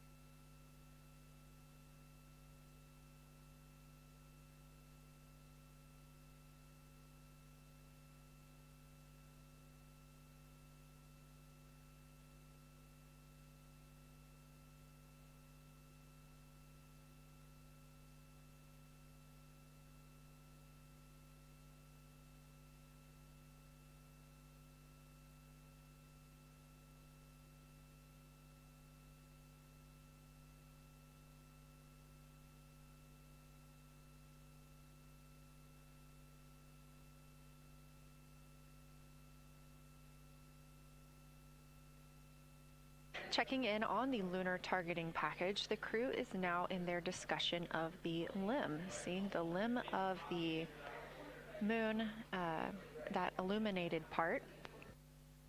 Currently at the windows taking photos and making annotations are Victor Glover and Christina Cook. We are expecting loss of signal in about 13 minutes. We will regain that signal with the crew about 40 minutes later.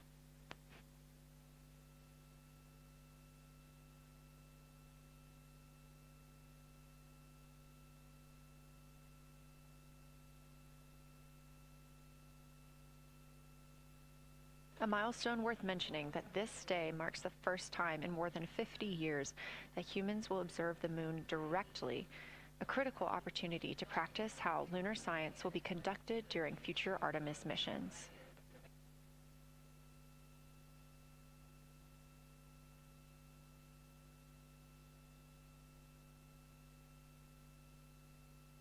I've continued to reference the lunar targeting package throughout this broadcast, which is the primary tool guiding the crew observations, and that consists of two key components. The first of those is the Lunar Geography Review, which helped the astronauts study major lunar features in advance. That also helped them learn to orient themselves during the flyby. The Lunar Targeting Plan provides a detailed timeline of observation targets, background science context, and specific instructions for the picture the crew should take, and verbal descriptions of what will be helpful to the science team reviewing those pictures later. That's what we've been tracking real time and what the crew is using right now to keep up with their next milestones.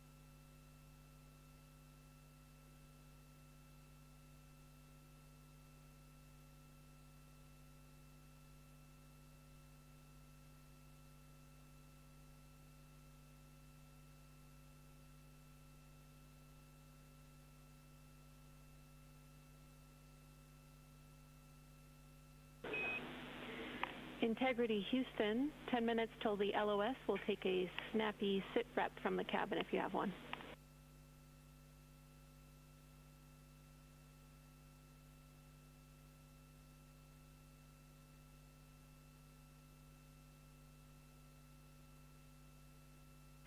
Okay, Jenny, that came, we missed most of that, but just a 10-minute warning, is that what you're saying? 10-minute warning for the LOS, and I'll take a quick sit rep from the cabin, please.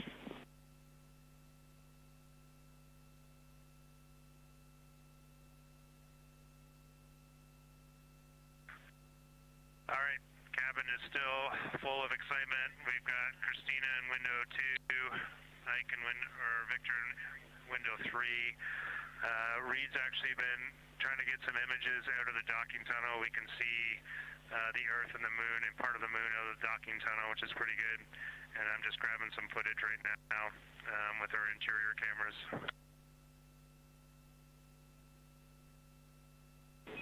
Copy, Jeremy. We'd like to know what camera Reed is using and also the status of window 1. Looks like there might be a shroud removed.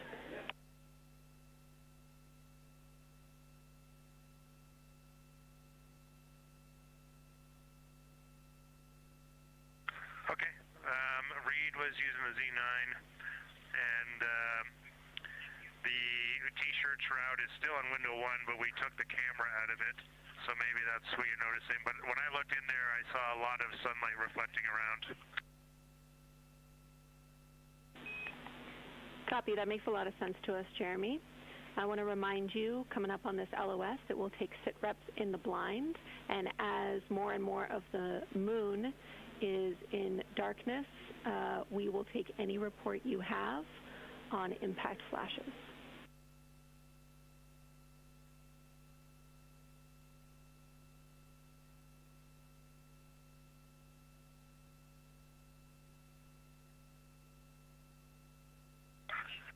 All right, Jenny, you have to say again your last. There's a lot of conversation here, and I was on the other side of the cabin, so I missed all of it.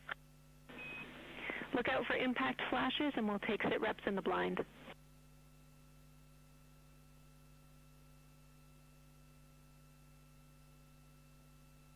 Okay, impact flashes, sit reps in the blind. We got it. And yeah, just so you understand what's going on with window 1, there is light coming through the outer hall from window 2 into the inside of window 1, if that makes sense. Like I can see the inside of the vehicle when I look between the two panes of glass. Copy.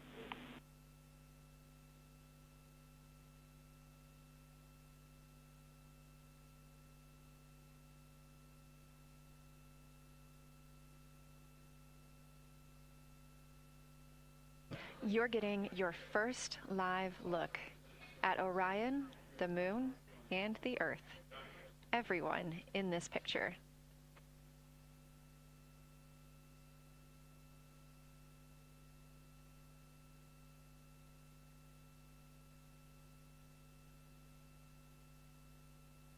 This is a live view from the Orion spacecraft.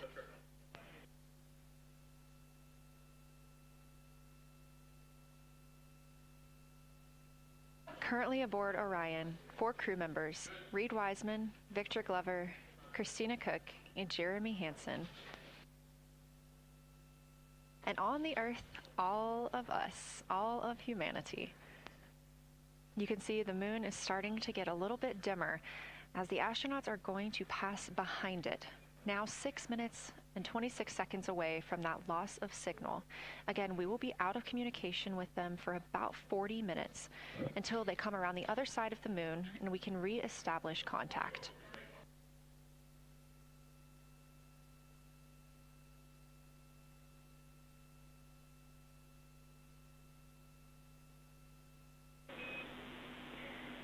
Integrity Houston, you are 6 minutes from your 40-minute lunar flyby LOS. From all of us, it's a privilege to witness you carrying the fire past our farthest reach. Thank you. Godspeed.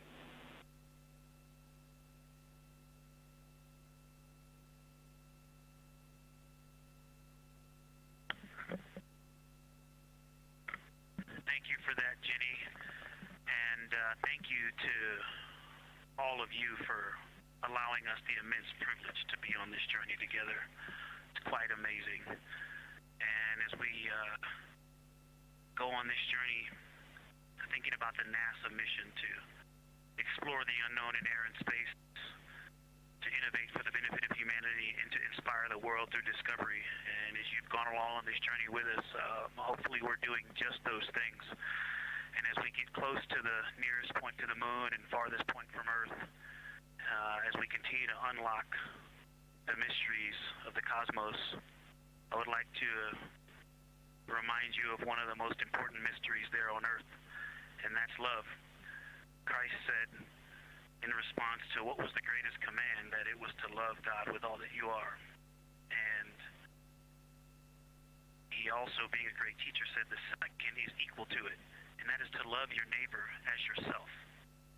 And so, as we prepare to go out of radio communication, we're still to feel your love from Earth, and to all of you down there on Earth and around Earth, we love you from the moon.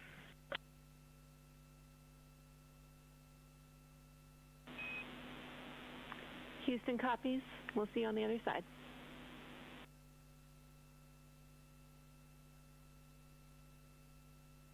We will see you on the other side.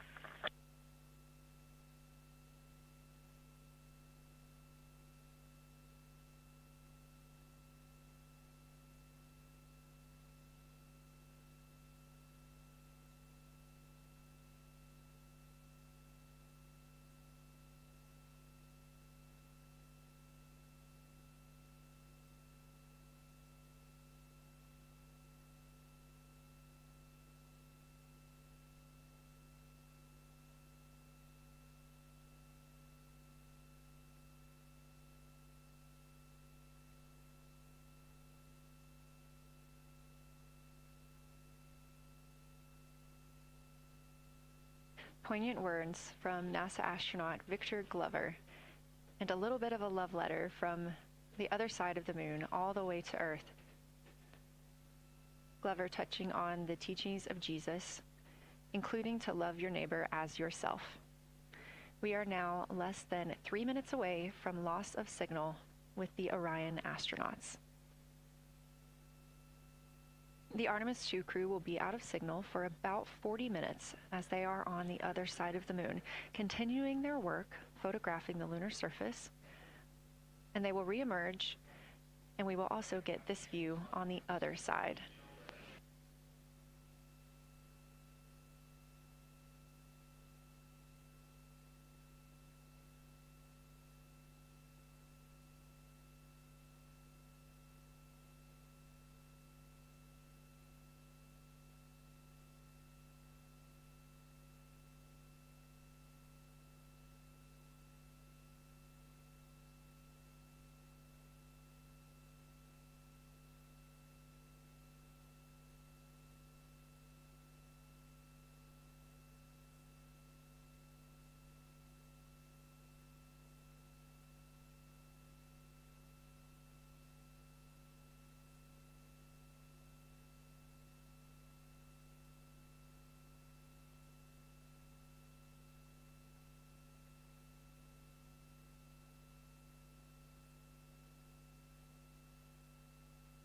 Just about a minute and a half now until we lose communication with the astronauts aboard Orion on the Artemis 2 mission.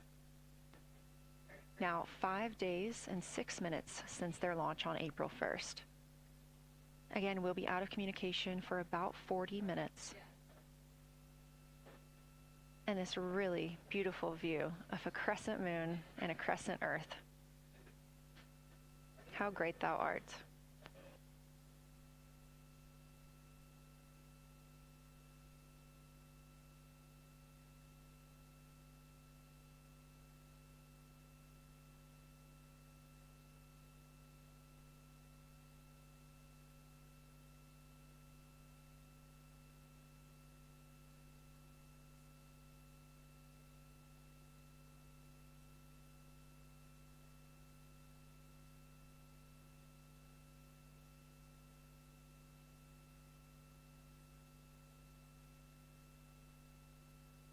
"30 seconds now until we expect loss of signal.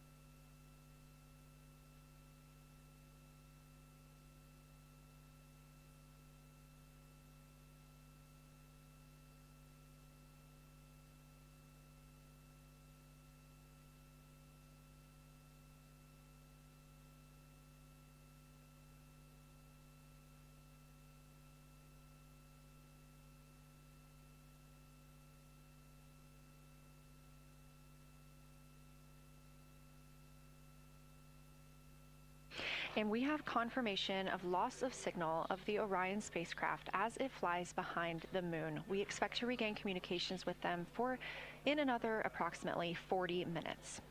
This was expected as their spacecraft is now out of direct line of sight with Earth and behind the moon.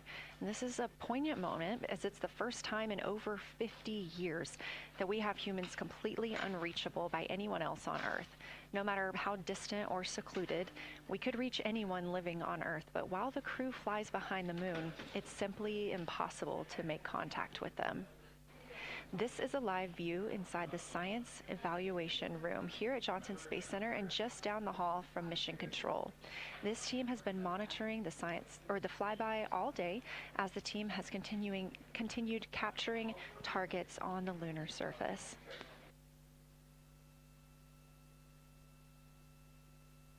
We even got to see this team in action as they were helping the astronauts identify some of the features they were seeing on the moon but not expecting. There will be a couple of milestones during this loss of signal. The first will be when the astronauts make their closest approach of the moon. at MET 5 days, 25 minutes, and 34 seconds, when we expect they'll be 4,067 statute miles above the lunar surface. Their maximum Earth altitude will be reached just 2 minutes later, at 5 days, 27 minutes, and 39 seconds, when their altitude should be approximately 252,756 statute miles.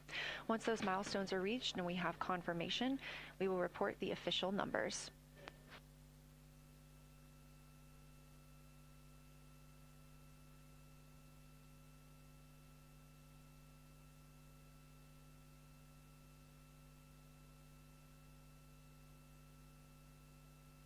Throughout the Artemis II mission, astronaut voice, images, video, and vital mission data must traverse thousands of miles, carried on signals from NASA's powerful communications systems, the Near Space Network and the Deep Space Network. Let's learn a little bit more.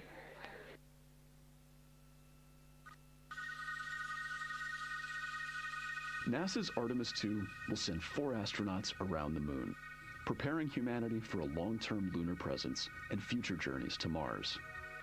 Enabling communication and navigation for this test flight are NASA's Near Space Network and Deep Space Network.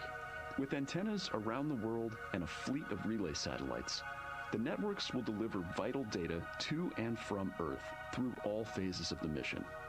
The networks are seamlessly integrated at NASA's Johnson Space Center in Houston, Texas, where Mission Control coordinates the network handovers. These transfers represent a delicate dance between the two networks, exchanging support as the mission shoots toward the moon. On the launch pad and during their early orbit phases, NASA's Orion spacecraft and Space Launch System rocket will rely on communications and tracking services from the Near Space Network. After its translunar injection burn, the Deep Space Network's global array of antennas will serve as Orion's primary communication support during lunar orbit. As the mission journeys farther into space and away from Earth, signal strength weakens and bandwidth is conserved for crew communications. The astronauts will have a near constant connection to Earth, ensuring their safety on a journey farther into space than ever before. We say near constant because as Orion goes behind the moon, a planned loss in communications will occur. The Deep Space Network will be standing by to reacquire the signal as Orion reappears. The Artemis II mission also provides an opportunity to test new capabilities. Using laser links, NASA will periodically transmit Orion data to showcase the benefits laser communications could have for future human spaceflight missions. The data from Orion, sent by radio signals or laser links, is massive. The mission is gathering images, data, and video, while also generating details about mission health and crew voice files. All of that data gets processed here on Earth, where systems compress it for efficiency. In the future, we'll upgrade these systems on Earth so that image and video clarity improve with each moon mission. With the Artemis II test flight, we're evaluating the communications infrastructure that will help carry us into the future as we explore the moon and journey forward to Mars.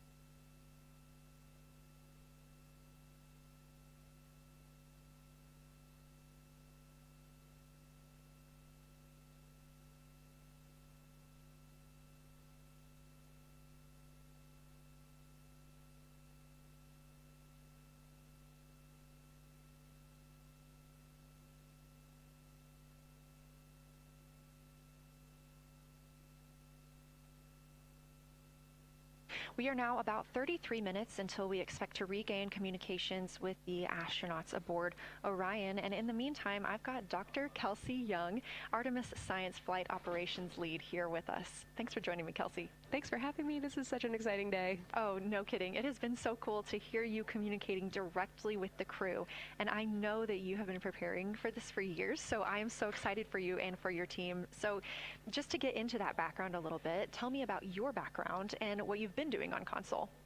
My background is as a field geologist. Actually, I studied impact cratering in the field for my PhD, so all these descriptions of impact craters have me just absolutely swooning. How I got into this, though, is, during my PhD,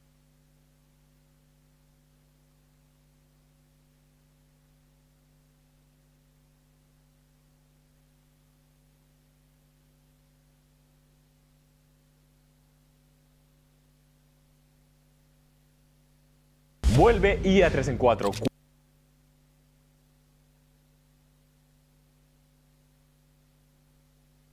And we've got a great view of the science evaluation room right now. Is there anything that has stood out to your team so far?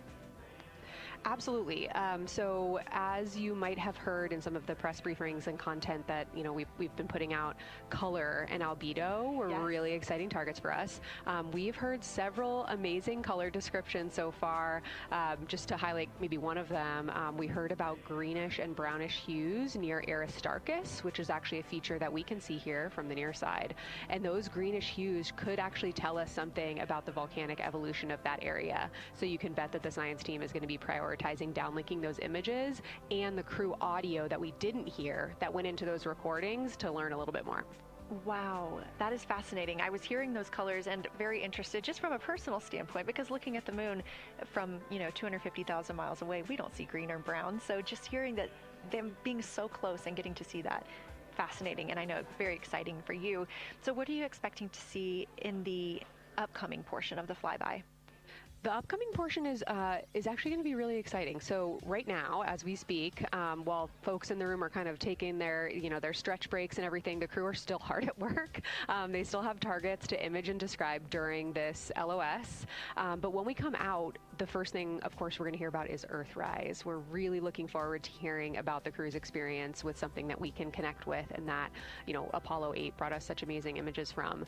But then we start to get into describing the Terminator, as well as looking for things like lofted dust, which tell us about the modern lunar environment. Then the vehicle's going to orient away from the moon for an hour and then pivot back for the eclipse observations, which is a whole different set of science observations that we're really looking forward to. It's kind of nice that the crew will get a little break in there, because they have been hitting it hard today with photos and videos and annotations. What are you hoping that the crew sees coming up? Is it that lunar dust? Oh my goodness, that's a hard question to answer. I mean, we've already gotten such great descriptions. I mean, the Terminator seems to just be like one of their favorite things to look at and describe. So I feel like, that was something we were looking forward to. I feel like we've really got some great descriptions. So absolutely, I'm looking to the human moment of Earthrise. Lofted dust is an exciting one, and lofted dust will be a target for them in the right around the time of Earthrise, but again in the eclipse period. So I'm really looking forward to seeing. I mean, they've already highlighted just in the course of their flyby so far how the moon has changed, and this is going to be an even more dramatic change to go from their end of this kind of lunar illuminated piece of the flyby into the eclipse time frame. And I can tell you they're going to be experiencing a very different moon during that time, and I can't wait to hear what their observations are. Yeah, that's absolutely fascinating, and what an privilege that we get to do that on this mission, because that's not always the case. If we had launched on a different day other than April 1st or 2nd, we wouldn't have gotten to see that eclipse. Is that right? That's correct. April 1st and 2nd. I will say, I was asked a lot in the weeks leading up to the launch, well, what's your favorite day? And my answer truly was, there is no bad day to launch to the moon. We were going to get great science out of it no matter what, but it's a really neat opportunity to, bring the sun into the picture, bring different planetary bodies into the picture while still literally keeping the moon in center stage. Fascinating. So what differences are we looking for at each site? We're hearing a lot of different terms. We're looking at craters, we're looking at mare. What are the differences that you're hoping to see? We do have, as you highlight, kind of different prompts for each target. That's what they're looking at in their lunar targeting plan, which I know you've been showing. And we have even different prompts for the person with the, the really long lens on the camera versus the people with the unaided eye. And you've heard the crew talk about, oh my goodness, when I go from one to the other, I can really detect different nuances. And that's something that we experienced in simulations, but hearing them actually, see it for real has been really gratifying. But we're looking for different things based on the target. Sometimes we're looking for color, sometimes we're looking for texture. For the Terminator, we're looking at kind of what texture and morphologies pop out to you and what kind of diversity you see along the Terminator. You've heard, Victor especially make some comments about future impacts for exploration. So already I think that their descriptions in this first part of the flyby have told us something scientifically, but also about future surface missions. Well, it was so interesting to hear Victor talking about he was imagining in his mind's eye being down on the surface and walking around. That was very cool to hear. And when we're thinking about targets, I know some of them are determined based on the launch day because that determines the lunar illumination. So the ones that we're looking at today, how and why were these selected? Such a wonderful question. This really gets at at the heart of some of our really highest priority science questions.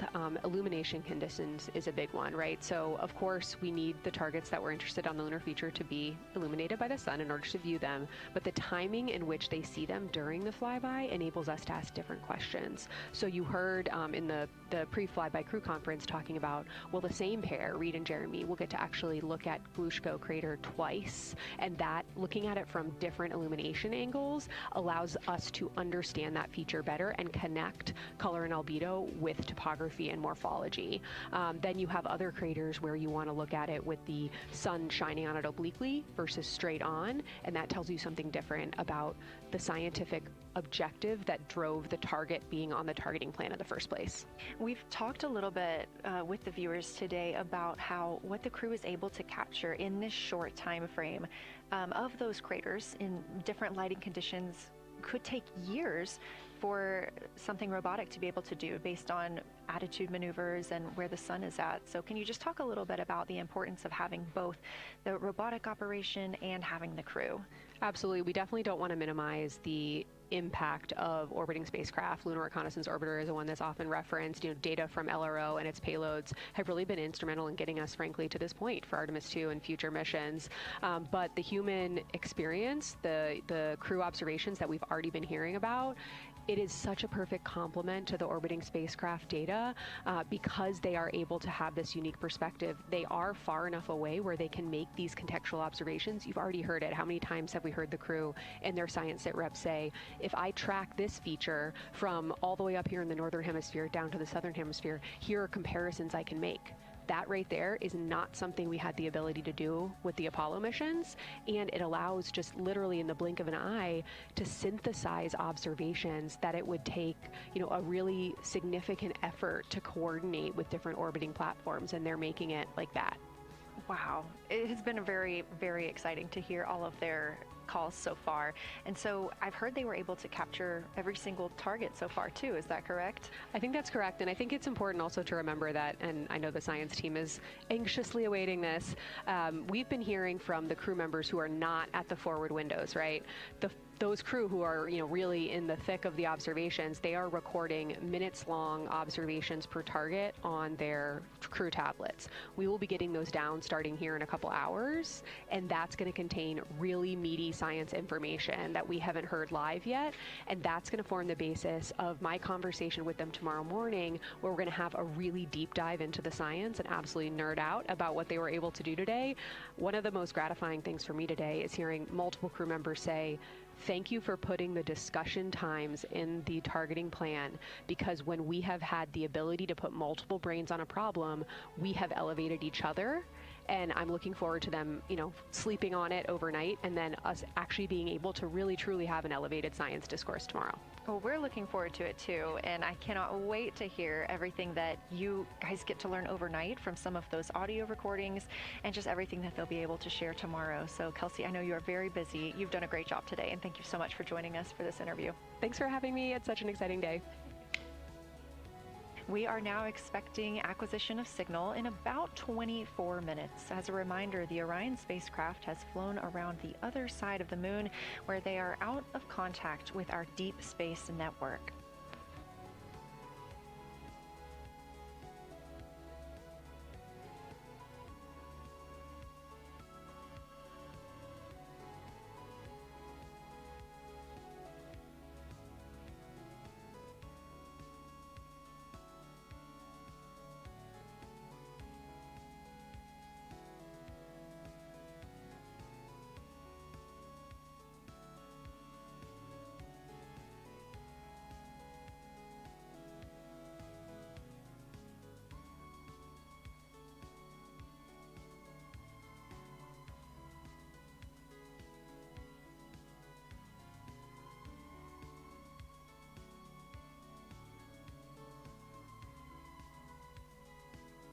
Mientras algunas personas madrugan para llegar a su trabajo tradicional en la oficina, otras toman su café y se preparan para ganar en dólares desde su computador. ¿Cómo lo consiguen? Encontrando la forma de colaborar desde remoto con empresas de países como Estados Unidos o Europa y aprovechando sus habilidades. En mi entrenamiento gratuito La Semana del Trabajo Virtual te muestro 3 plataformas donde se encuentran oportunidades para trabajar con empresas de otros países, incluso si solo hablas español. Cómo identificar trabajos que se ajusten a aquello que ya sabes hacer.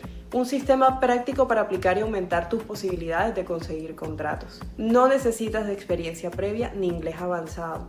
Solo interés en explorar nuevas posibilidades y organizar tu tiempo de manera distinta. Si quieres conocer este enfoque, haz clic en el botón y reserva tu lugar gratis.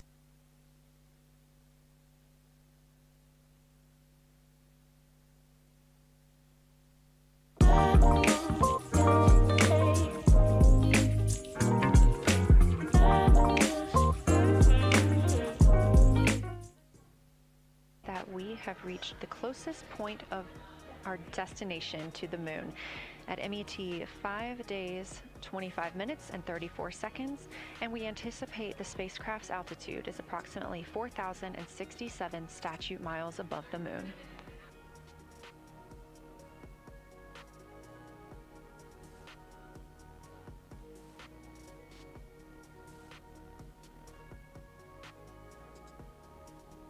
We're continuing to track what the crew is doing while around the other side of the moon.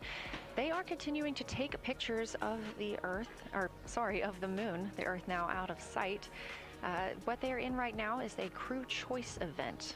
The science team has encouraged them to find interesting features on the surface, to take photos of those, and describe why they were interesting. Something else that they'll be looking toward next, just momentarily, will be impact flashes.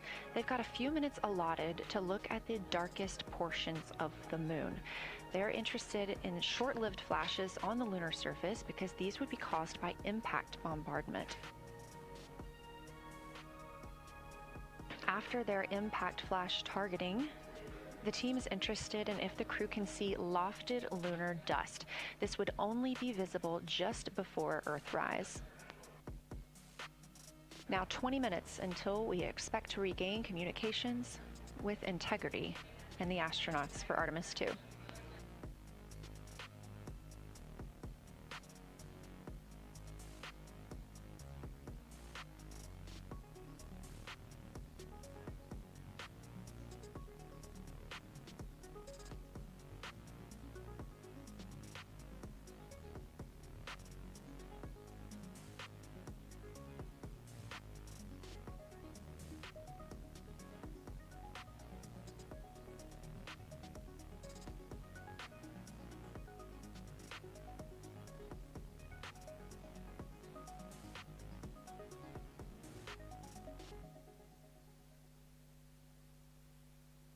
We're live in Mission Control Houston at NASA's Johnson Space Center, but there's a team over 750 miles away also monitoring today's operations. And of course, just like us, they are in LOS, or loss of signal, with the spacecraft. This is LUCA, the Lunar Utilization Control Area, and it's joined by LISA, the Lander Engineering Support Area, which are twin control rooms that will support missions and operations in lunar orbit or on the moon's surface in real time at NASA's Marshall Space Flight Center in Huntsville, Alabama.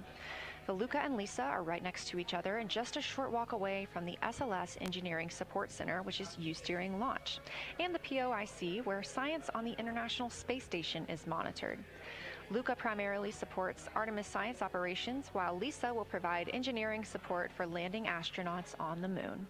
During this mission, Artemis 2, teams in the LUCA will use the facility to support first-of-its-kind science operations to better understand the deep space effects of microgravity and radiation on the crew's physiology, immune systems, and ability to complete various tasks. The data from these science operations will inform future crewed flights to the moon. For future crewed missions to the moon, members of the NASA Human Landing System Mission Insights Support Team, a group of engineers, safety leads, flight operations experts, and technical authorities will work in the LISA. There, they will monitor lander systems in real time and be involved in key decision-making processes throughout the mission. Teams are using the LISA during Artemis II to observe mission operations and using the opportunity to inform and prepare for future crewed landings to the moon's surface.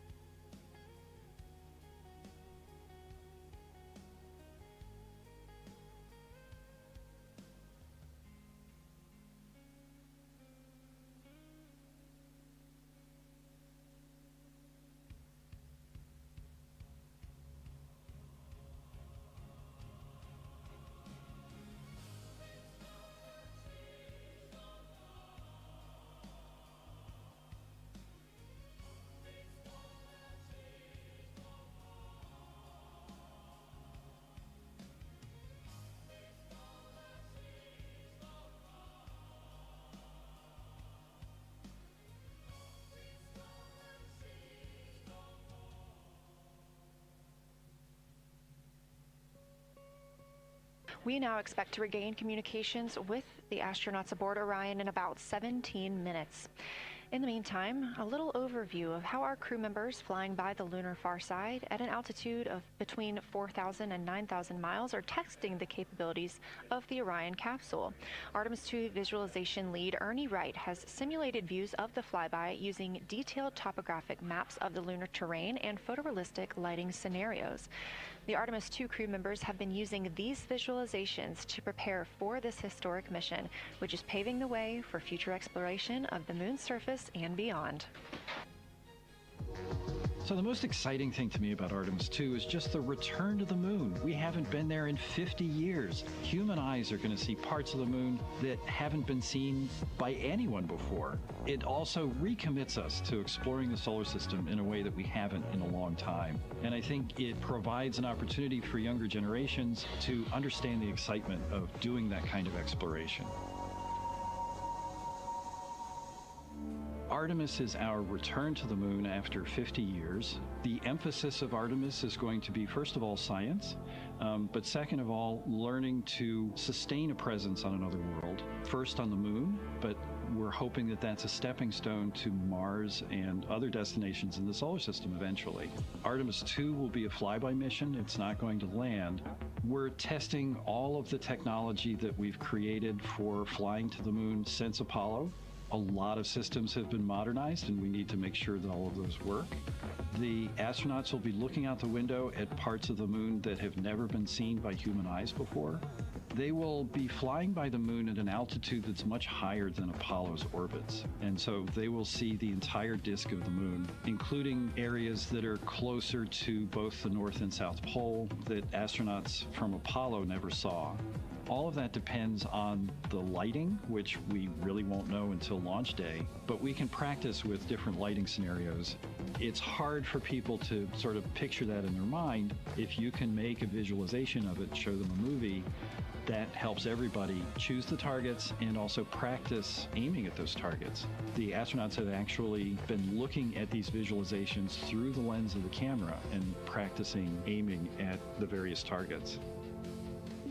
This is a map of the surface of the moon, obviously, but it shows what the Apollo astronauts could see in sunlight while they were in orbit. The brighter parts are the parts that they could see. The darker parts, like this entire area here and places that are farther north and south, are places that they couldn't see in sunlight, either because it was nighttime there or because it was beyond the horizon of the astronauts. All of the Apollo flights orbited the moon at a distance of about 110 kilometers. Because the astronauts were flying at such a low altitude, their horizon was actually quite close and they couldn't see the North and South poles. And this whole area over here was not in sunlight at the time. And it includes this amazing impact feature here called Oriental. Oriental is a very large impact feature. It's about 650 kilometers wide. It's got multiple rings. These are rings that form like ripples in a pond from the impact, but of course it's on a huge scale.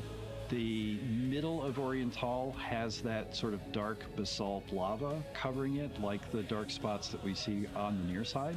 It's one of the biggest ones that's more on the far side than the near. So seeing it with human eyes and sort of picking out features that maybe you don't even see in robotic cameras is an important goal for the mission.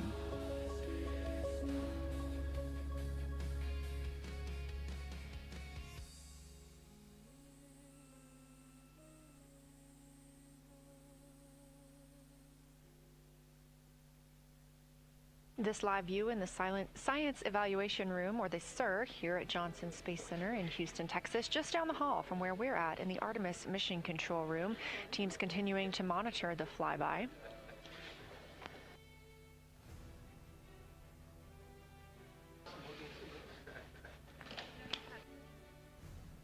The crew continues their observations of the moon, even though they are out of touch with Earth. We expect to hear from them in 12 minutes and 26 seconds. Again, this is approximately 40 minutes loss of signal while they are out of reach of the Deep Space Network. Right now, they are imaging or attempting to image lofted lunar dust.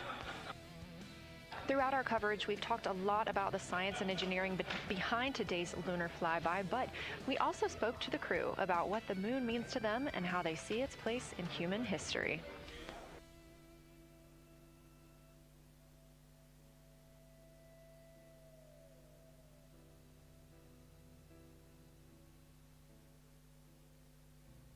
I remember being a little kid lying in bed at night and just looking out at the moon in whatever phase it was in, and I was thinking, man, my friends that live like 20 miles away, they can probably look out and see that same exact moon. And then when I was in the Navy and I would look out at the moon and I'd be halfway around the planet, I would think, man, my brother can see that moon where he is, and he's halfway around the planet from where I am. And it's a connection of life on Earth. We can all look up and see that moon. It represents history. It is a witness plate. Everything that's ever happened to the moon is still written on the moon. There's no processes of wind or change in the Earth, geologic processes like we have here that change it. And something that's been telling and can read out the story of its own evolution, there's something beautiful about that.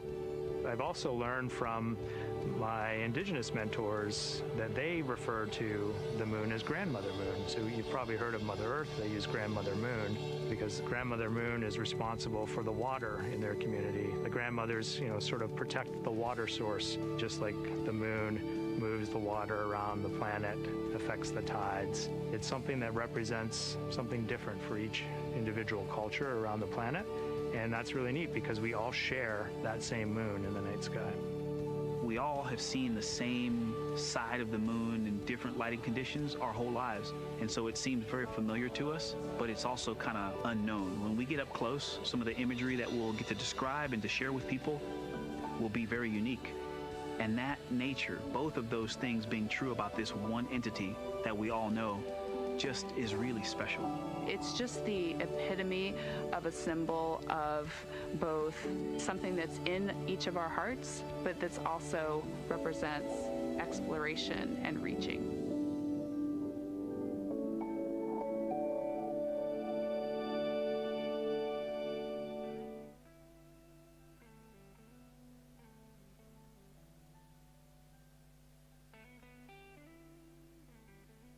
You're looking at a live view inside Artemis Mission Control here at Johnson Space Center in Houston, Texas.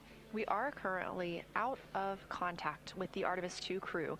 This was a planned, or not really a planned, but a tracked loss of signal that occurs when the crew flies behind the moon. We use the Deep Space Network to communicate with the crew, and when they are behind the moon, they are out of reach of that Deep Space Network. And when you consider our nonstop communications during the time in which we live, this is even more striking. For the Artemis II crew, they're only currently communicating with each other. Now, we expect to regain those communications in under 9 minutes from now, and we also are hopeful for a view of Earthrise. Despite being out of communication, the crew is continuously capturing imagery of their predetermined lunar targets.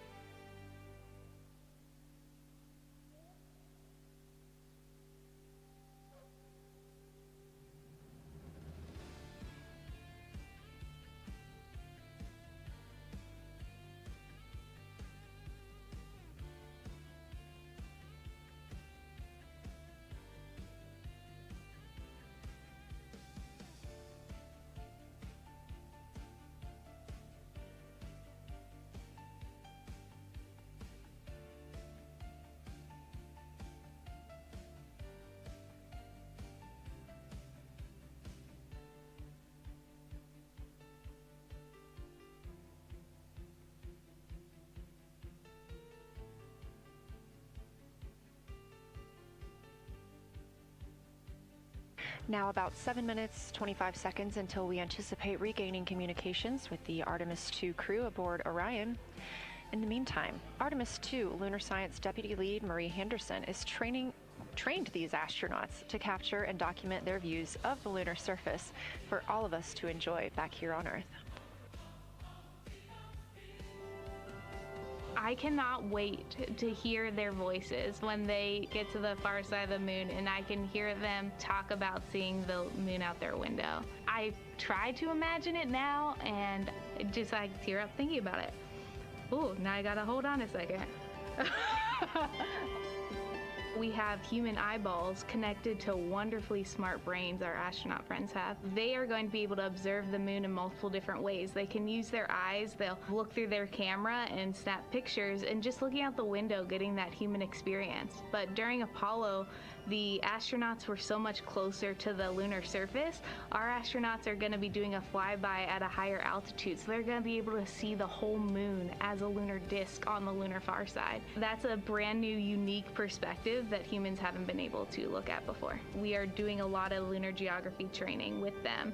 They have study sessions and quizzes they can do that are assigned to them. You know, even if you're an astronaut, you still get homework. We actually get in the mock-up. In that enclosed physical space, we have to think through the hardware that they have, the cameras, the computers, their microphones to make these observations. There's 4 windows up front. Through one of those windows, one of our astronauts will be using a Nikon D5 camera with an 80 to 400 millimeter lens. So something that allows them to zoom in really far and actually take more detailed observations of the surface. It's almost like looking through a pair of binoculars as well. It's just like being a geologist out in the field. They're telling us what they're seeing, looking for colors, textures, different morphologies, and comparing the region that we're having them look at to the regions that are around them. We have a science team that is planning the targets that are going to be observed, putting them all on the timeline of how they're going to be observed, and then taking the first look at the data when it comes down. The Apollo astronauts were only on the moon for 300 hours total, and they only went to the equator. That's like going to places that were safe for landing. ¿Quieres ser gestor de proyectos, pero no estás seguro de qué habilidades necesitas? El curso de preparación para certificación PMP de Udemy es tu solución. Aprende lo básico de gestión de proyectos y prepárate para el examen de certificación PMP. Gracias a que puedes acceder desde tu celular o computadora, puedes planificar tu aprendizaje según tus actividades. Haz este curso y empieza a aprender.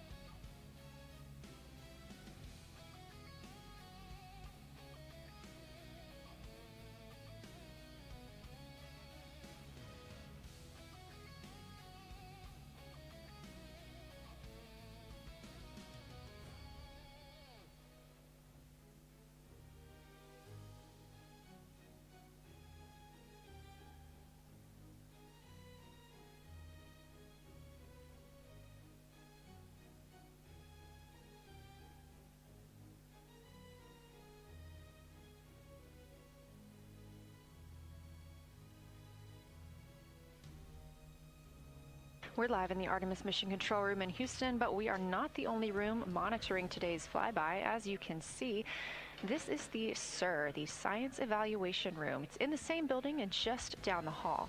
It's a multidisciplinary science team supporting the Artemis II crew in real time, including experts in lunar geology, impact cratering, volcanism, polar science, imaging, and visualization.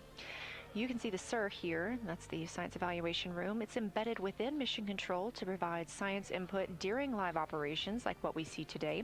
But additionally, the Science Mission Operations Room is a back room that processes data, evaluates imagery, and supports rapid analysis. We also have our science officer, Kelsey Young, here on console today. She's serving as the primary interface between the science team and the flight controllers, ensuring science priorities are represented during mission execution.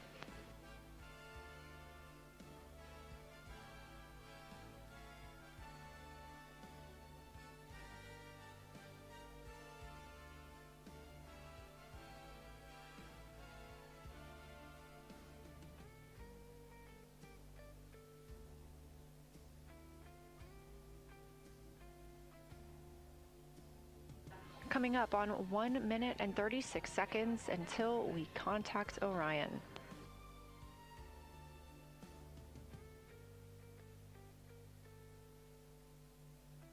Meanwhile, aboard the spacecraft, the crew has continued executing their lunar flyby tasks.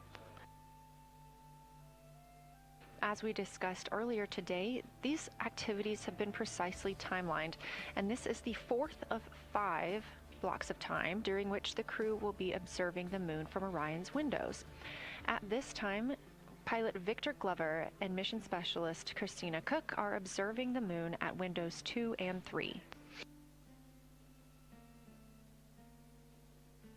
One crew member is in window 2 with a blue shroud over the window, taking photos and using an 80 to 400 millimeter zoom lens, while the other astronaut is in window 3 using their portable computing device, also known as a PCD, to make annotations. And both of those crew members are making audio recordings of what they are seeing. They are wearing headsets connected to their PCDs, and those audio recordings are being sent to the science team tonight.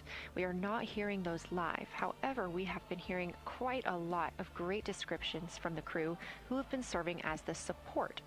Right now, the support team members are Reed Wiseman and Jeremy Hansen. Those team members are providing science sit reps, situation reports, calling down a few times each hour to discuss what they're observing. And even though we're out of contact with them right now, they are still conducting those science sit reps as they'll be available once they come back around the moon. The situation reports include how the crew is positioned, any missed targets, or anything unexpected they saw. They're also including lunar target descriptions, any hardware issues, and their emotions and reactions.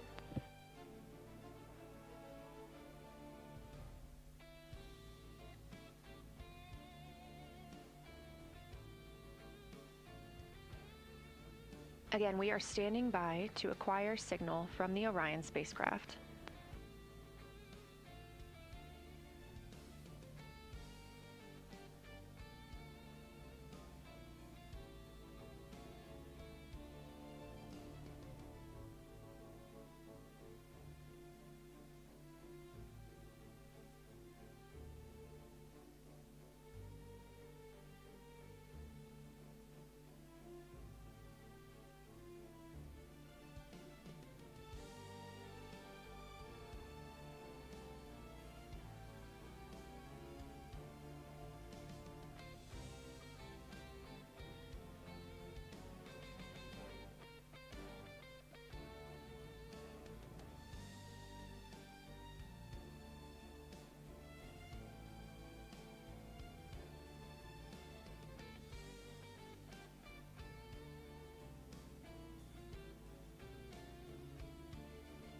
We're in the Artemis Mission Control Room at Johnson Space Center, getting our preliminary contact with Orion, that acquisition of signal coming after a 40-minute loss of signal, during which the crew was flying behind the moon, out of contact with anyone on Earth.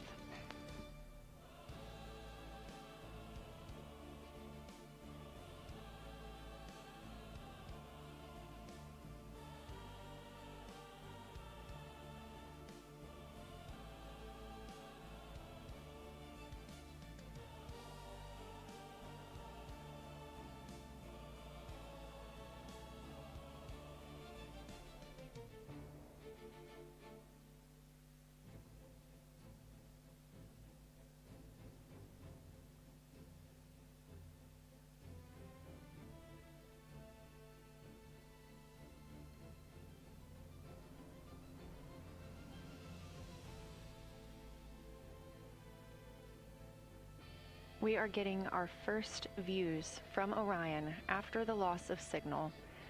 Orion has come back around the other side of the moon, and that little crescent that you see is Earth, over 252,000 miles away.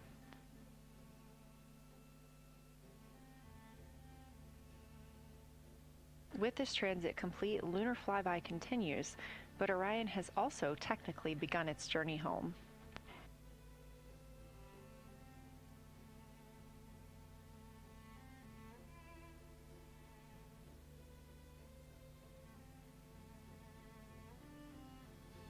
Right now, the crew are getting a few moments to enjoy and take photos of Earthrise for themselves, and we expect to contact them shortly. But we do have good signal coming from Orion.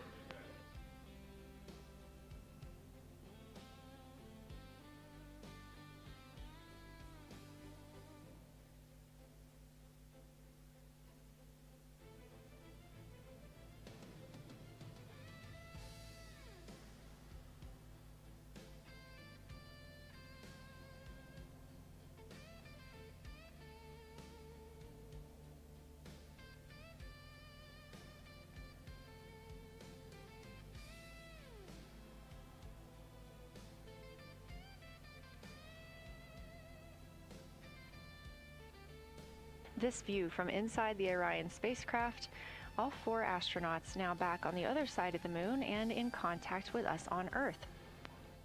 Their tasks for lunar flyby did not stop as they went behind the moon and out of contact with us. We anticipate during that time they were attempting to image some impact flashes, short-lived flashes on the lunar surface, which would be caused by impact bombardment and potentially even lofted lunar dust. Right now, of course, they are getting pictures of Earthrise. After this target, they will get a short observation break. It's about an hour long, actually. Houston, integrity, comm check. Integrity, we have you loud and clear. Tell me.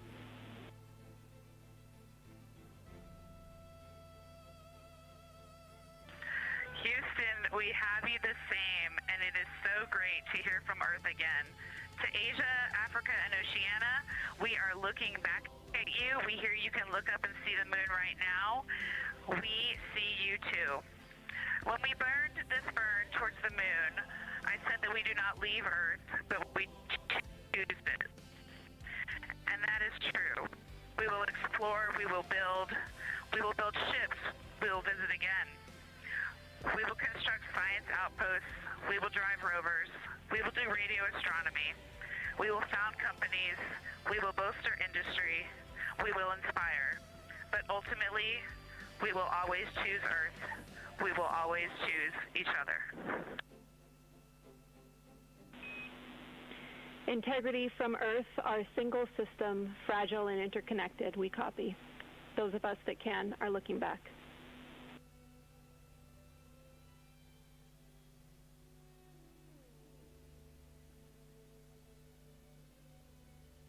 We are happy to say we copy.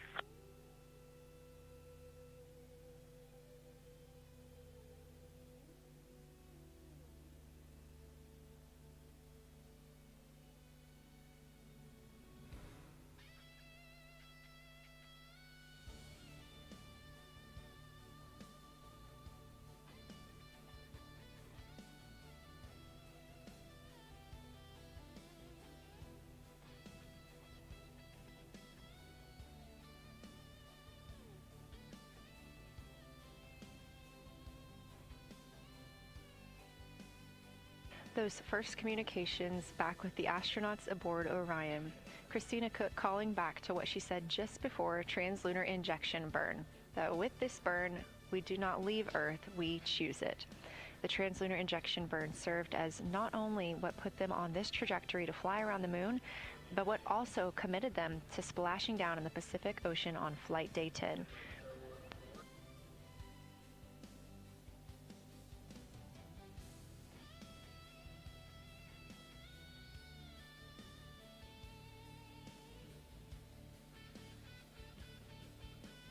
At this time, the crew is entering an observation break. We expect this to last about an hour.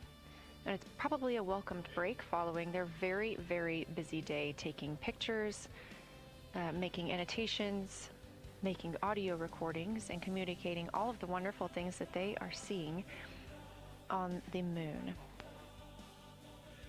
This observation break is also partially due to the fact that we will be entering an eclipse later. This will be the first solar eclipse that humans have seen from the moon.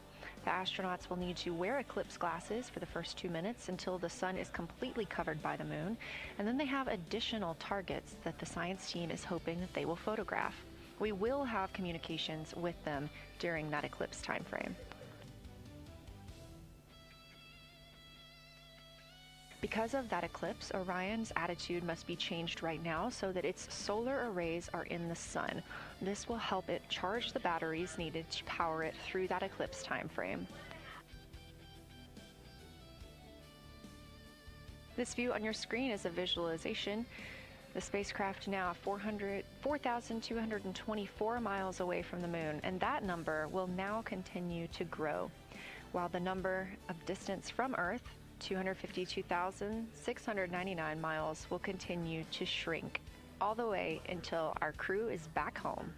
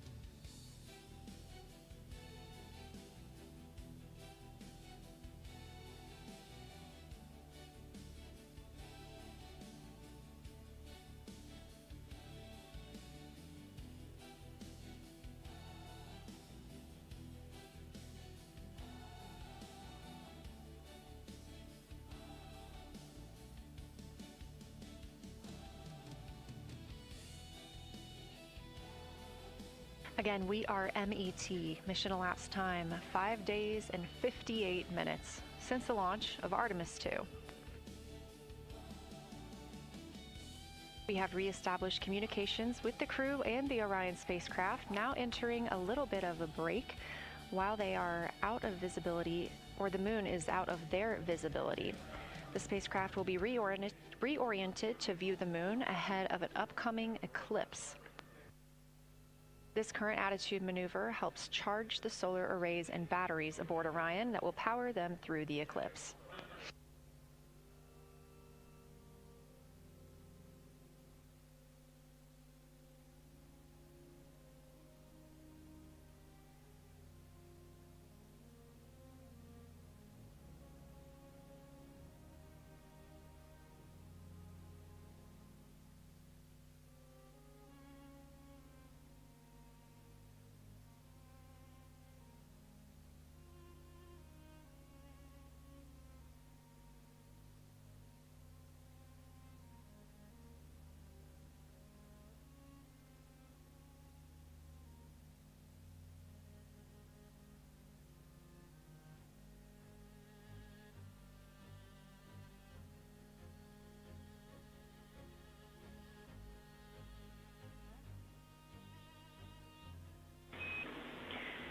Integrity, Houston.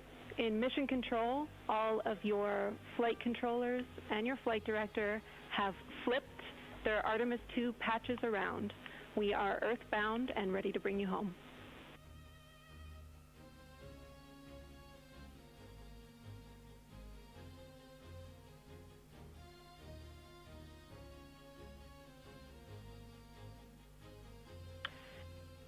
That's great.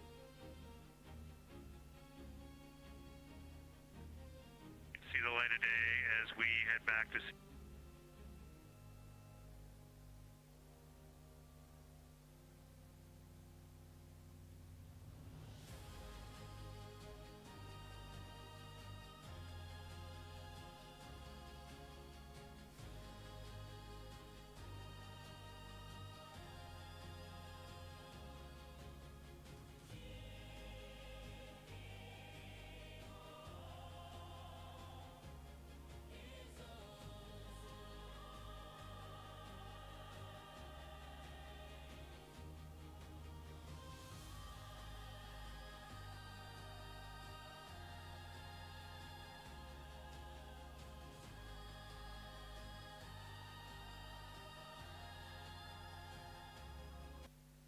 ¿Te imaginas explorar paisajes que te lleven hasta el centro del mundo? En Ecuador, cada desafío de clima, terreno y altura se convierte en aventura. Desde el imponente volcán Cotopaxi hasta la vibrante naturaleza de la selva en Baños.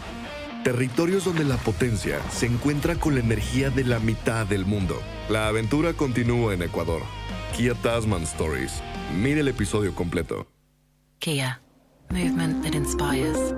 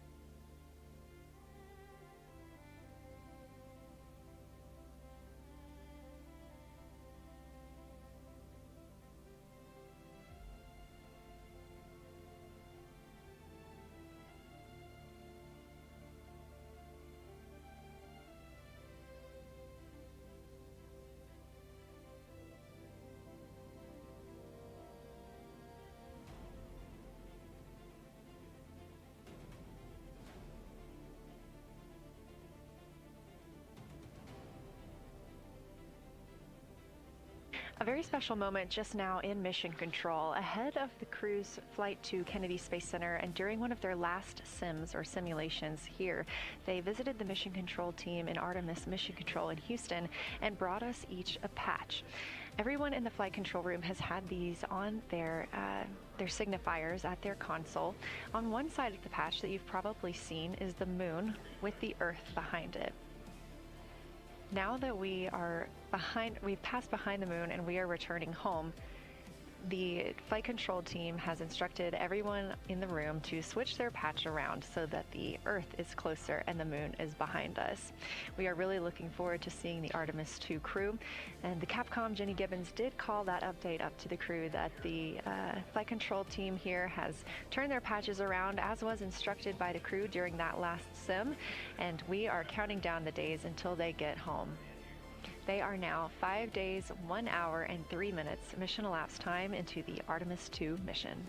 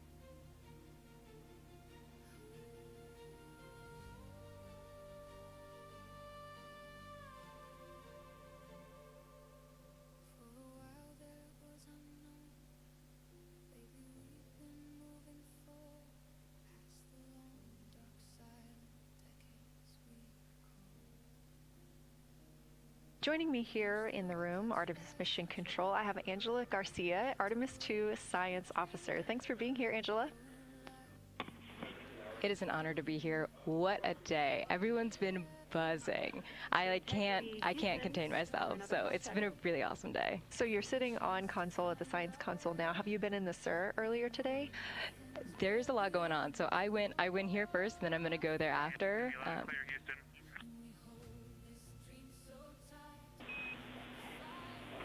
All right, Integrity, we hear you. That was a little clipped, but I think we have a better link now. We experienced some blockage from a solar array. We moved it, and we are in bias tail to sun.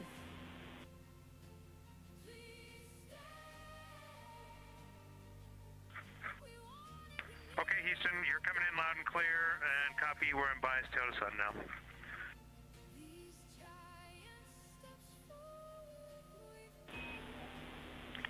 Affirm and Integrity, just so you know, we did not hear your response once we flipped our patches. Jeremy, we heard you call down, but you were clipped, and then we briefly lost comm. Glad we're back.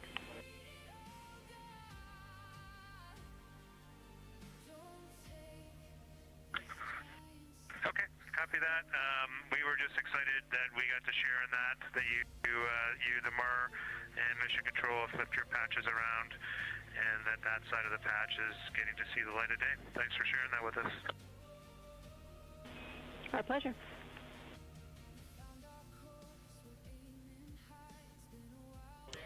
Okay, Angela, so can you tell me a little bit about your role supporting Artemis II and the science preparation for the mission?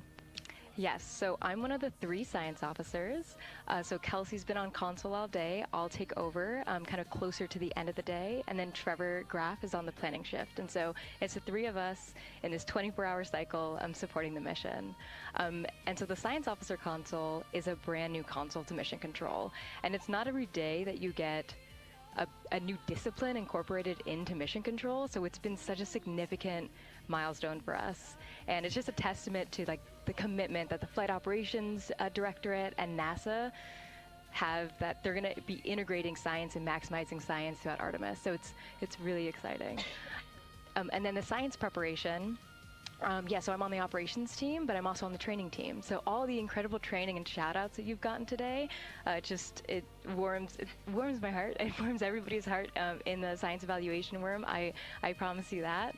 But so all the classroom training, the field training, the mission simulations, right? We were a part of all of it, and that is what we did to get the crew to be. They are a part of the science team, and they are the forefront, that nice edge, and they're just been doing such a great job today. I know. I imagine that you have to be pretty proud of them. Their reports have been fantastic. So I would like to know a little bit about how you have developed procedures for this crew. What kind of science activities are they carrying out inside the spacecraft? Yeah, so the procedure development has been a unique challenge. I'd say the exploration science that we're doing is inherently pretty flexible, and operations is, I'd say, inherently has more structure and rigidity, and so to marry the two and to operationalize the science that we want to get done has been a challenge. But I think we've been able to go through these processes and create good products at the end and have a good plan. And yeah, it's been really great. What was the second part of your question? Just what kind of these science activities that they're performing, which of those have you really had a hand in? Yeah, so a lot of the procedures help organize what the crew is doing in the cabin. And I know we've talked a lot about what they've been doing, and they've been doing a lot, and it's been a little dark, so I can re-explain what some of those things that they're doing. So the observation blocks are about an hour long, and the crew is organized, the 4 crew members are organized into 2 pairs of 2, the window team and the cabin team. And the lunar targeting package that you've been showing up and that the crew have on their handheld tablets is really the instructions for the window team. So the window team, the 2 crew members are looking out the window. One has the camera with the long lens, one has, they're just looking out the window with their unaided eye, and they're taking these detailed observations. And then halfway in that observation block, they do the window team position swap. So that's what Capcom's been calling out, and they'll switch positions, so each crew member has a chance to have that long lens. And then that's just what the window team is doing. There's also the cabin team, where they also have duties that they're doing. We're asking a lot of the crew in this time. And then the cabin team, they have the interior camera, and they're taking images inside the cabin, They're also supporting the window team where, you've heard some call outs where looking out at the bright moon and then looking inside the dark cabin and looking at their LED screen is a lot. So the cabin team is also helping support, target, and guide the window team into specific targets on their plan. They're also helping call out these science situational reps. So they're looking out a different window and listening in to what the crew who are really down and in the science on the window team are doing, and they're giving us insight. And those recordings that the window team is doing are going to be uplinked or downlinked overnight, and we're going to be able to chew on that data. But yeah, they're helping. They're doing a lot, and so making sure we have a plan that's flexible, but also make sure that we check off all those boxes was really important. So tell me a little bit more. You talked earlier about the analogs that the crew has done. What kind of analogs or environments were really useful for this?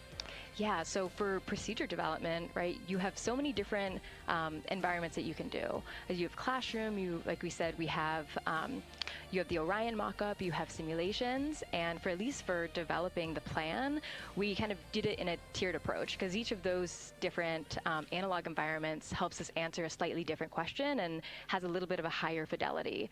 So we would start with the classroom. So we would we would just get into a classroom, we would put all the hardware on the table, and then we'd almost role play of like, you be Victor, you be Reed, you be Jeremy, and I'll be Christina, and like, let's just do the plan how we think we should do it, write that down, and then just keep iterating on that, and then... Integrity Houston for a tag up pre-forward link LOS in place of the Flight Director Conference.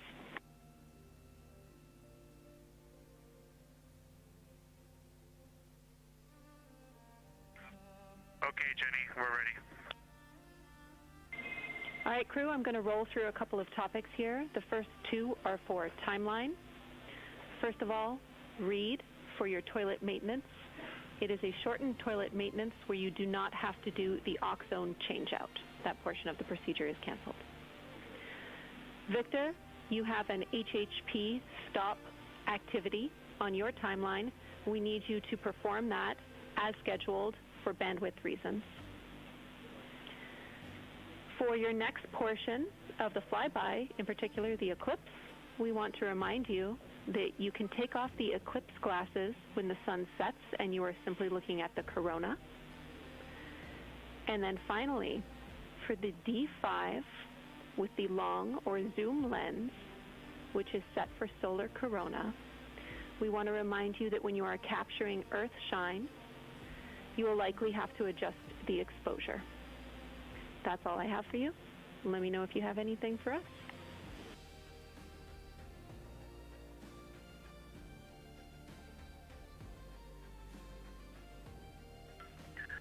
Okay, Houston, we copy all. Thanks for those words, Jenny.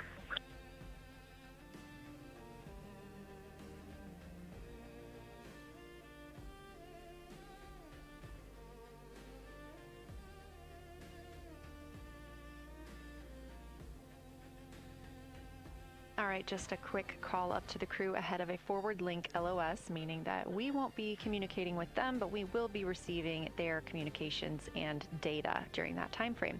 So Angela, we were talking about analog environments. You were telling me about the classroom and getting in there and pretending who's Victor, who's Reed. Tell me more about this. Yeah, it works pretty well. So you're going to do the plan how you expect it to be, and then once we finalize that plan, we'll give it to a completely new group of people and have them practice it, and then they'll be like, these steps don't make sense, and we'll reiterate on it over and over.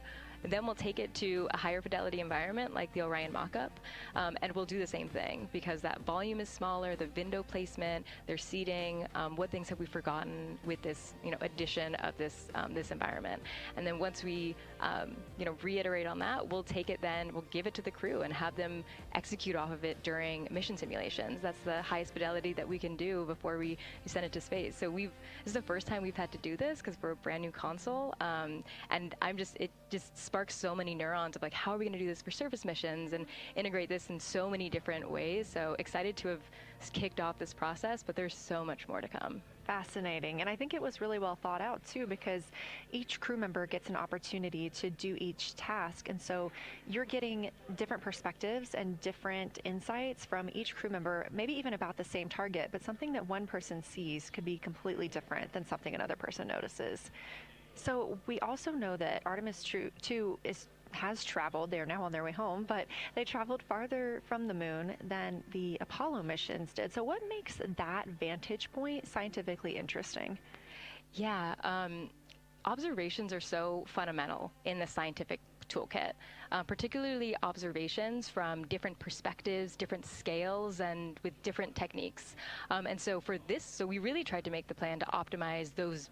There's pros and cons for all those things for this mission, so we really just focused the plan to have all those pros. So in terms of scale, this zoomed out scale, you can learn different things. This different perspective, so their perspective, as Kelsey talked about, photometry around when they orbit the moon. And then also just their different the different things they're able to observe. So yeah, let me talk a little bit about scale, because I think observations at different scales, you can gain a lot of different information.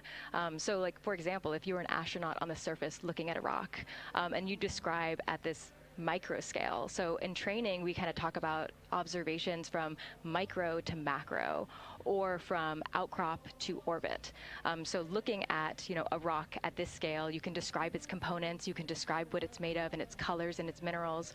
And you're like, okay, and this rock came from this boulder, and it's this part of this boulder, and these are the different things that I'm observing around. It gives me context to this sample. And then you zoom out a little bit more, and you're like, okay, well, I can see that this boulder came from, it rolled from this mountain ridge, or this high ridge feature. And then because I can see the trail that it came from, okay, now let me describe this ridge and different parts in it, and maybe other boulders that I'm seeing. And then you zoom out further of the orbit scale, and you're like, this ridge is a part of this larger crater. So all of those different steps give you different information, and so that's why observations at these different scales and these different perspectives are so important. So this zoomed out kind of far view is this full lunar disk view. It's the full lunar on Earth we see the full lunar disk as well, but now we're able to see it on the far side, and we're able to see it, all at the same time, which enables the astronauts to compare very quickly to different parts of the surface. And the color particularly is very compelling, because you can just be able to very quickly compare from 3 different regions. Is it in the same family? Is this actually a little bit different? Compare that to what they see in their orbital data that they have access to on their portable computers, and really just be able to tease out that nuance and information. Yeah, we heard them make a lot of those connections today, and especially the color. We talked with Kelsey about this a little bit, just how exciting it was to hear the browns and greens and things like that. I cannot wait to see those pictures. Yeah. So one last question. We are coming up on the last lunar flyby observation block, and this is when we are going into a solar eclipse. So can you tell me what you're interested in the crew learning during that time frame? Yeah, so the data set, so yes, there's so many things. How to pick one. So I'd say the thing that I'm most interested in seeing is some of their annotations that they're taking. So in this opportunity, it's a very dynamic type of experience, in that we don't normally see this activity. And so being able to have crew observe the solar corona, and then also annotate it in their on their portable computing device is just such a unique thing that humans can give to missions, and also particularly being able to annotate what they're observing while they're talking about it is also unique to being able to have astronauts in orbit as well, because we won't be able to have annotations on the lunar surface, because the astronauts will be in suits. They're going to be collecting samples, they're going to be deploying instruments, and so personally, I'm really excited to see some of these annotations and to see how that develops over time, because you've heard a lot of descriptions, and I think when people are describing something that's unique and different, you can interpret it differently. But if you're drawing and you're marking, particularly just going back to like the color provinces, for example, and those boundaries, you know exactly what they meant. And really, I'm just very excited about those annotations. There's been some famous annotations that the Apollo crew have made, particularly about solar coronas and the structures that have, and lofted dust that have given a lot of debate within the scientific community of they're observing this phenomenon, and now it's our job to hypothesize of like why are they observing this, like what is going on. So I think that's just a really cool part of exploration and science, and this beautiful thing that we're about to do. Well, now you've got me excited about the annotations too. I mean, I've been excited about the pictures and the audio, but now don't sleep on the annotations. I am very excited to see these little sketches that they're able to draw out, and we have pictures that they can just draw right on as like this particular thing is different than what we've seen. So I'm excited about that. I'm excited too. Angela Garcia, thank you so much for joining us today, and have a great time tonight on Console. Thank you, and you've been doing a great job, and it's so excited to see where we go from here. Thank you so much.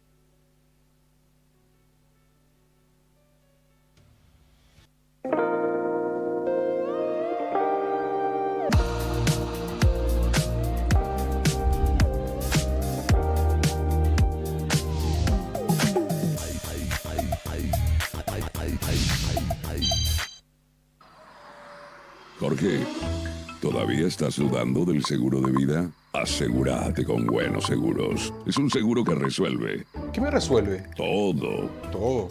Todo. Tenés asistencia en telemedicina 365 días del año. No te puedo creer. ¿Y te parece que eso no es un seguro que resuelve? Son solo 3 clips desde tu app de Buenobank. Buenos Seguros, un seguro que resuelve. Give me a clips on Madrid.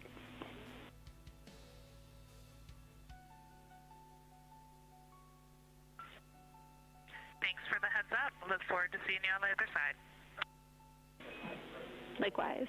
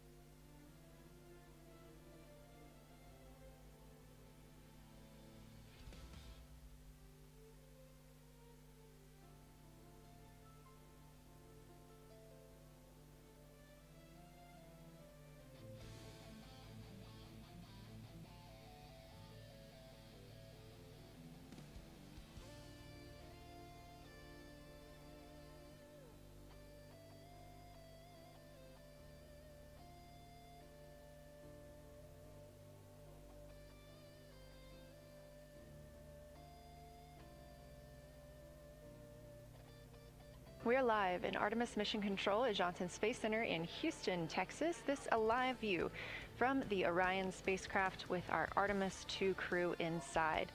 That's Reed Wiseman, Victor Glover, Christina Cook, and Jeremy Hansen. We are still live for our lunar flyby coverage. The crew is in a short break while the spacecraft is pivoted away from the moon. We are going to be going into a solar eclipse. This is the first time anyone has ever seen a solar eclipse from the moon. So it's going to be a unique vantage point for our crew. But ahead of heading into that solar eclipse, we need to charge the batteries on the Orion spacecraft. Therefore, we have positioned the solar arrays into the sunlight to allow time for those batteries to charge. We will get back pointed at the moon just in time for that solar eclipse. We are also in a forward link LOS. What that means is essentially we cannot send calls or commands to the crew right now from the ground. However, we clearly get all of their data and communications. The spacecraft is now 4,632 miles away from the moon, and that number will only continue to grow as the distance from Earth shrinks, now 252,523 miles away. Our closest approach to the moon today was approximately 4,067 statute miles in altitude. Our maximum distance from the Earth is suspected to be 252,756 statute miles. Both of those moments came while Orion was flying in their loss of signal time frame behind the moon. The crew also set that new record today, beating the Apollo 13 record of distance from Earth. This is an animation or a visualization that you can track anytime, day or night, by visiting nasa.gov/track-Artemis. This shows you how the spacecraft is positioned as well as their distance and velocity, now traveling 930 miles per hour.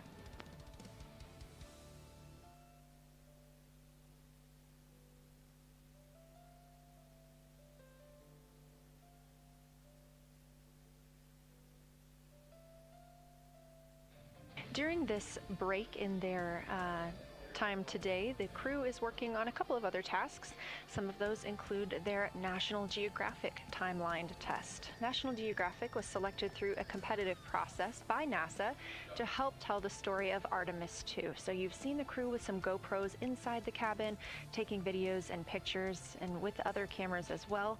National Geographic plans to leverage its portfolio of media assets, including magazines, social and digital content, and television programming for engagement opportunities. Throughout the flight, the crew has been timelined a little bit each day to film from a shot list provided by National Geographic, and that includes their morning routine, talking with their families, exercising, and just their overall thoughts about the mission. And I cannot wait to see that footage.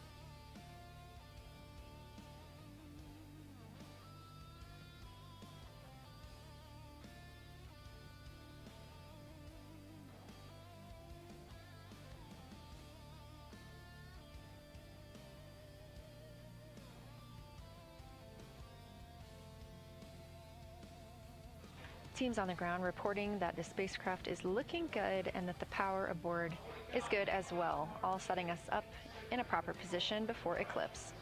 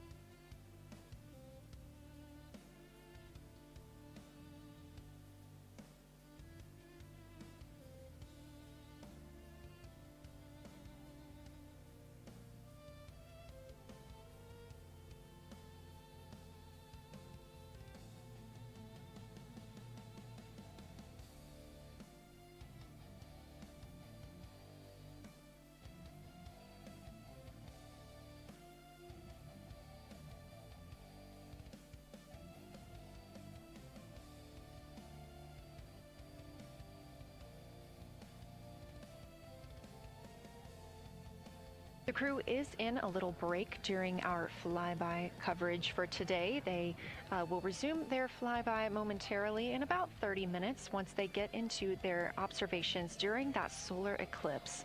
Now, the moon is our nearest celestial neighbor, orbiting Earth at less than 250,000 miles on average. When our astronauts venture there for future Artemis missions, they'll target landing sites near the lunar South Pole. There, ancient rocks, minerals, and trapped water ice will not only provide resources for human explorers, but they may also contain clues to the formation and evolution of our planet and the solar system. Let's learn more about the lunar South Pole with this video featuring Dr. Kelsey Young, Artemis Science Flight Operations Lead. We learned a lot from the Apollo samples, but we still have a lot left to learn about the moon. The Apollo missions visited only a pretty narrow swath of the moon. All the missions were concentrated near the near-side equator. Really interesting and really critical insights were unlocked with the Apollo samples, but we have so many questions still to answer about the moon and the evolution of the moon. And liftoff of Artemis 1. We rise together, back to the moon and beyond. NASA's Artemis missions are NASA's plan to send people to the surface of the moon. We'll be sending people and roving assets and scientific equipment to, among other things, answer a lot of really compelling science questions.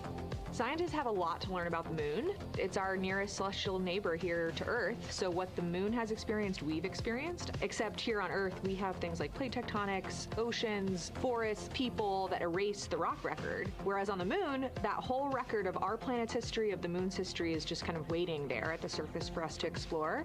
The South Pole, which is where Artemis missions are going to target, is specifically interesting for a couple key reasons. We think there are volatiles at the South Pole of the moon that are not present near the equator. Things like water and water ice that are trapped in the lunar regolith, which basically just means lunar soil, that can easily become untrapped from that lunar regolith, and scientists can scoop up and study for return to Earth. The lunar South Pole is a really exciting scientific target, and it also comes with some challenges for operating. For example, the lighting environment will change drastically within the course of one mission, and even over sometimes the course of one spacewalk. So preparing the crew members, preparing the hardware that we're sending to the moon, and preparing the mission control teams is really, really important. The South Pole Aitken Basin is particularly exciting. We think it's one of the oldest and largest impact basins in the solar system. And if we can get the right rock from the South Pole Aitken Basin and bring it back to our labs here on Earth, we can use that sample to constrain the entire evolution of our solar system and really understand the timing of how the moon and our planet and the entire solar system evolved.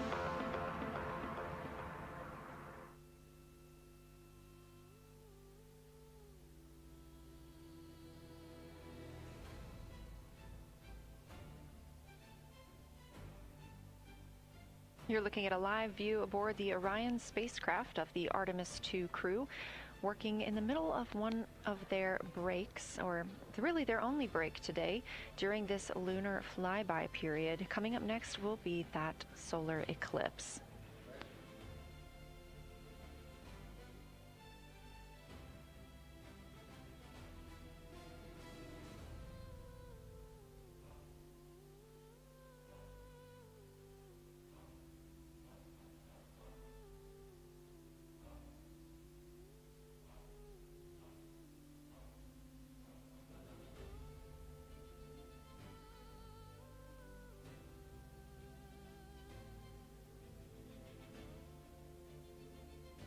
Throughout the Artemis II mission, and of course throughout today, you've likely heard the crew being called with the name Integrity.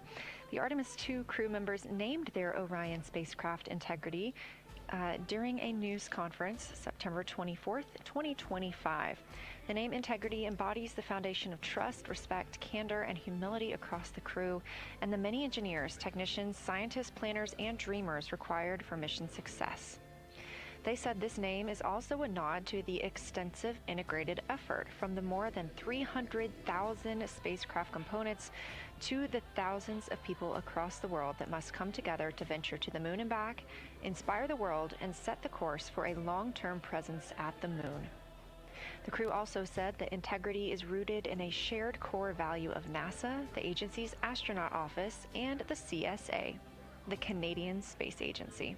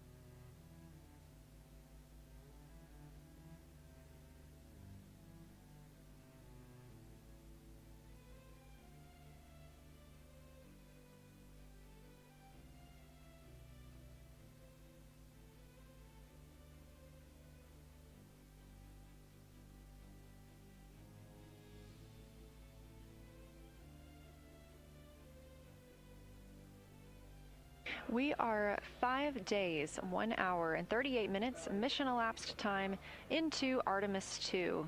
In this view on the screen, you can see the crew starting to even look through some photos that they may have captured today. We really look forward to sharing these photos with you as soon as we possibly can. And the best way to keep up with those is to follow NASA on social media. You can do so at NASA, and for this mission specifically, at NASA Artemis.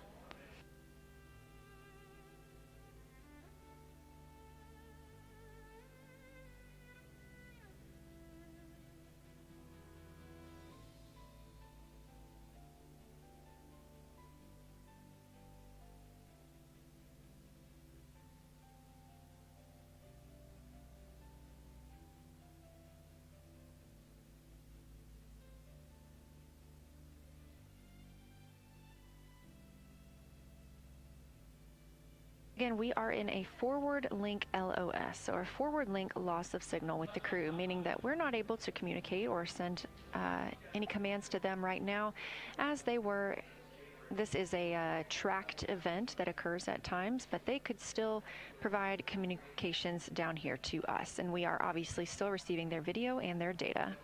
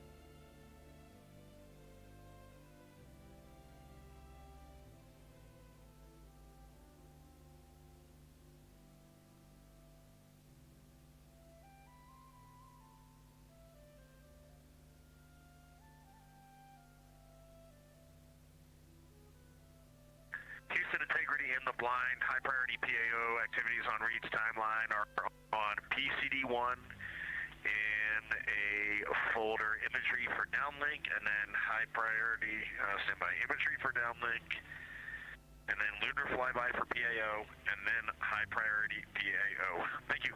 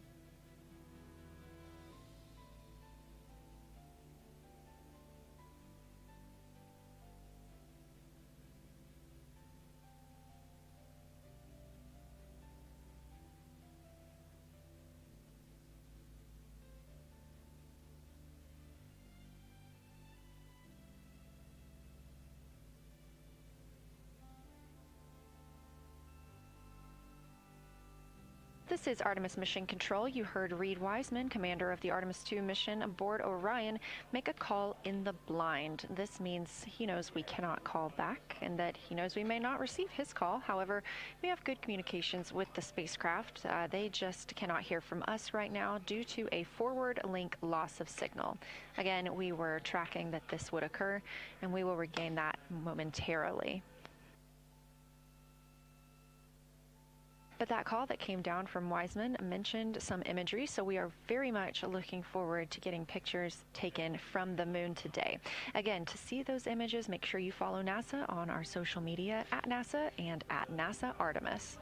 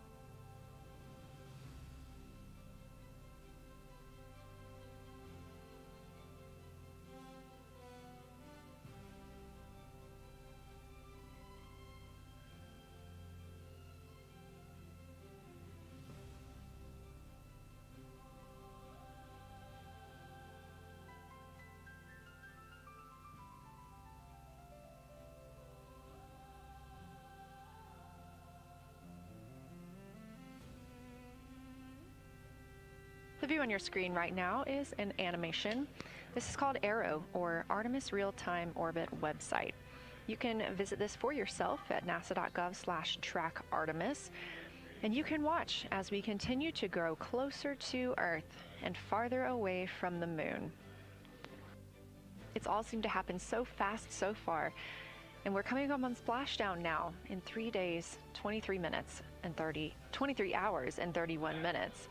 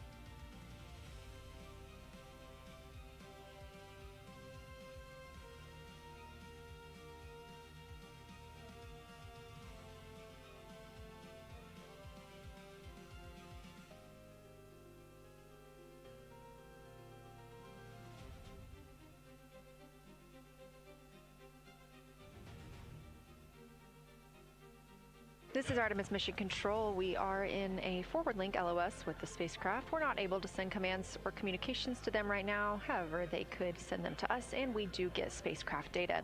This is tracked as we are on the Deep Space Network. This is the network that we use to communicate with the spacecraft now that we are so far from Earth, over 252,000 miles. We are still in our lunar flyby coverage. The crew still have a very important and very exciting flyby milestone coming up when they will see a solar eclipse from the moon, the first humans to ever do so.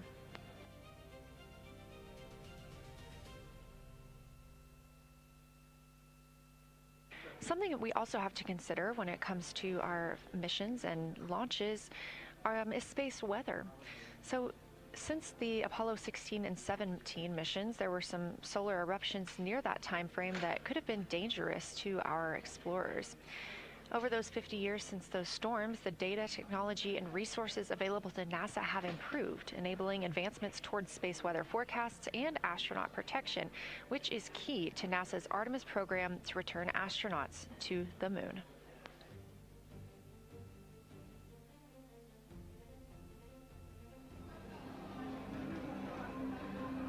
Across our planet, billions of people depend on the invisible networks that connect us to space. Every day, those networks are at the mercy of our temperamental sun and the space weather that it unleashes across our solar system. That's why NASA's Space Weather Program tracks solar storms from the moment they erupt, modeling their paths, anticipating their impacts, and leading the research that the world's industries rely on. NASA's space weather research and modeling is driven by the needs of society and enables critical decision-making that equips pilots to reroute around high radiation areas, farmers to adjust GPS-based precision planting and harvesting plans, and power grid operators to mitigate the impacts of potential surges.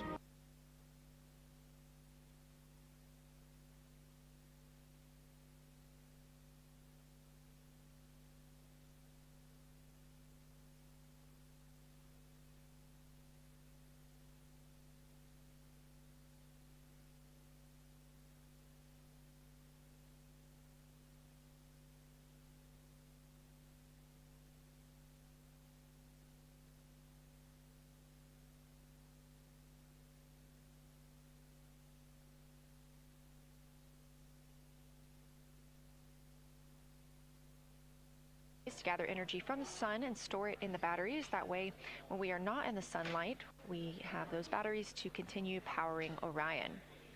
Now we're doing so because the Artemis astronauts are about to experience a solar eclipse from their capsule. And this is a solar eclipse that no one else on Earth will experience. This eclipse is about 54 minutes, and to the astronauts it'll look a lot like a total solar eclipse on Earth, except the moon is going to be huge compared to the sun, unlike when you watch one on Earth and the moon and the sun appear about the same size in the sky. We're interested to learn if they see the outer corona when the sun is fully obscured by the moon. And because of how big the moon will be from their perspective, the total phase of the eclipse will last nearly an hour. The astronauts will see a partial solar eclipse as the moon covers and uncovers the sun, which is before and after totality. So, much like us on Earth, they will have eclipse glasses so they can safely view that portion. The astronauts will also be using cameras to capture images of the corona during the eclipse.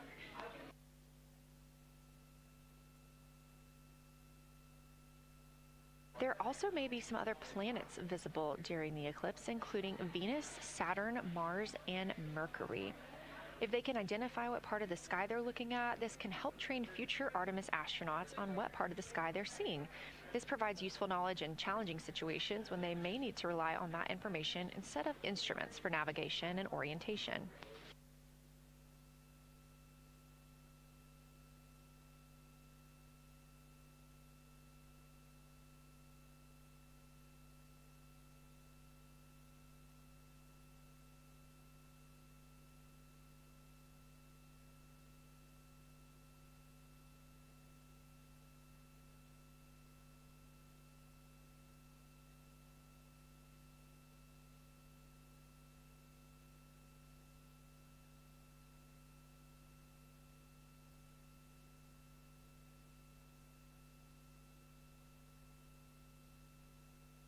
confirmation from teams here in the ground that we have reached the eclipse attitude, meaning Orion is in the proper position to observe it.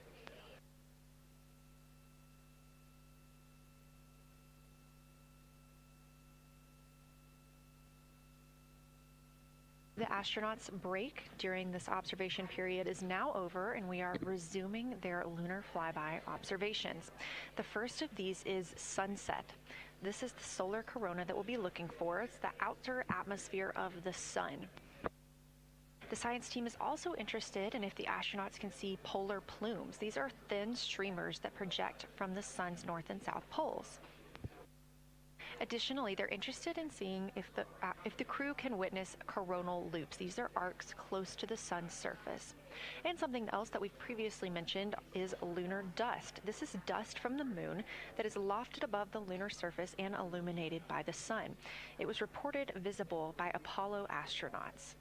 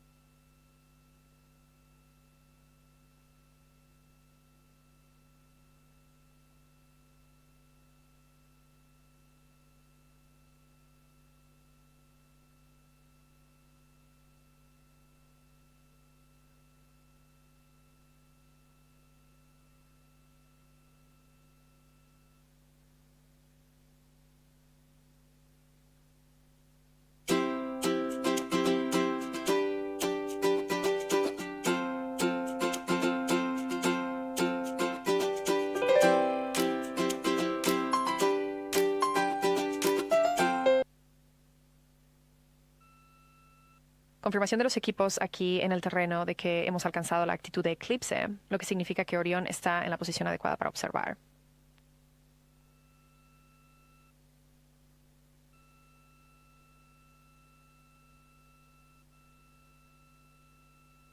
El descanso de los astronautas durante este periodo de observación ha terminado y estamos reanudando sus observaciones del sobrevuelo lunar. La primera de estas es el atardecer.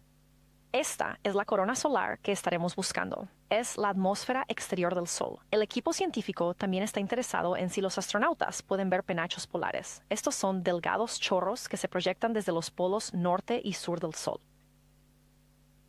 Además, están interesados en ver si la tripulación puede presenciar bucles coronales. Estos son arcos cerca de la superficie del Sol. Y algo más que hemos mencionado anteriormente es el polvo lunar. Este es polvo de la Luna que se eleva por encima de la superficie lunar e iluminado por el Sol. Fue reportado como visible por los astronautas del Apolo.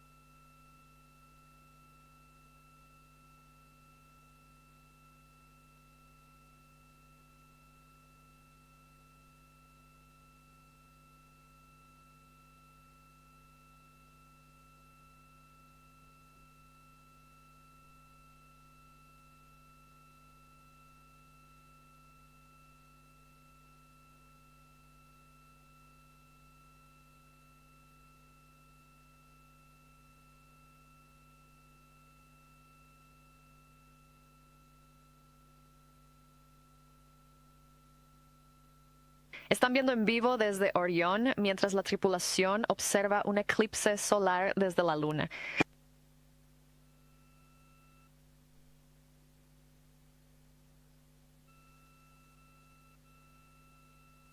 Y este eclipse solar solo es visible para la tripulación en la nave espacial. No es visible para nadie en la Tierra. El equipo científico está interesado en varios objetivos diferentes para ellos durante este periodo de tiempo. Y personalmente estamos deseando obtener esas imágenes también. Nuevamente, durante la parte inicial de este eclipse, los astronautas necesitarán usar gafas de eclipse, al igual que nosotros desde la Tierra, para verlo de manera segura. Una vez que la Luna haya cubierto completamente el Sol, podrán quitarse esas gafas durante casi una hora. La totalidad en la Tierra durante un eclipse solar dura solo un par de minutos. Entonces, esta oportunidad les da la posibilidad de observar el espacio profundo y ver si hay otros planetas cercanos.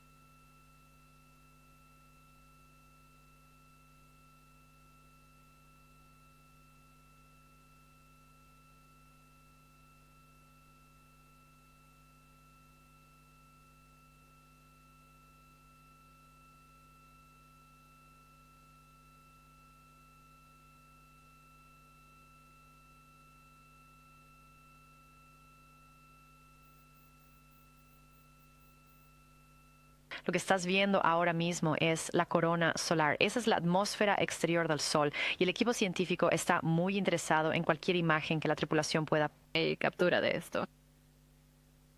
Esperan que tomen fotos y describan la visibilidad, el color y la forma de la corona solar en su conjunto y sus subestructuras, esas plumas y estelas.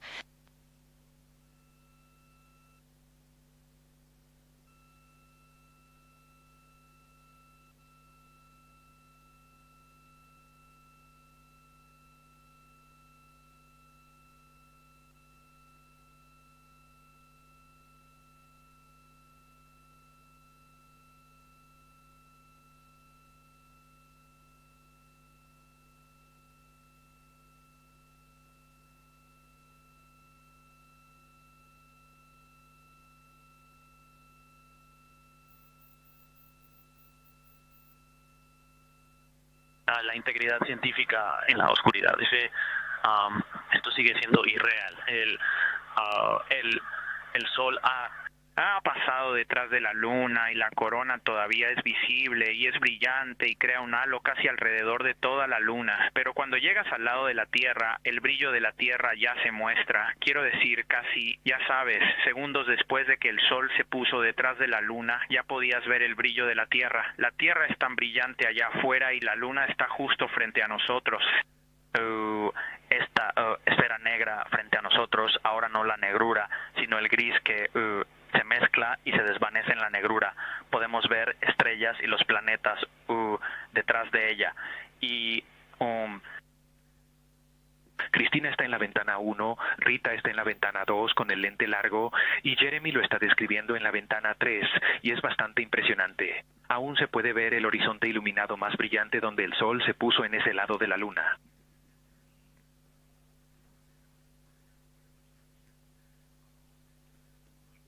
Es brillante y el resplandor de la Tierra es muy distinto y crea una ilusión visual bastante impresionante. Wow, es asombroso.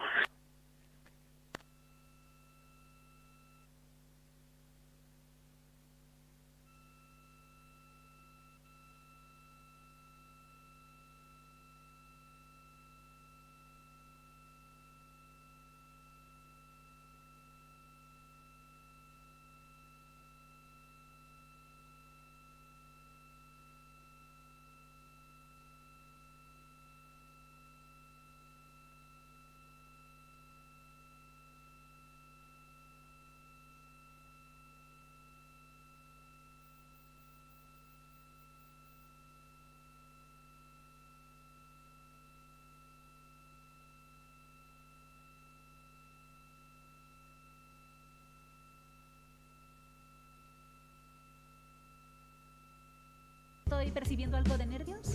Recuerden que se conocen el uno al otro muy bien. Emma, el amor verdadero es complejo.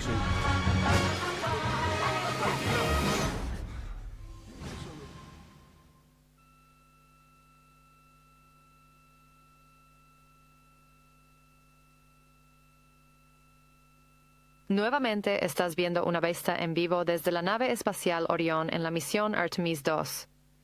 Orión está ahora a 252.125 millas de distancia de todos nosotros en la Tierra. Estamos aquí en la sala de control de la misión Artemis en Houston, Texas. Y lo que teníamos justo antes de perder esa vista rápidamente era la corona del Sol asomándose alrededor de la Luna mientras los astronautas entran en un eclipse solar para esta parte del sobrevuelo lunar. Ahora a más de 5.500 millas estatutarias de la Luna. Esa aproximación más cercana hoy fue de aproximadamente 4.067 millas estatutarias. Los equipos en la sala comienzan a estar un poco más ocupados y a entrar y salir mientras avanzamos en una transferencia. El equipo de órbita 1 está entregando a órbita 2, que continuará monitoreando el sobrevuelo lunar y todos los sistemas a bordo de la nave espacial Orión.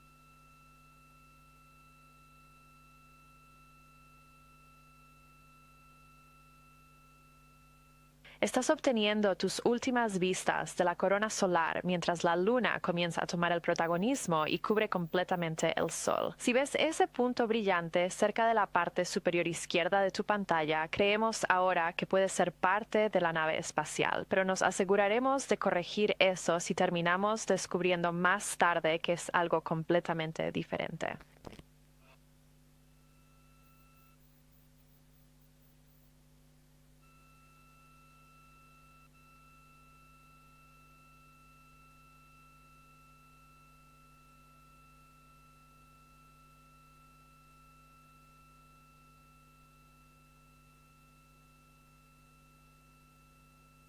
Es un honor absoluto unirme a ustedes aquí hoy para el sobrevuelo lunar de Artemis 2, la primera vez que los humanos han volado cerca de la Luna en más de 50 años. Soy Leah Cheshire, muchacho, y ahora estoy emocionada de entregar el equipo está moviéndose por las ventanas y estamos transfiriendo configuraciones en una cámara para captar el brillo de la Tierra y es increíble.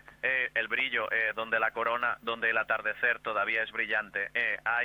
Creo que todavía puede haber corona visible, pero esa parte del horizonte sigue iluminada más brillante y todavía tienes un distintivo.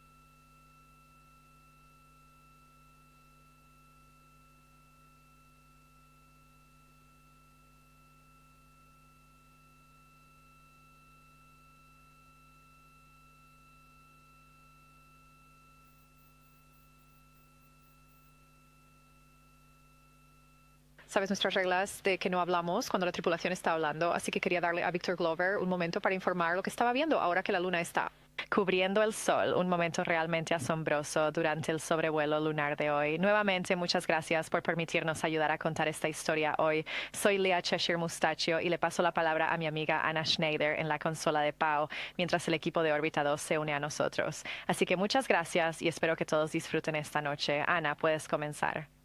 Muchas gracias, Lea. Ha sido un placer escuchar tu cobertura durante las últimas horas. Como mencionaste, el equipo de controladores de vuelo de órbita 2 está actualmente tomando su lugar en la consola y completando un cambio de turno con el equipo de controladores de vuelo de órbita 1.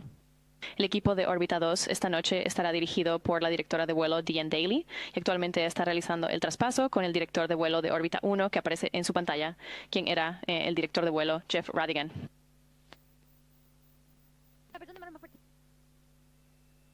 La tripulación de Artemis 2, actualmente a bordo de la nave espacial Orión, continúa observando el eclipse que están presenciando. Hay alrededor de 4 a 43 minutos restantes en ese periodo de eclipse.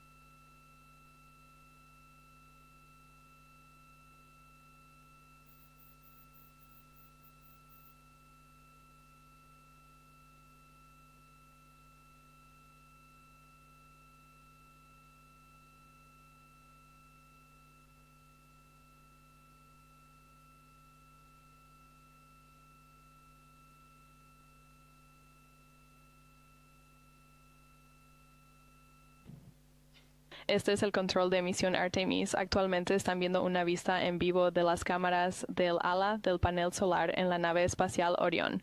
Hablamos con nuestro equipo científico y determinaron que ese punto en la distancia es Venus.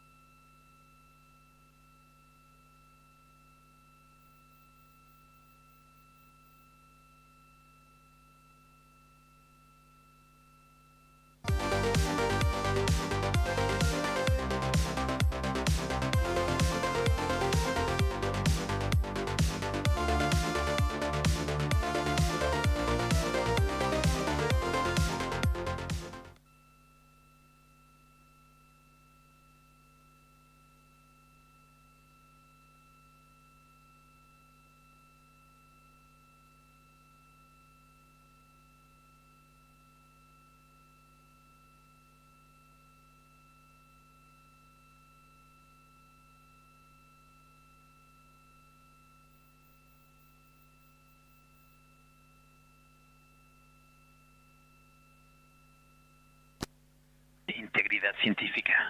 Veamos. Hay un gran cambio aquí. Solo una actualización. Los ajustes de la cámara para Earthshine son desafiantes. Este es difícil de capturar. Lo que estamos viendo simplemente no lo captamos con las cámaras. Y después de todas las vistas increíbles que vimos antes, esto es... acabamos de entrar en ciencia ficción. Esto tiene... simplemente parece irreal. Puedes ver la superficie de la luna entre, supongo que el brillo terrestre. Yo supongo que el brillo terrestre. Tú puedes realmente ver la mayor parte de la luna. Es lo más extraño que puedes ver tanto en la superficie.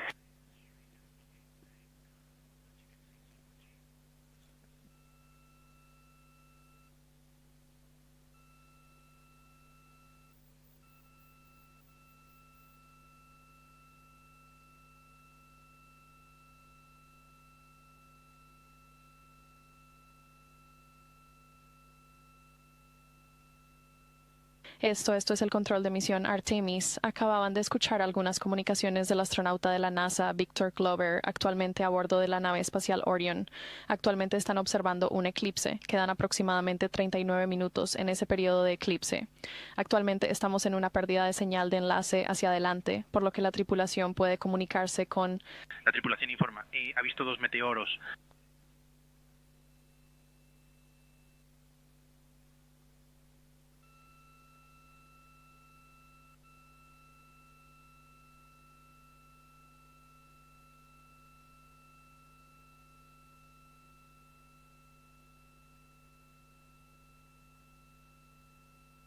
Así que estamos en una pérdida de señal de enlace hacia adelante. Esperamos recuperar la señal en unos 3 minutos y en ese momento el control en tierra podrá comunicarse de nuevo con la tripulación a bordo de la nave espacial Orión.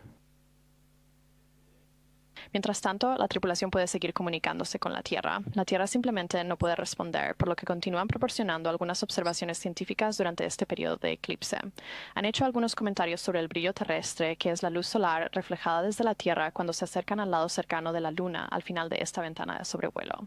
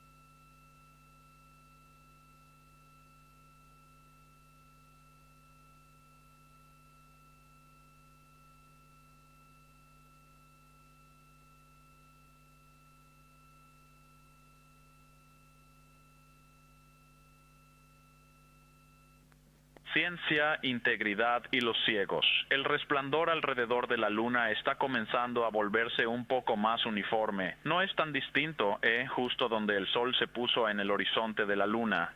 Mientras estamos, ya sabes, volando a través de esta trayectoria y luego el sol va a salir por el otro lado. Creo que estamos empezando a ver El resplandor alrededor de la luna se equilibra. Todavía veo el brillo de la Tierra y la Tierra está muy brillante allá afuera. Todavía es una vista bastante irreal. Integridad, Houston, recibimos ese informe alto y claro y estamos de vuelta con ustedes. ¿Cómo me escuchan? Laura, ¿todavía no te decidí dónde asegurar tu hogar? Asegúralo con Buenos Seguros. Un seguro que resuelve. Es fácil. Hacelo ahora. ¿Pero qué me resuelve? Todo. ¿Necesitas un barman? Resuelto. No te puedo creer. ¿Te parece que eso no es un seguro que resuelve? Asegúrate ahora. Son solo 3 clics desde tu app de Bueno Bank. Buenos Seguros. Un seguro que resuelve.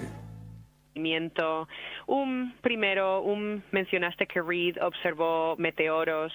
¿Puedes hablar sobre eso? ¿O te refieres a cometas o destellos de impacto o algo más?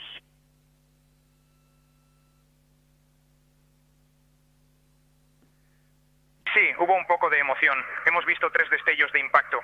Hasta ahora. Yo vi 2 y Jeremy ha visto 1. Sin duda poco. Jeremy vio 2, así que son 4 en total. Sin duda destellos de impacto rápidos. Ellos, no fue un reflejo del sol en partículas de los propulsores, Y Jeremy acaba de ver otro. Adelante con tu próxima pregunta. Noticias increíbles. Bueno, literalmente acabo de mirar al CID y estaban saltando de alegría, literalmente. Si pudieras describir dónde en la luna los viste, por favor.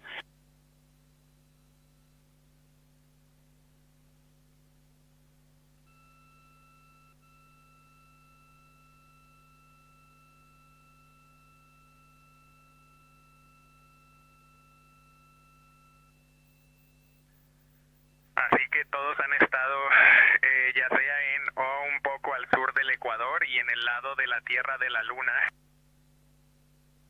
En espera. Muy bien, ¿no? Entonces Jeremy los ha visto más o menos en y al sur del Ecuador y un poco esparcidos por la Luna, y los míos estaban ambos al sur del Ecuador y un poco a la izquierda del centro de la Luna. Increíble noticia, Reid. Y recordatorio, tenemos científicos ciudadanos aquí en la Tierra buscando destellos de impacto. Así que escuchar que los viste en el lado cercano significa que la gente también los vio.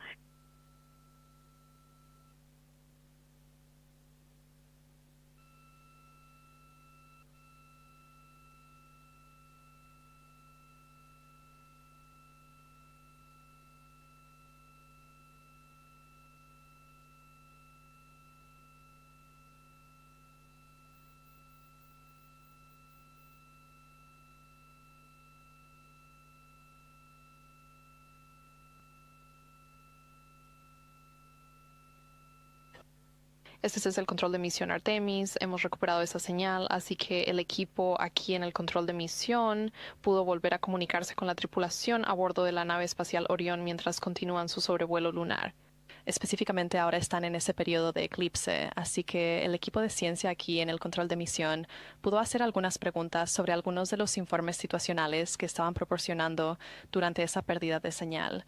Específicamente estaban interesados en algunos de los meteoros que mencionaron haber visto y esos destellos de impacto, y confirmaron que vieron al menos 4 destellos de impacto durante esa pérdida de señal. ¿Siguen con nosotros, Houston, o los perdimos? Integridad, te escucho fuerte y claro. ¿Cómo me escuchas?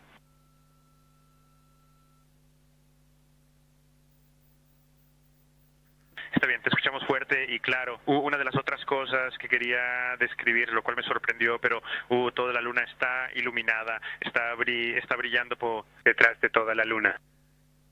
Pensé que se vería, ya sabes, oscuro contra el cielo negro o el espacio profundo, pero el sol está iluminando todo el borde de la luna. Puedes ver todo su perímetro e incluso ahora con el sol lejos detrás de la luna puedes ver, todavía distingues pequeños detalles de la topografía.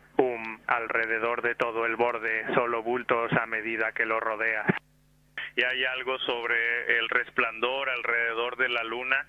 Una vez que tus ojos se ajustan, es fácilmente 10 veces el ancho o el diámetro del Sol alrededor de toda la luna.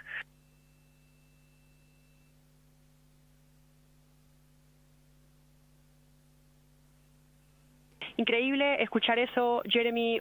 ¿Pudiste distinguir alguna característica discreta en la superficie lunar? Y si es así, ¿cómo se ven diferentes en comparación con cuando las observas con iluminación solar?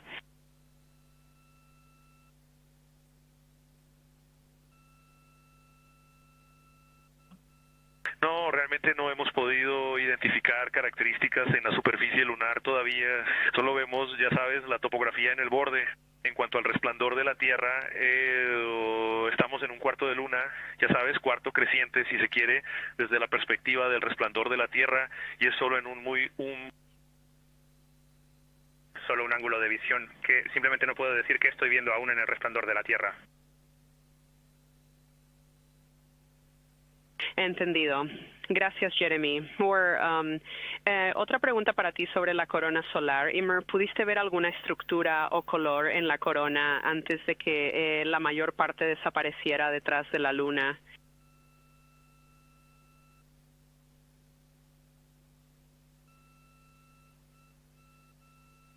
Sí, no distinguí ningún color, pero definitivamente estructura. Quiero decir, había streamers y no eran uniformes en absoluto. Para mí, en la posición de las 5 en punto, había este streamer constante. Cambiaba en intensidad y diámetro, pero siempre estaba allí, y siempre en la posición de las 5 en punto. Solo vi una pluma y salió básicamente de la posición de las 3 en punto del Sol. Eso fue de muy corta duración cuando pude ver la pluma. Exactamente lo que estábamos buscando. Gracias, Jeremy. Y un aviso de que, ya sabes, calculamos aquí en Tierra cuánto tiempo podrías ver la corona y esperamos que comience a aparecer de nuevo en los próximos 11 minutos. Gracias por esas descripciones increíbles.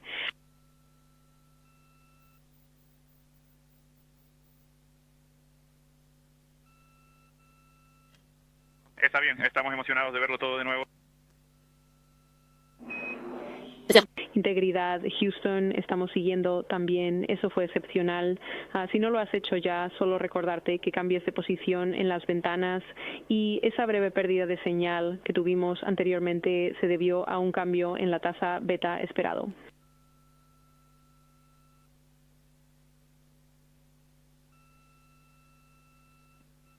Está bien, copiamos eso, Jenny.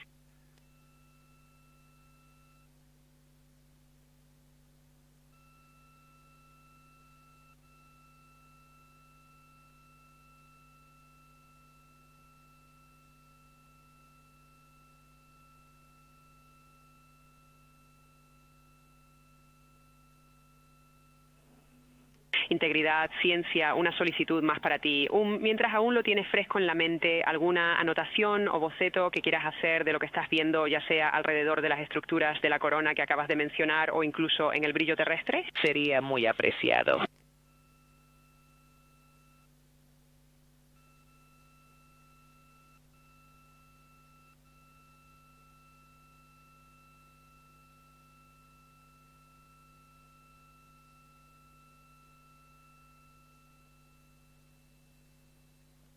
Está bien, casi. Va a ser bastante difícil mirar un PCD ahora mismo, pero definitivamente intentaremos anotar lo que vimos.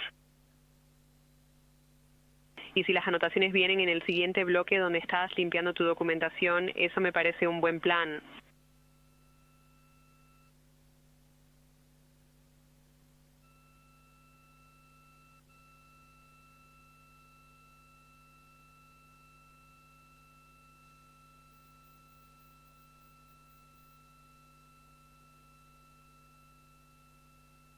As a remark, M3, does una really exploring trying see problemas just stories. Consola del oficial de ciencia aquí en el control de misión y hemos estado escuchando que la comunicación entre el oficial de ciencia de Orbit 1 es Kelsey Young y ha estado haciendo preguntas a la... ¿Te imaginas explorar paisajes que te lleven hasta el centro del mundo?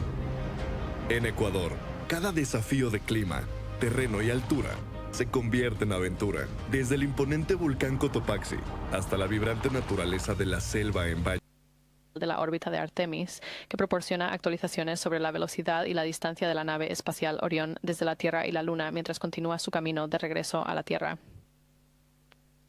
La distancia desde la Luna seguirá aumentando en este punto, así que ahora mismo Orión y su tripulación están a unas 6.300 millas de la Luna y a unas 251.000 millas de la Tierra.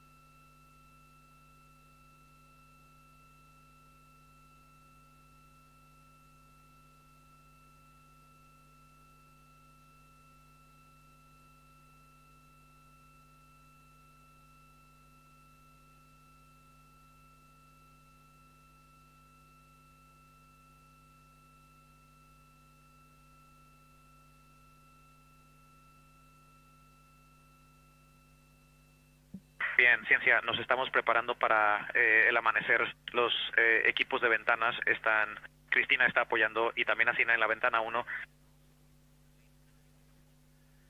Jeremy tiene el lente largo en la ventana 2 y el lente corto en la ventana 2. Y Reed está en la ventana 3 y ha comenzado las grabaciones y está listo para ver la corona.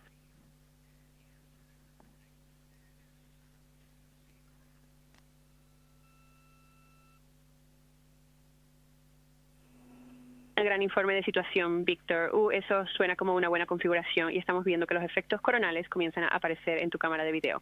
Así que en los próximos minutos deberíamos comenzar a escuchar tus observaciones.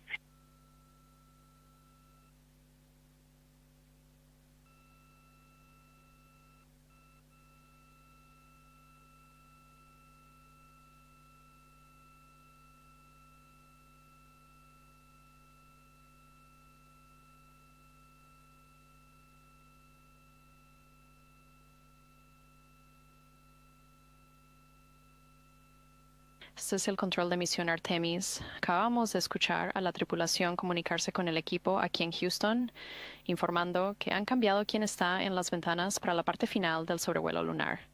Así que Christina Koch está en la ventana 1, con Jeremy Hansen en la ventana 2 y Reed en la ventana 3. Reed se está enfocando en observar la corona, que es la corona solar, que es la atmósfera más externa del Sol. Me quedan aproximadamente 18 minutos en el periodo del eclipse.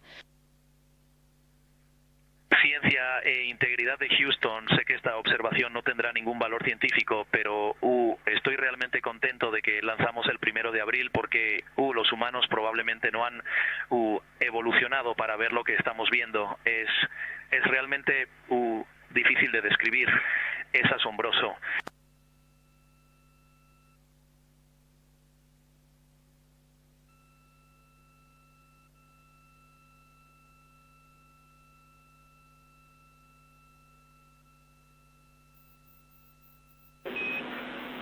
Increíble. Gracias, Víctor.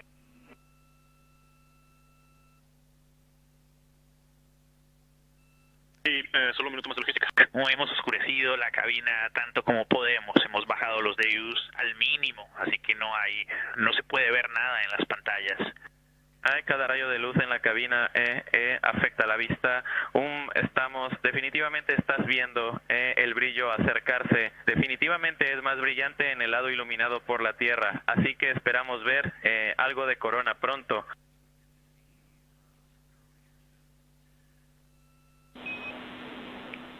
Copiamos todo, emocionados por lo que verás a continuación.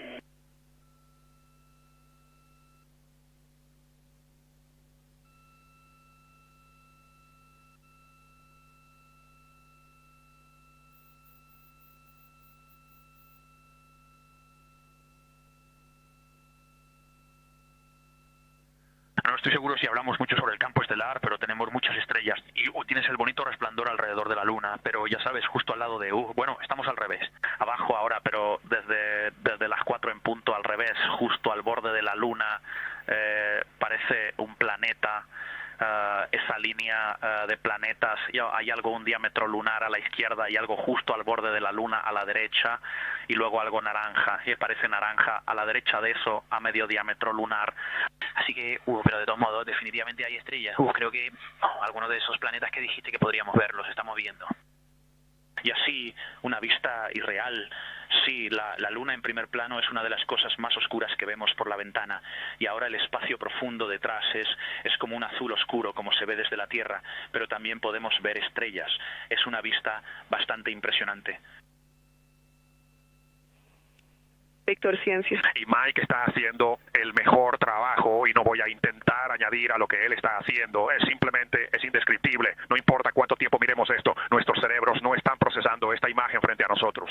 Es absolutamente espectacular, surrealista. Sé que no hay adjetivos. Voy a necesitar inventar algunos nuevos para describir lo que estamos viendo por esta ventana.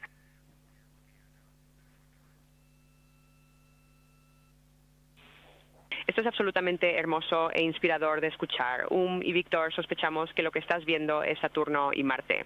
Ese objeto rojizo probablemente sea Marte. Buena oportunidad para mirar hacia el futuro, de a dónde vamos.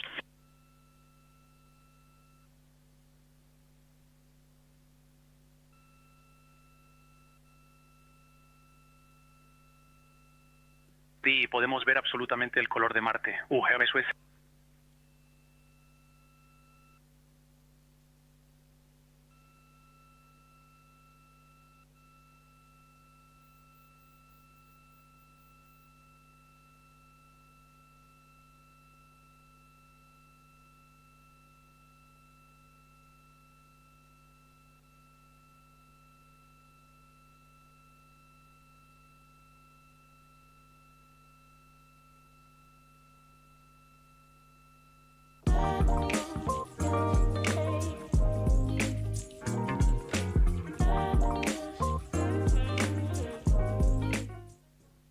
En punto, en el lado de Earthshine definitivamente se está volviendo más brillante. Aún no hay estructura coronal.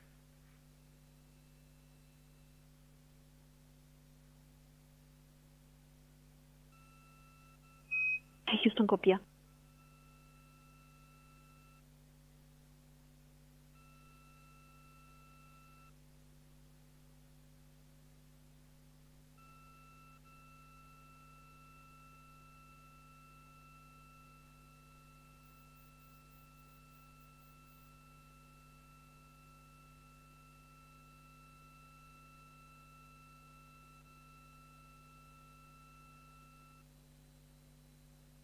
Y no podemos distinguir qué mares, pero podemos ver claramente mare en el brillo de la Tierra.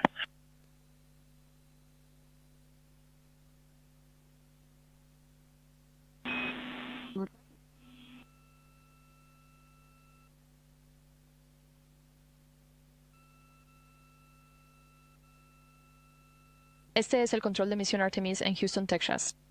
No hemos visto un destello de impacto en los últimos 5 minutos. Suena desafortunado, pero tuviste un comienzo bastante fuerte, así que lo tomaremos.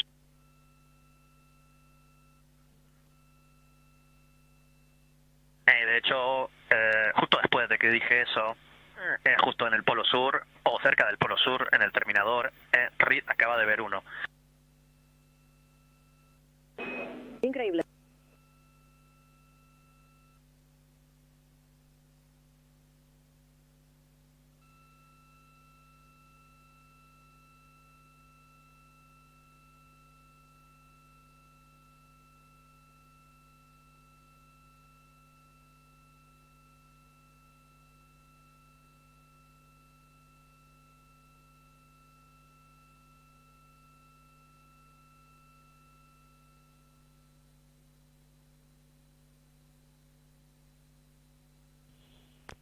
Ciencia de la integridad, y al mirar alrededor de nuestro vecindario del sistema solar, deberías ver a Saturno poniéndose detrás de la Luna ahora mismo.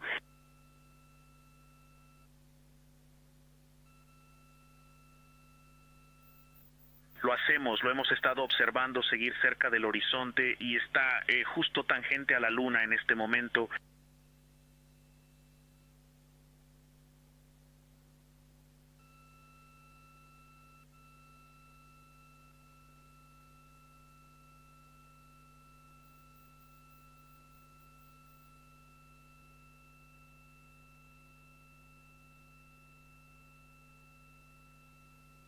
Este es el control de misión Artemis en Houston, Texas. Actualmente estamos a 5 días, 2 horas y 44 minutos en la misión Artemis 2 y nos quedan unos 11 minutos en el eclipse en la última parte del sobrevuelo lunar que la tripulación de Artemis 2 está experimentando a bordo de la nave espacial Orión. Hemos recibido varias comunicaciones diferentes de la tripulación y preguntas del oficial de ciencia aquí en el control de misión. Una de las cosas que dijeron que pudieron ver es Marte a lo lejos, y luego el equipo científico también confirmó que deberían estar viendo a Saturno poniéndose detrás de la Luna. También han reconocido ver varios destellos de impacto diferentes, y estos son destellos de luces de meteoritos que golpean la superficie de la Luna. También mencionó la corona solar, que es la atmósfera más externa del Sol. Aquí en el control de misión en Houston, los equipos de órbita 1 y órbita 2 han completado oficialmente su relevo. Así que el equipo de órbita 2 ahora está liderando aquí en el control de misión y está siendo dirigido por la directora de vuelo Diane Daly. Y la Capcom aquí en el control de misión será Tess Caswell. Y puedes ver allí en tu pantalla, en el lado derecho está la consola del director de vuelo, y Diane Daly está en el extremo derecho de esa pantalla, y Tess Caswell, la Capcom o comunicadora de cápsula, está en el extremo izquierdo de esa pantalla.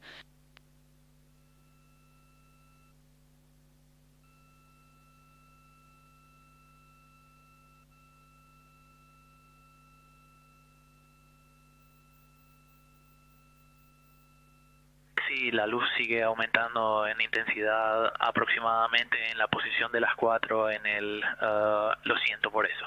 La posición de las 8 en punto en el lado iluminado por la Tierra. Saturno se ha puesto. Marte se dirige hacia el horizonte de la Luna.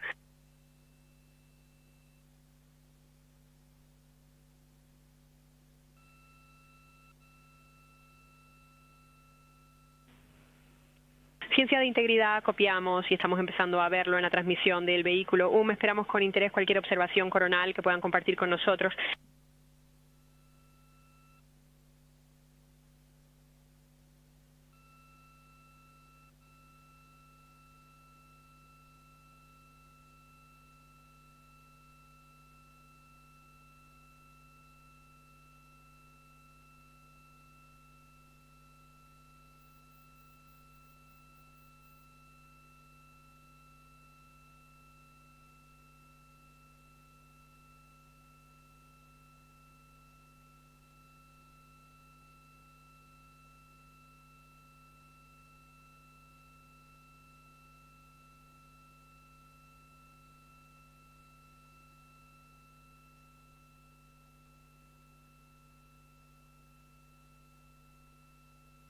Este es el control de misión Artemis. a la vista que estás viendo en tu pantalla proviene de las cámaras del ala del panel solar fuera de la nave espacial Orion.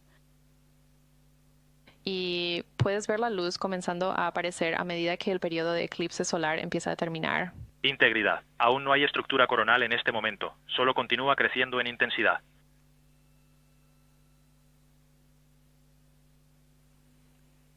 Copiado, Víctor. Y recordatorio, todavía deberías tener varios minutos antes de que necesites ponerte las gafas para el eclipse. Y podemos enviarte un recordatorio cuando estés cerca de apartar la vista del D5. Visor, pero deberías estar bien por varios minutos más.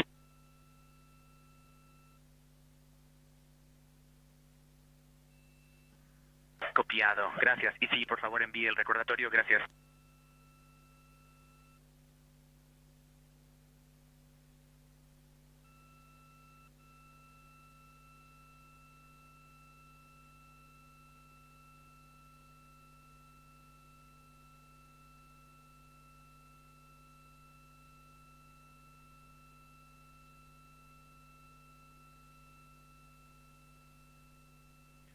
Bien, todos creemos que estamos empezando a ver algo. Yo creo que el término más popular es vello de bebé. A medida que la luz crece en intensidad y el horizonte de este lado se vuelve muy distinto. Todavía se puede ver el brillo de la Tierra, aunque el brillo del Sol definitivamente está aumentando en intensidad.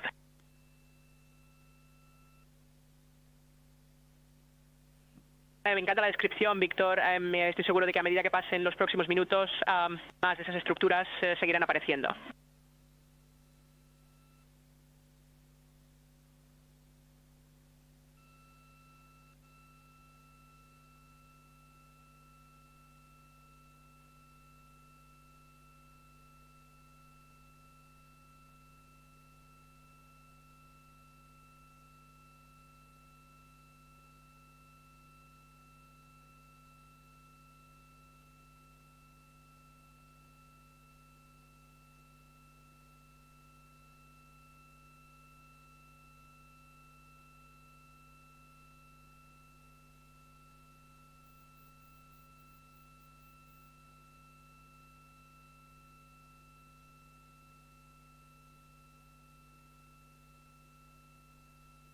Este es el control de misión Artemis en Houston, Texas. Los astronautas de Artemis 2 a bordo de la nave espacial Orion están observando un eclipse.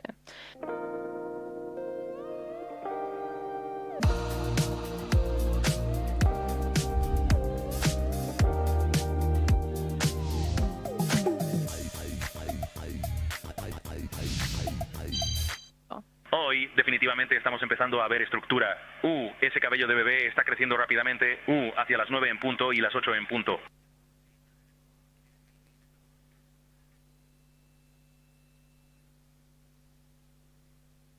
Es casi como si estuviera extendiéndose hacia Venus o hacia la Tierra.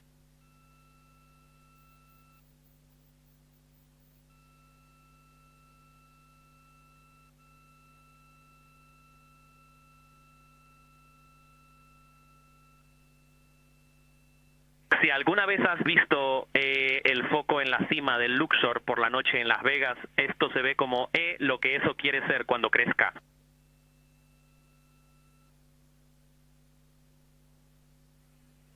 Ciencia de la integridad, sí me alegra saber que estás siguiendo tu entrenamiento de decirlo tal como lo ves.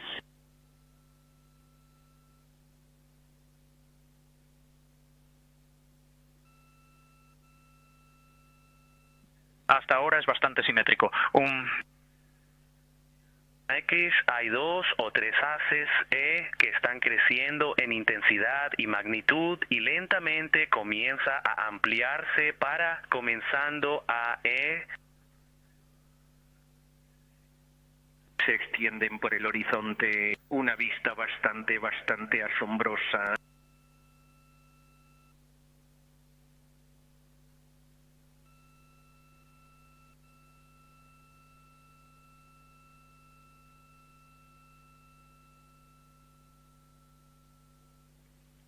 Integridad Houston, grandes palabras. Recordatorio para ustedes, nos estamos acercando al nivel de brillo en el que ya no deberían usar el visor en la D5.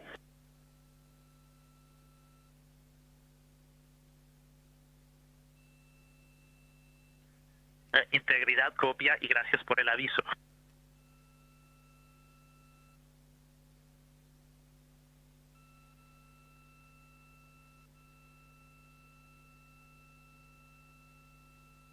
Este es el control de misión Artemis. Eso es... Oh, y creo que estamos viendo algo de direccionalidad. Aparte de ello va en diferentes direcciones porque parece estar moviéndose y combinándose y recombinándose mientras está apuntando en diferentes direcciones y así parece que va como hacia abajo. Hacia el polo sur de la luna, pero es y luego volviendo a juntarse y saliendo hacia Venus y la Tierra. Y dependiendo de cómo lo mire parece una gran estructura, pero definitivamente tiene mechones y se pueden ver 3 o 4 estructuras dentro de ella. Es como ver una llama, es como mirar una llama y en espera. Y así tiene algún movimiento inherente. Ahora hay un punto muy brillante en el centro de él. Hay una luz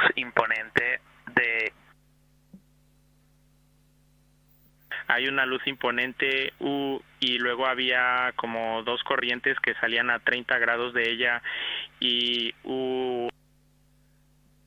ahora es extremadamente brillante.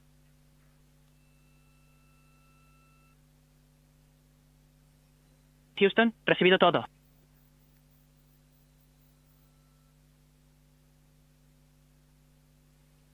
Y copiamos todo. Queríamos recordarte en este momento sobre las gafas para el eclipse. Debería ser el momento para usarlas.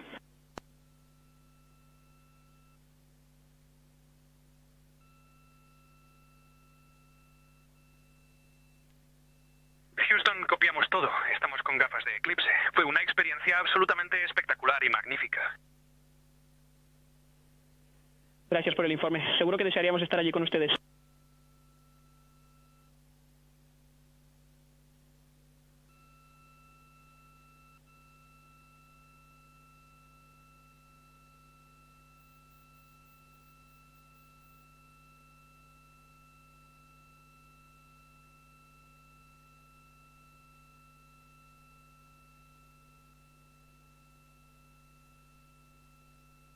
Este es el control de misión Artemis. El periodo de eclipse está llegando a su fin y escuchamos esa llamada de que la tripulación ahora tiene que ponerse esas gafas de eclipse para poder proteger sus ojos en esta última parte del eclipse.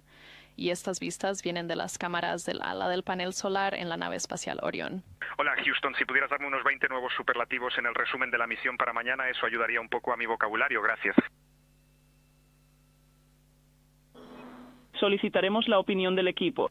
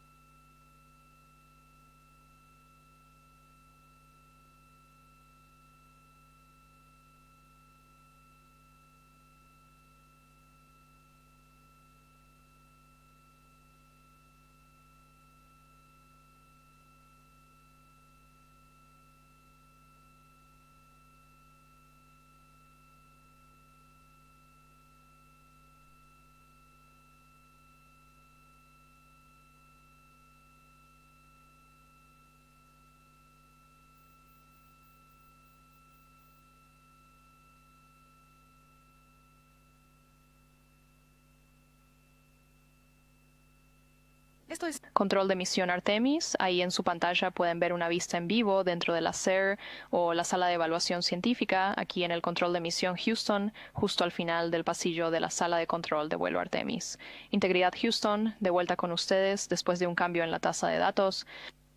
Con respecto a la advertencia de baja temperatura de la cámara Sauli 3, no hay acción para ti, solo se enfrió un poco durante el eclipse.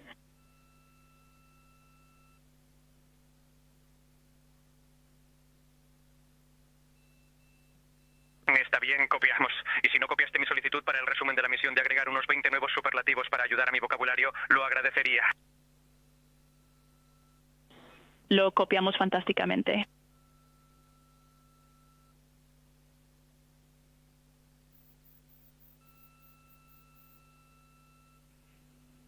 Y ciencia de Integrity, esto básicamente concluye tus observaciones del día de sobrevuelo. No puedo decir suficiente cuánta ciencia hemos aprendido ya y cuánta inspiración has proporcionado a todo nuestro equipo, a la comunidad científica lunar y al mundo entero con lo que has podido traer hoy. O sea, realmente acercaste la luna para nosotros hoy y no podemos agradecerte lo suficiente. Y la ciencia se despide y estamos ansiosos por hablar contigo mañana por la mañana.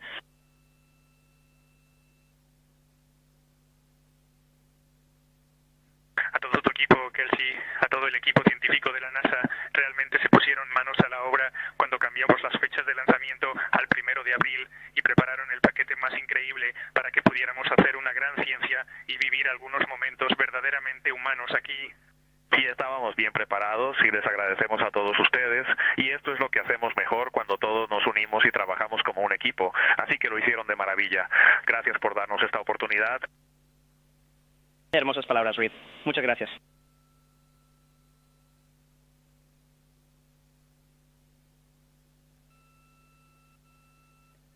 Y este es el control de misión Artemis. El periodo de observación del sobrevuelo lunar está comenzando a concluir después de ese eclipse.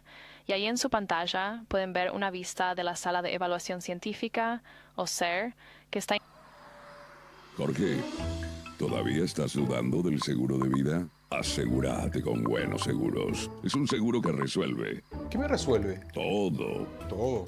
Todo. Tenés asistencia en telemedicina. A ver. 365 días del año. No te puedo creer. ¿Y te parece que eso no es un seguro que resuelve? Son solo 3 clips desde tu app de Bueno Bank. Buenos Seguros. Un seguro que resuelve. Sobrevuelo hoy ha sido Kelsey Young, quien es la líder de operaciones de vuelo científico de Artemis. Y luego, a su izquierda, está Ángela García, quien será la oficial de ciencia que tomará el relevo para la órbita 2.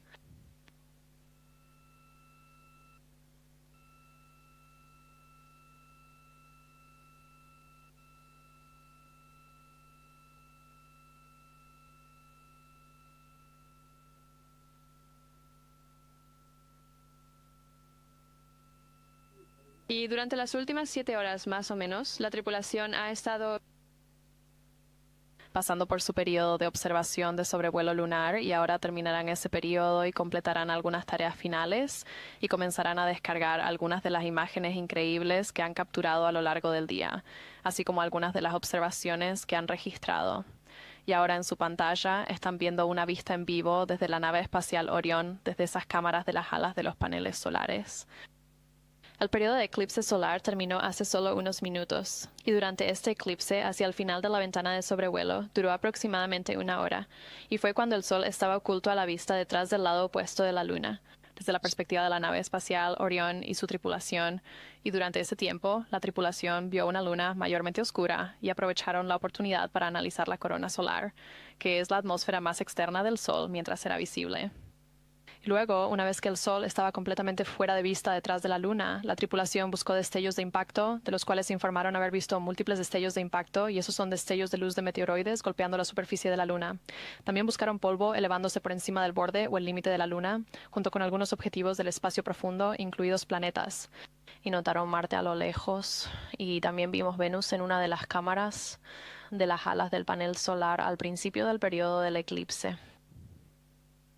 El equipo también observó partes de la Luna iluminadas por el resplandor terrestre, que es la luz solar reflejada desde la Tierra cuando se acercan hacia el lado cercano de la Luna, al final de esa ventana de sobrevuelo.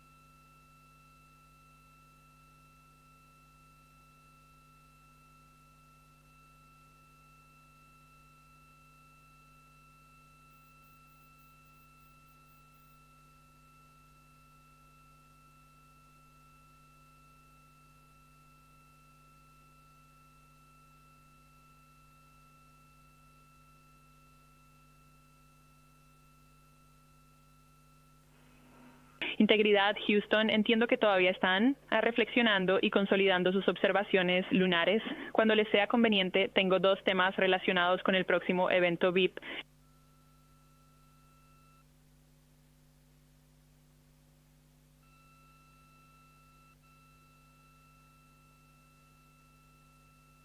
Adelante. Muy bien, primero queríamos informarte que el mensaje para el próximo evento está a bordo para revisión cuando te convenga. Es el mensaje 3.06.04. El segundo punto es que hemos visto algunos fallos de video en eventos anteriores, así que durante la actividad de configuración de HDPO nos preguntamos si Jeremy podría confirmar que la tasa de TS está configurada a 1300 cuando llegues al paso 10.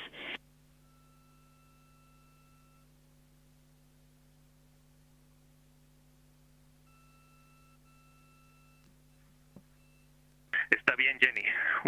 Sí, estamos bastante seguros de que hemos estado en 1300 para todos los eventos PAO. Hemos estado siguiendo eso cuando cambiamos entre el HHP y el D5. Copiamos, Jeremy, gracias. Y para que conste, la fenomenal Jenny ha ido a su próxima cita del día y ahora tienes a Tess contigo.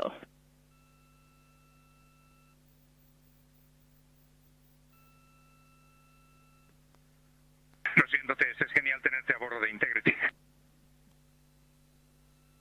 No te preocupes, feliz de estar aquí.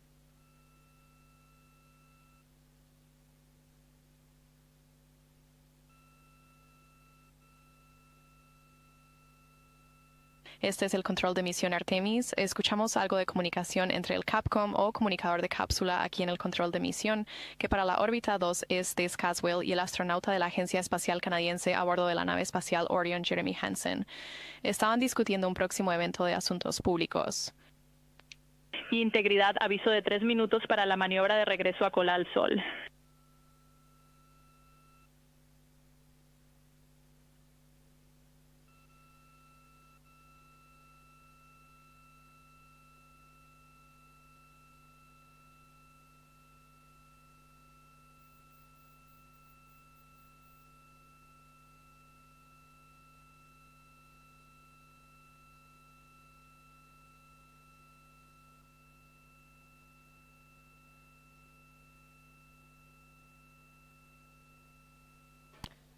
La tripulación a bordo de la nave espacial Orion recientemente completó su periodo de observación lunar. Fue un periodo de aproximadamente 7 horas en el que se centraron en varios objetivos diferentes identificados por el equipo científico aquí en Tierra que estudiaron y prepararon con anticipación. Y luego también estaban haciendo referencia a un paquete de objetivos lunares que se subió hace aproximadamente un día con esos objetivos finales. Ahora están completando algunas actividades posteriores al sobrevuelo lunar, así que están trabajando para organizar sus observaciones y también para descargar algunas de las fotos que han tomado durante el día. El equipo científico aquí en Tierra trabajará para obtener la mayor cantidad de datos posible durante la noche y luego habrá una conferencia posterior al sobrevuelo mañana, después de que la tripulación se despierte. Y eso no es un informe, sino una recopilación de datos científicos para capturar su experiencia matizada mientras aún están en el campo. La experiencia sigue siendo reciente. Y luego, por supuesto, también habrá un evento de enlace de asuntos públicos más tarde en el día, ahora que el post, una vez que las actividades posteriores al sobrevuelo lineal estén completas. Y después de eso, la tripulación realizará algunas de sus actividades finales del día. Cuando vivís el presente, disfrutás. Con Prosegur Alarms estamos presentes en la vida de las personas para protegerlas 24/7 y que ellos estén presentes en sus vacaciones. Y para que ella disfrute a cualquier hora con el monitoreo a casa de Prosegur contigo.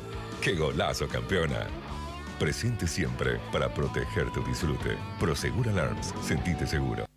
La actividad personal final del día antes de entrar en su periodo de sueño.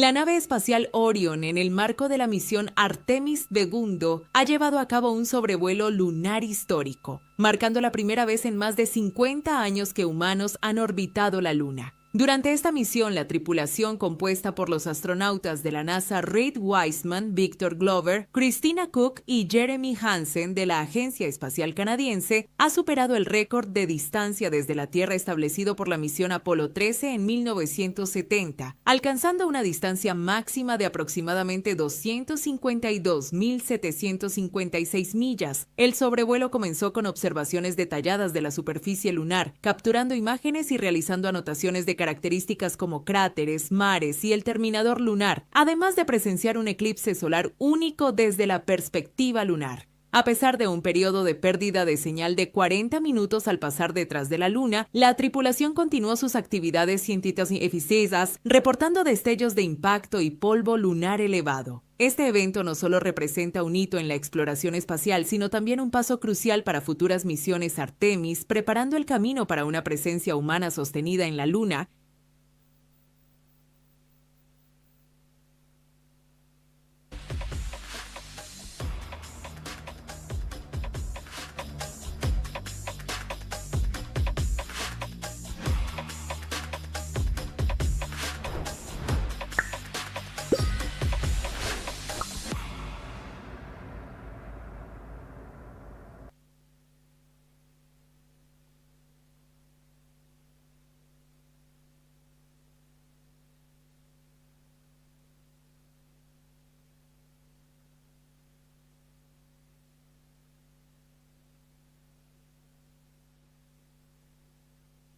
¿Tienes una idea millonaria para una app web? Ahora puedes hacerla realidad con Hostinger Horizon.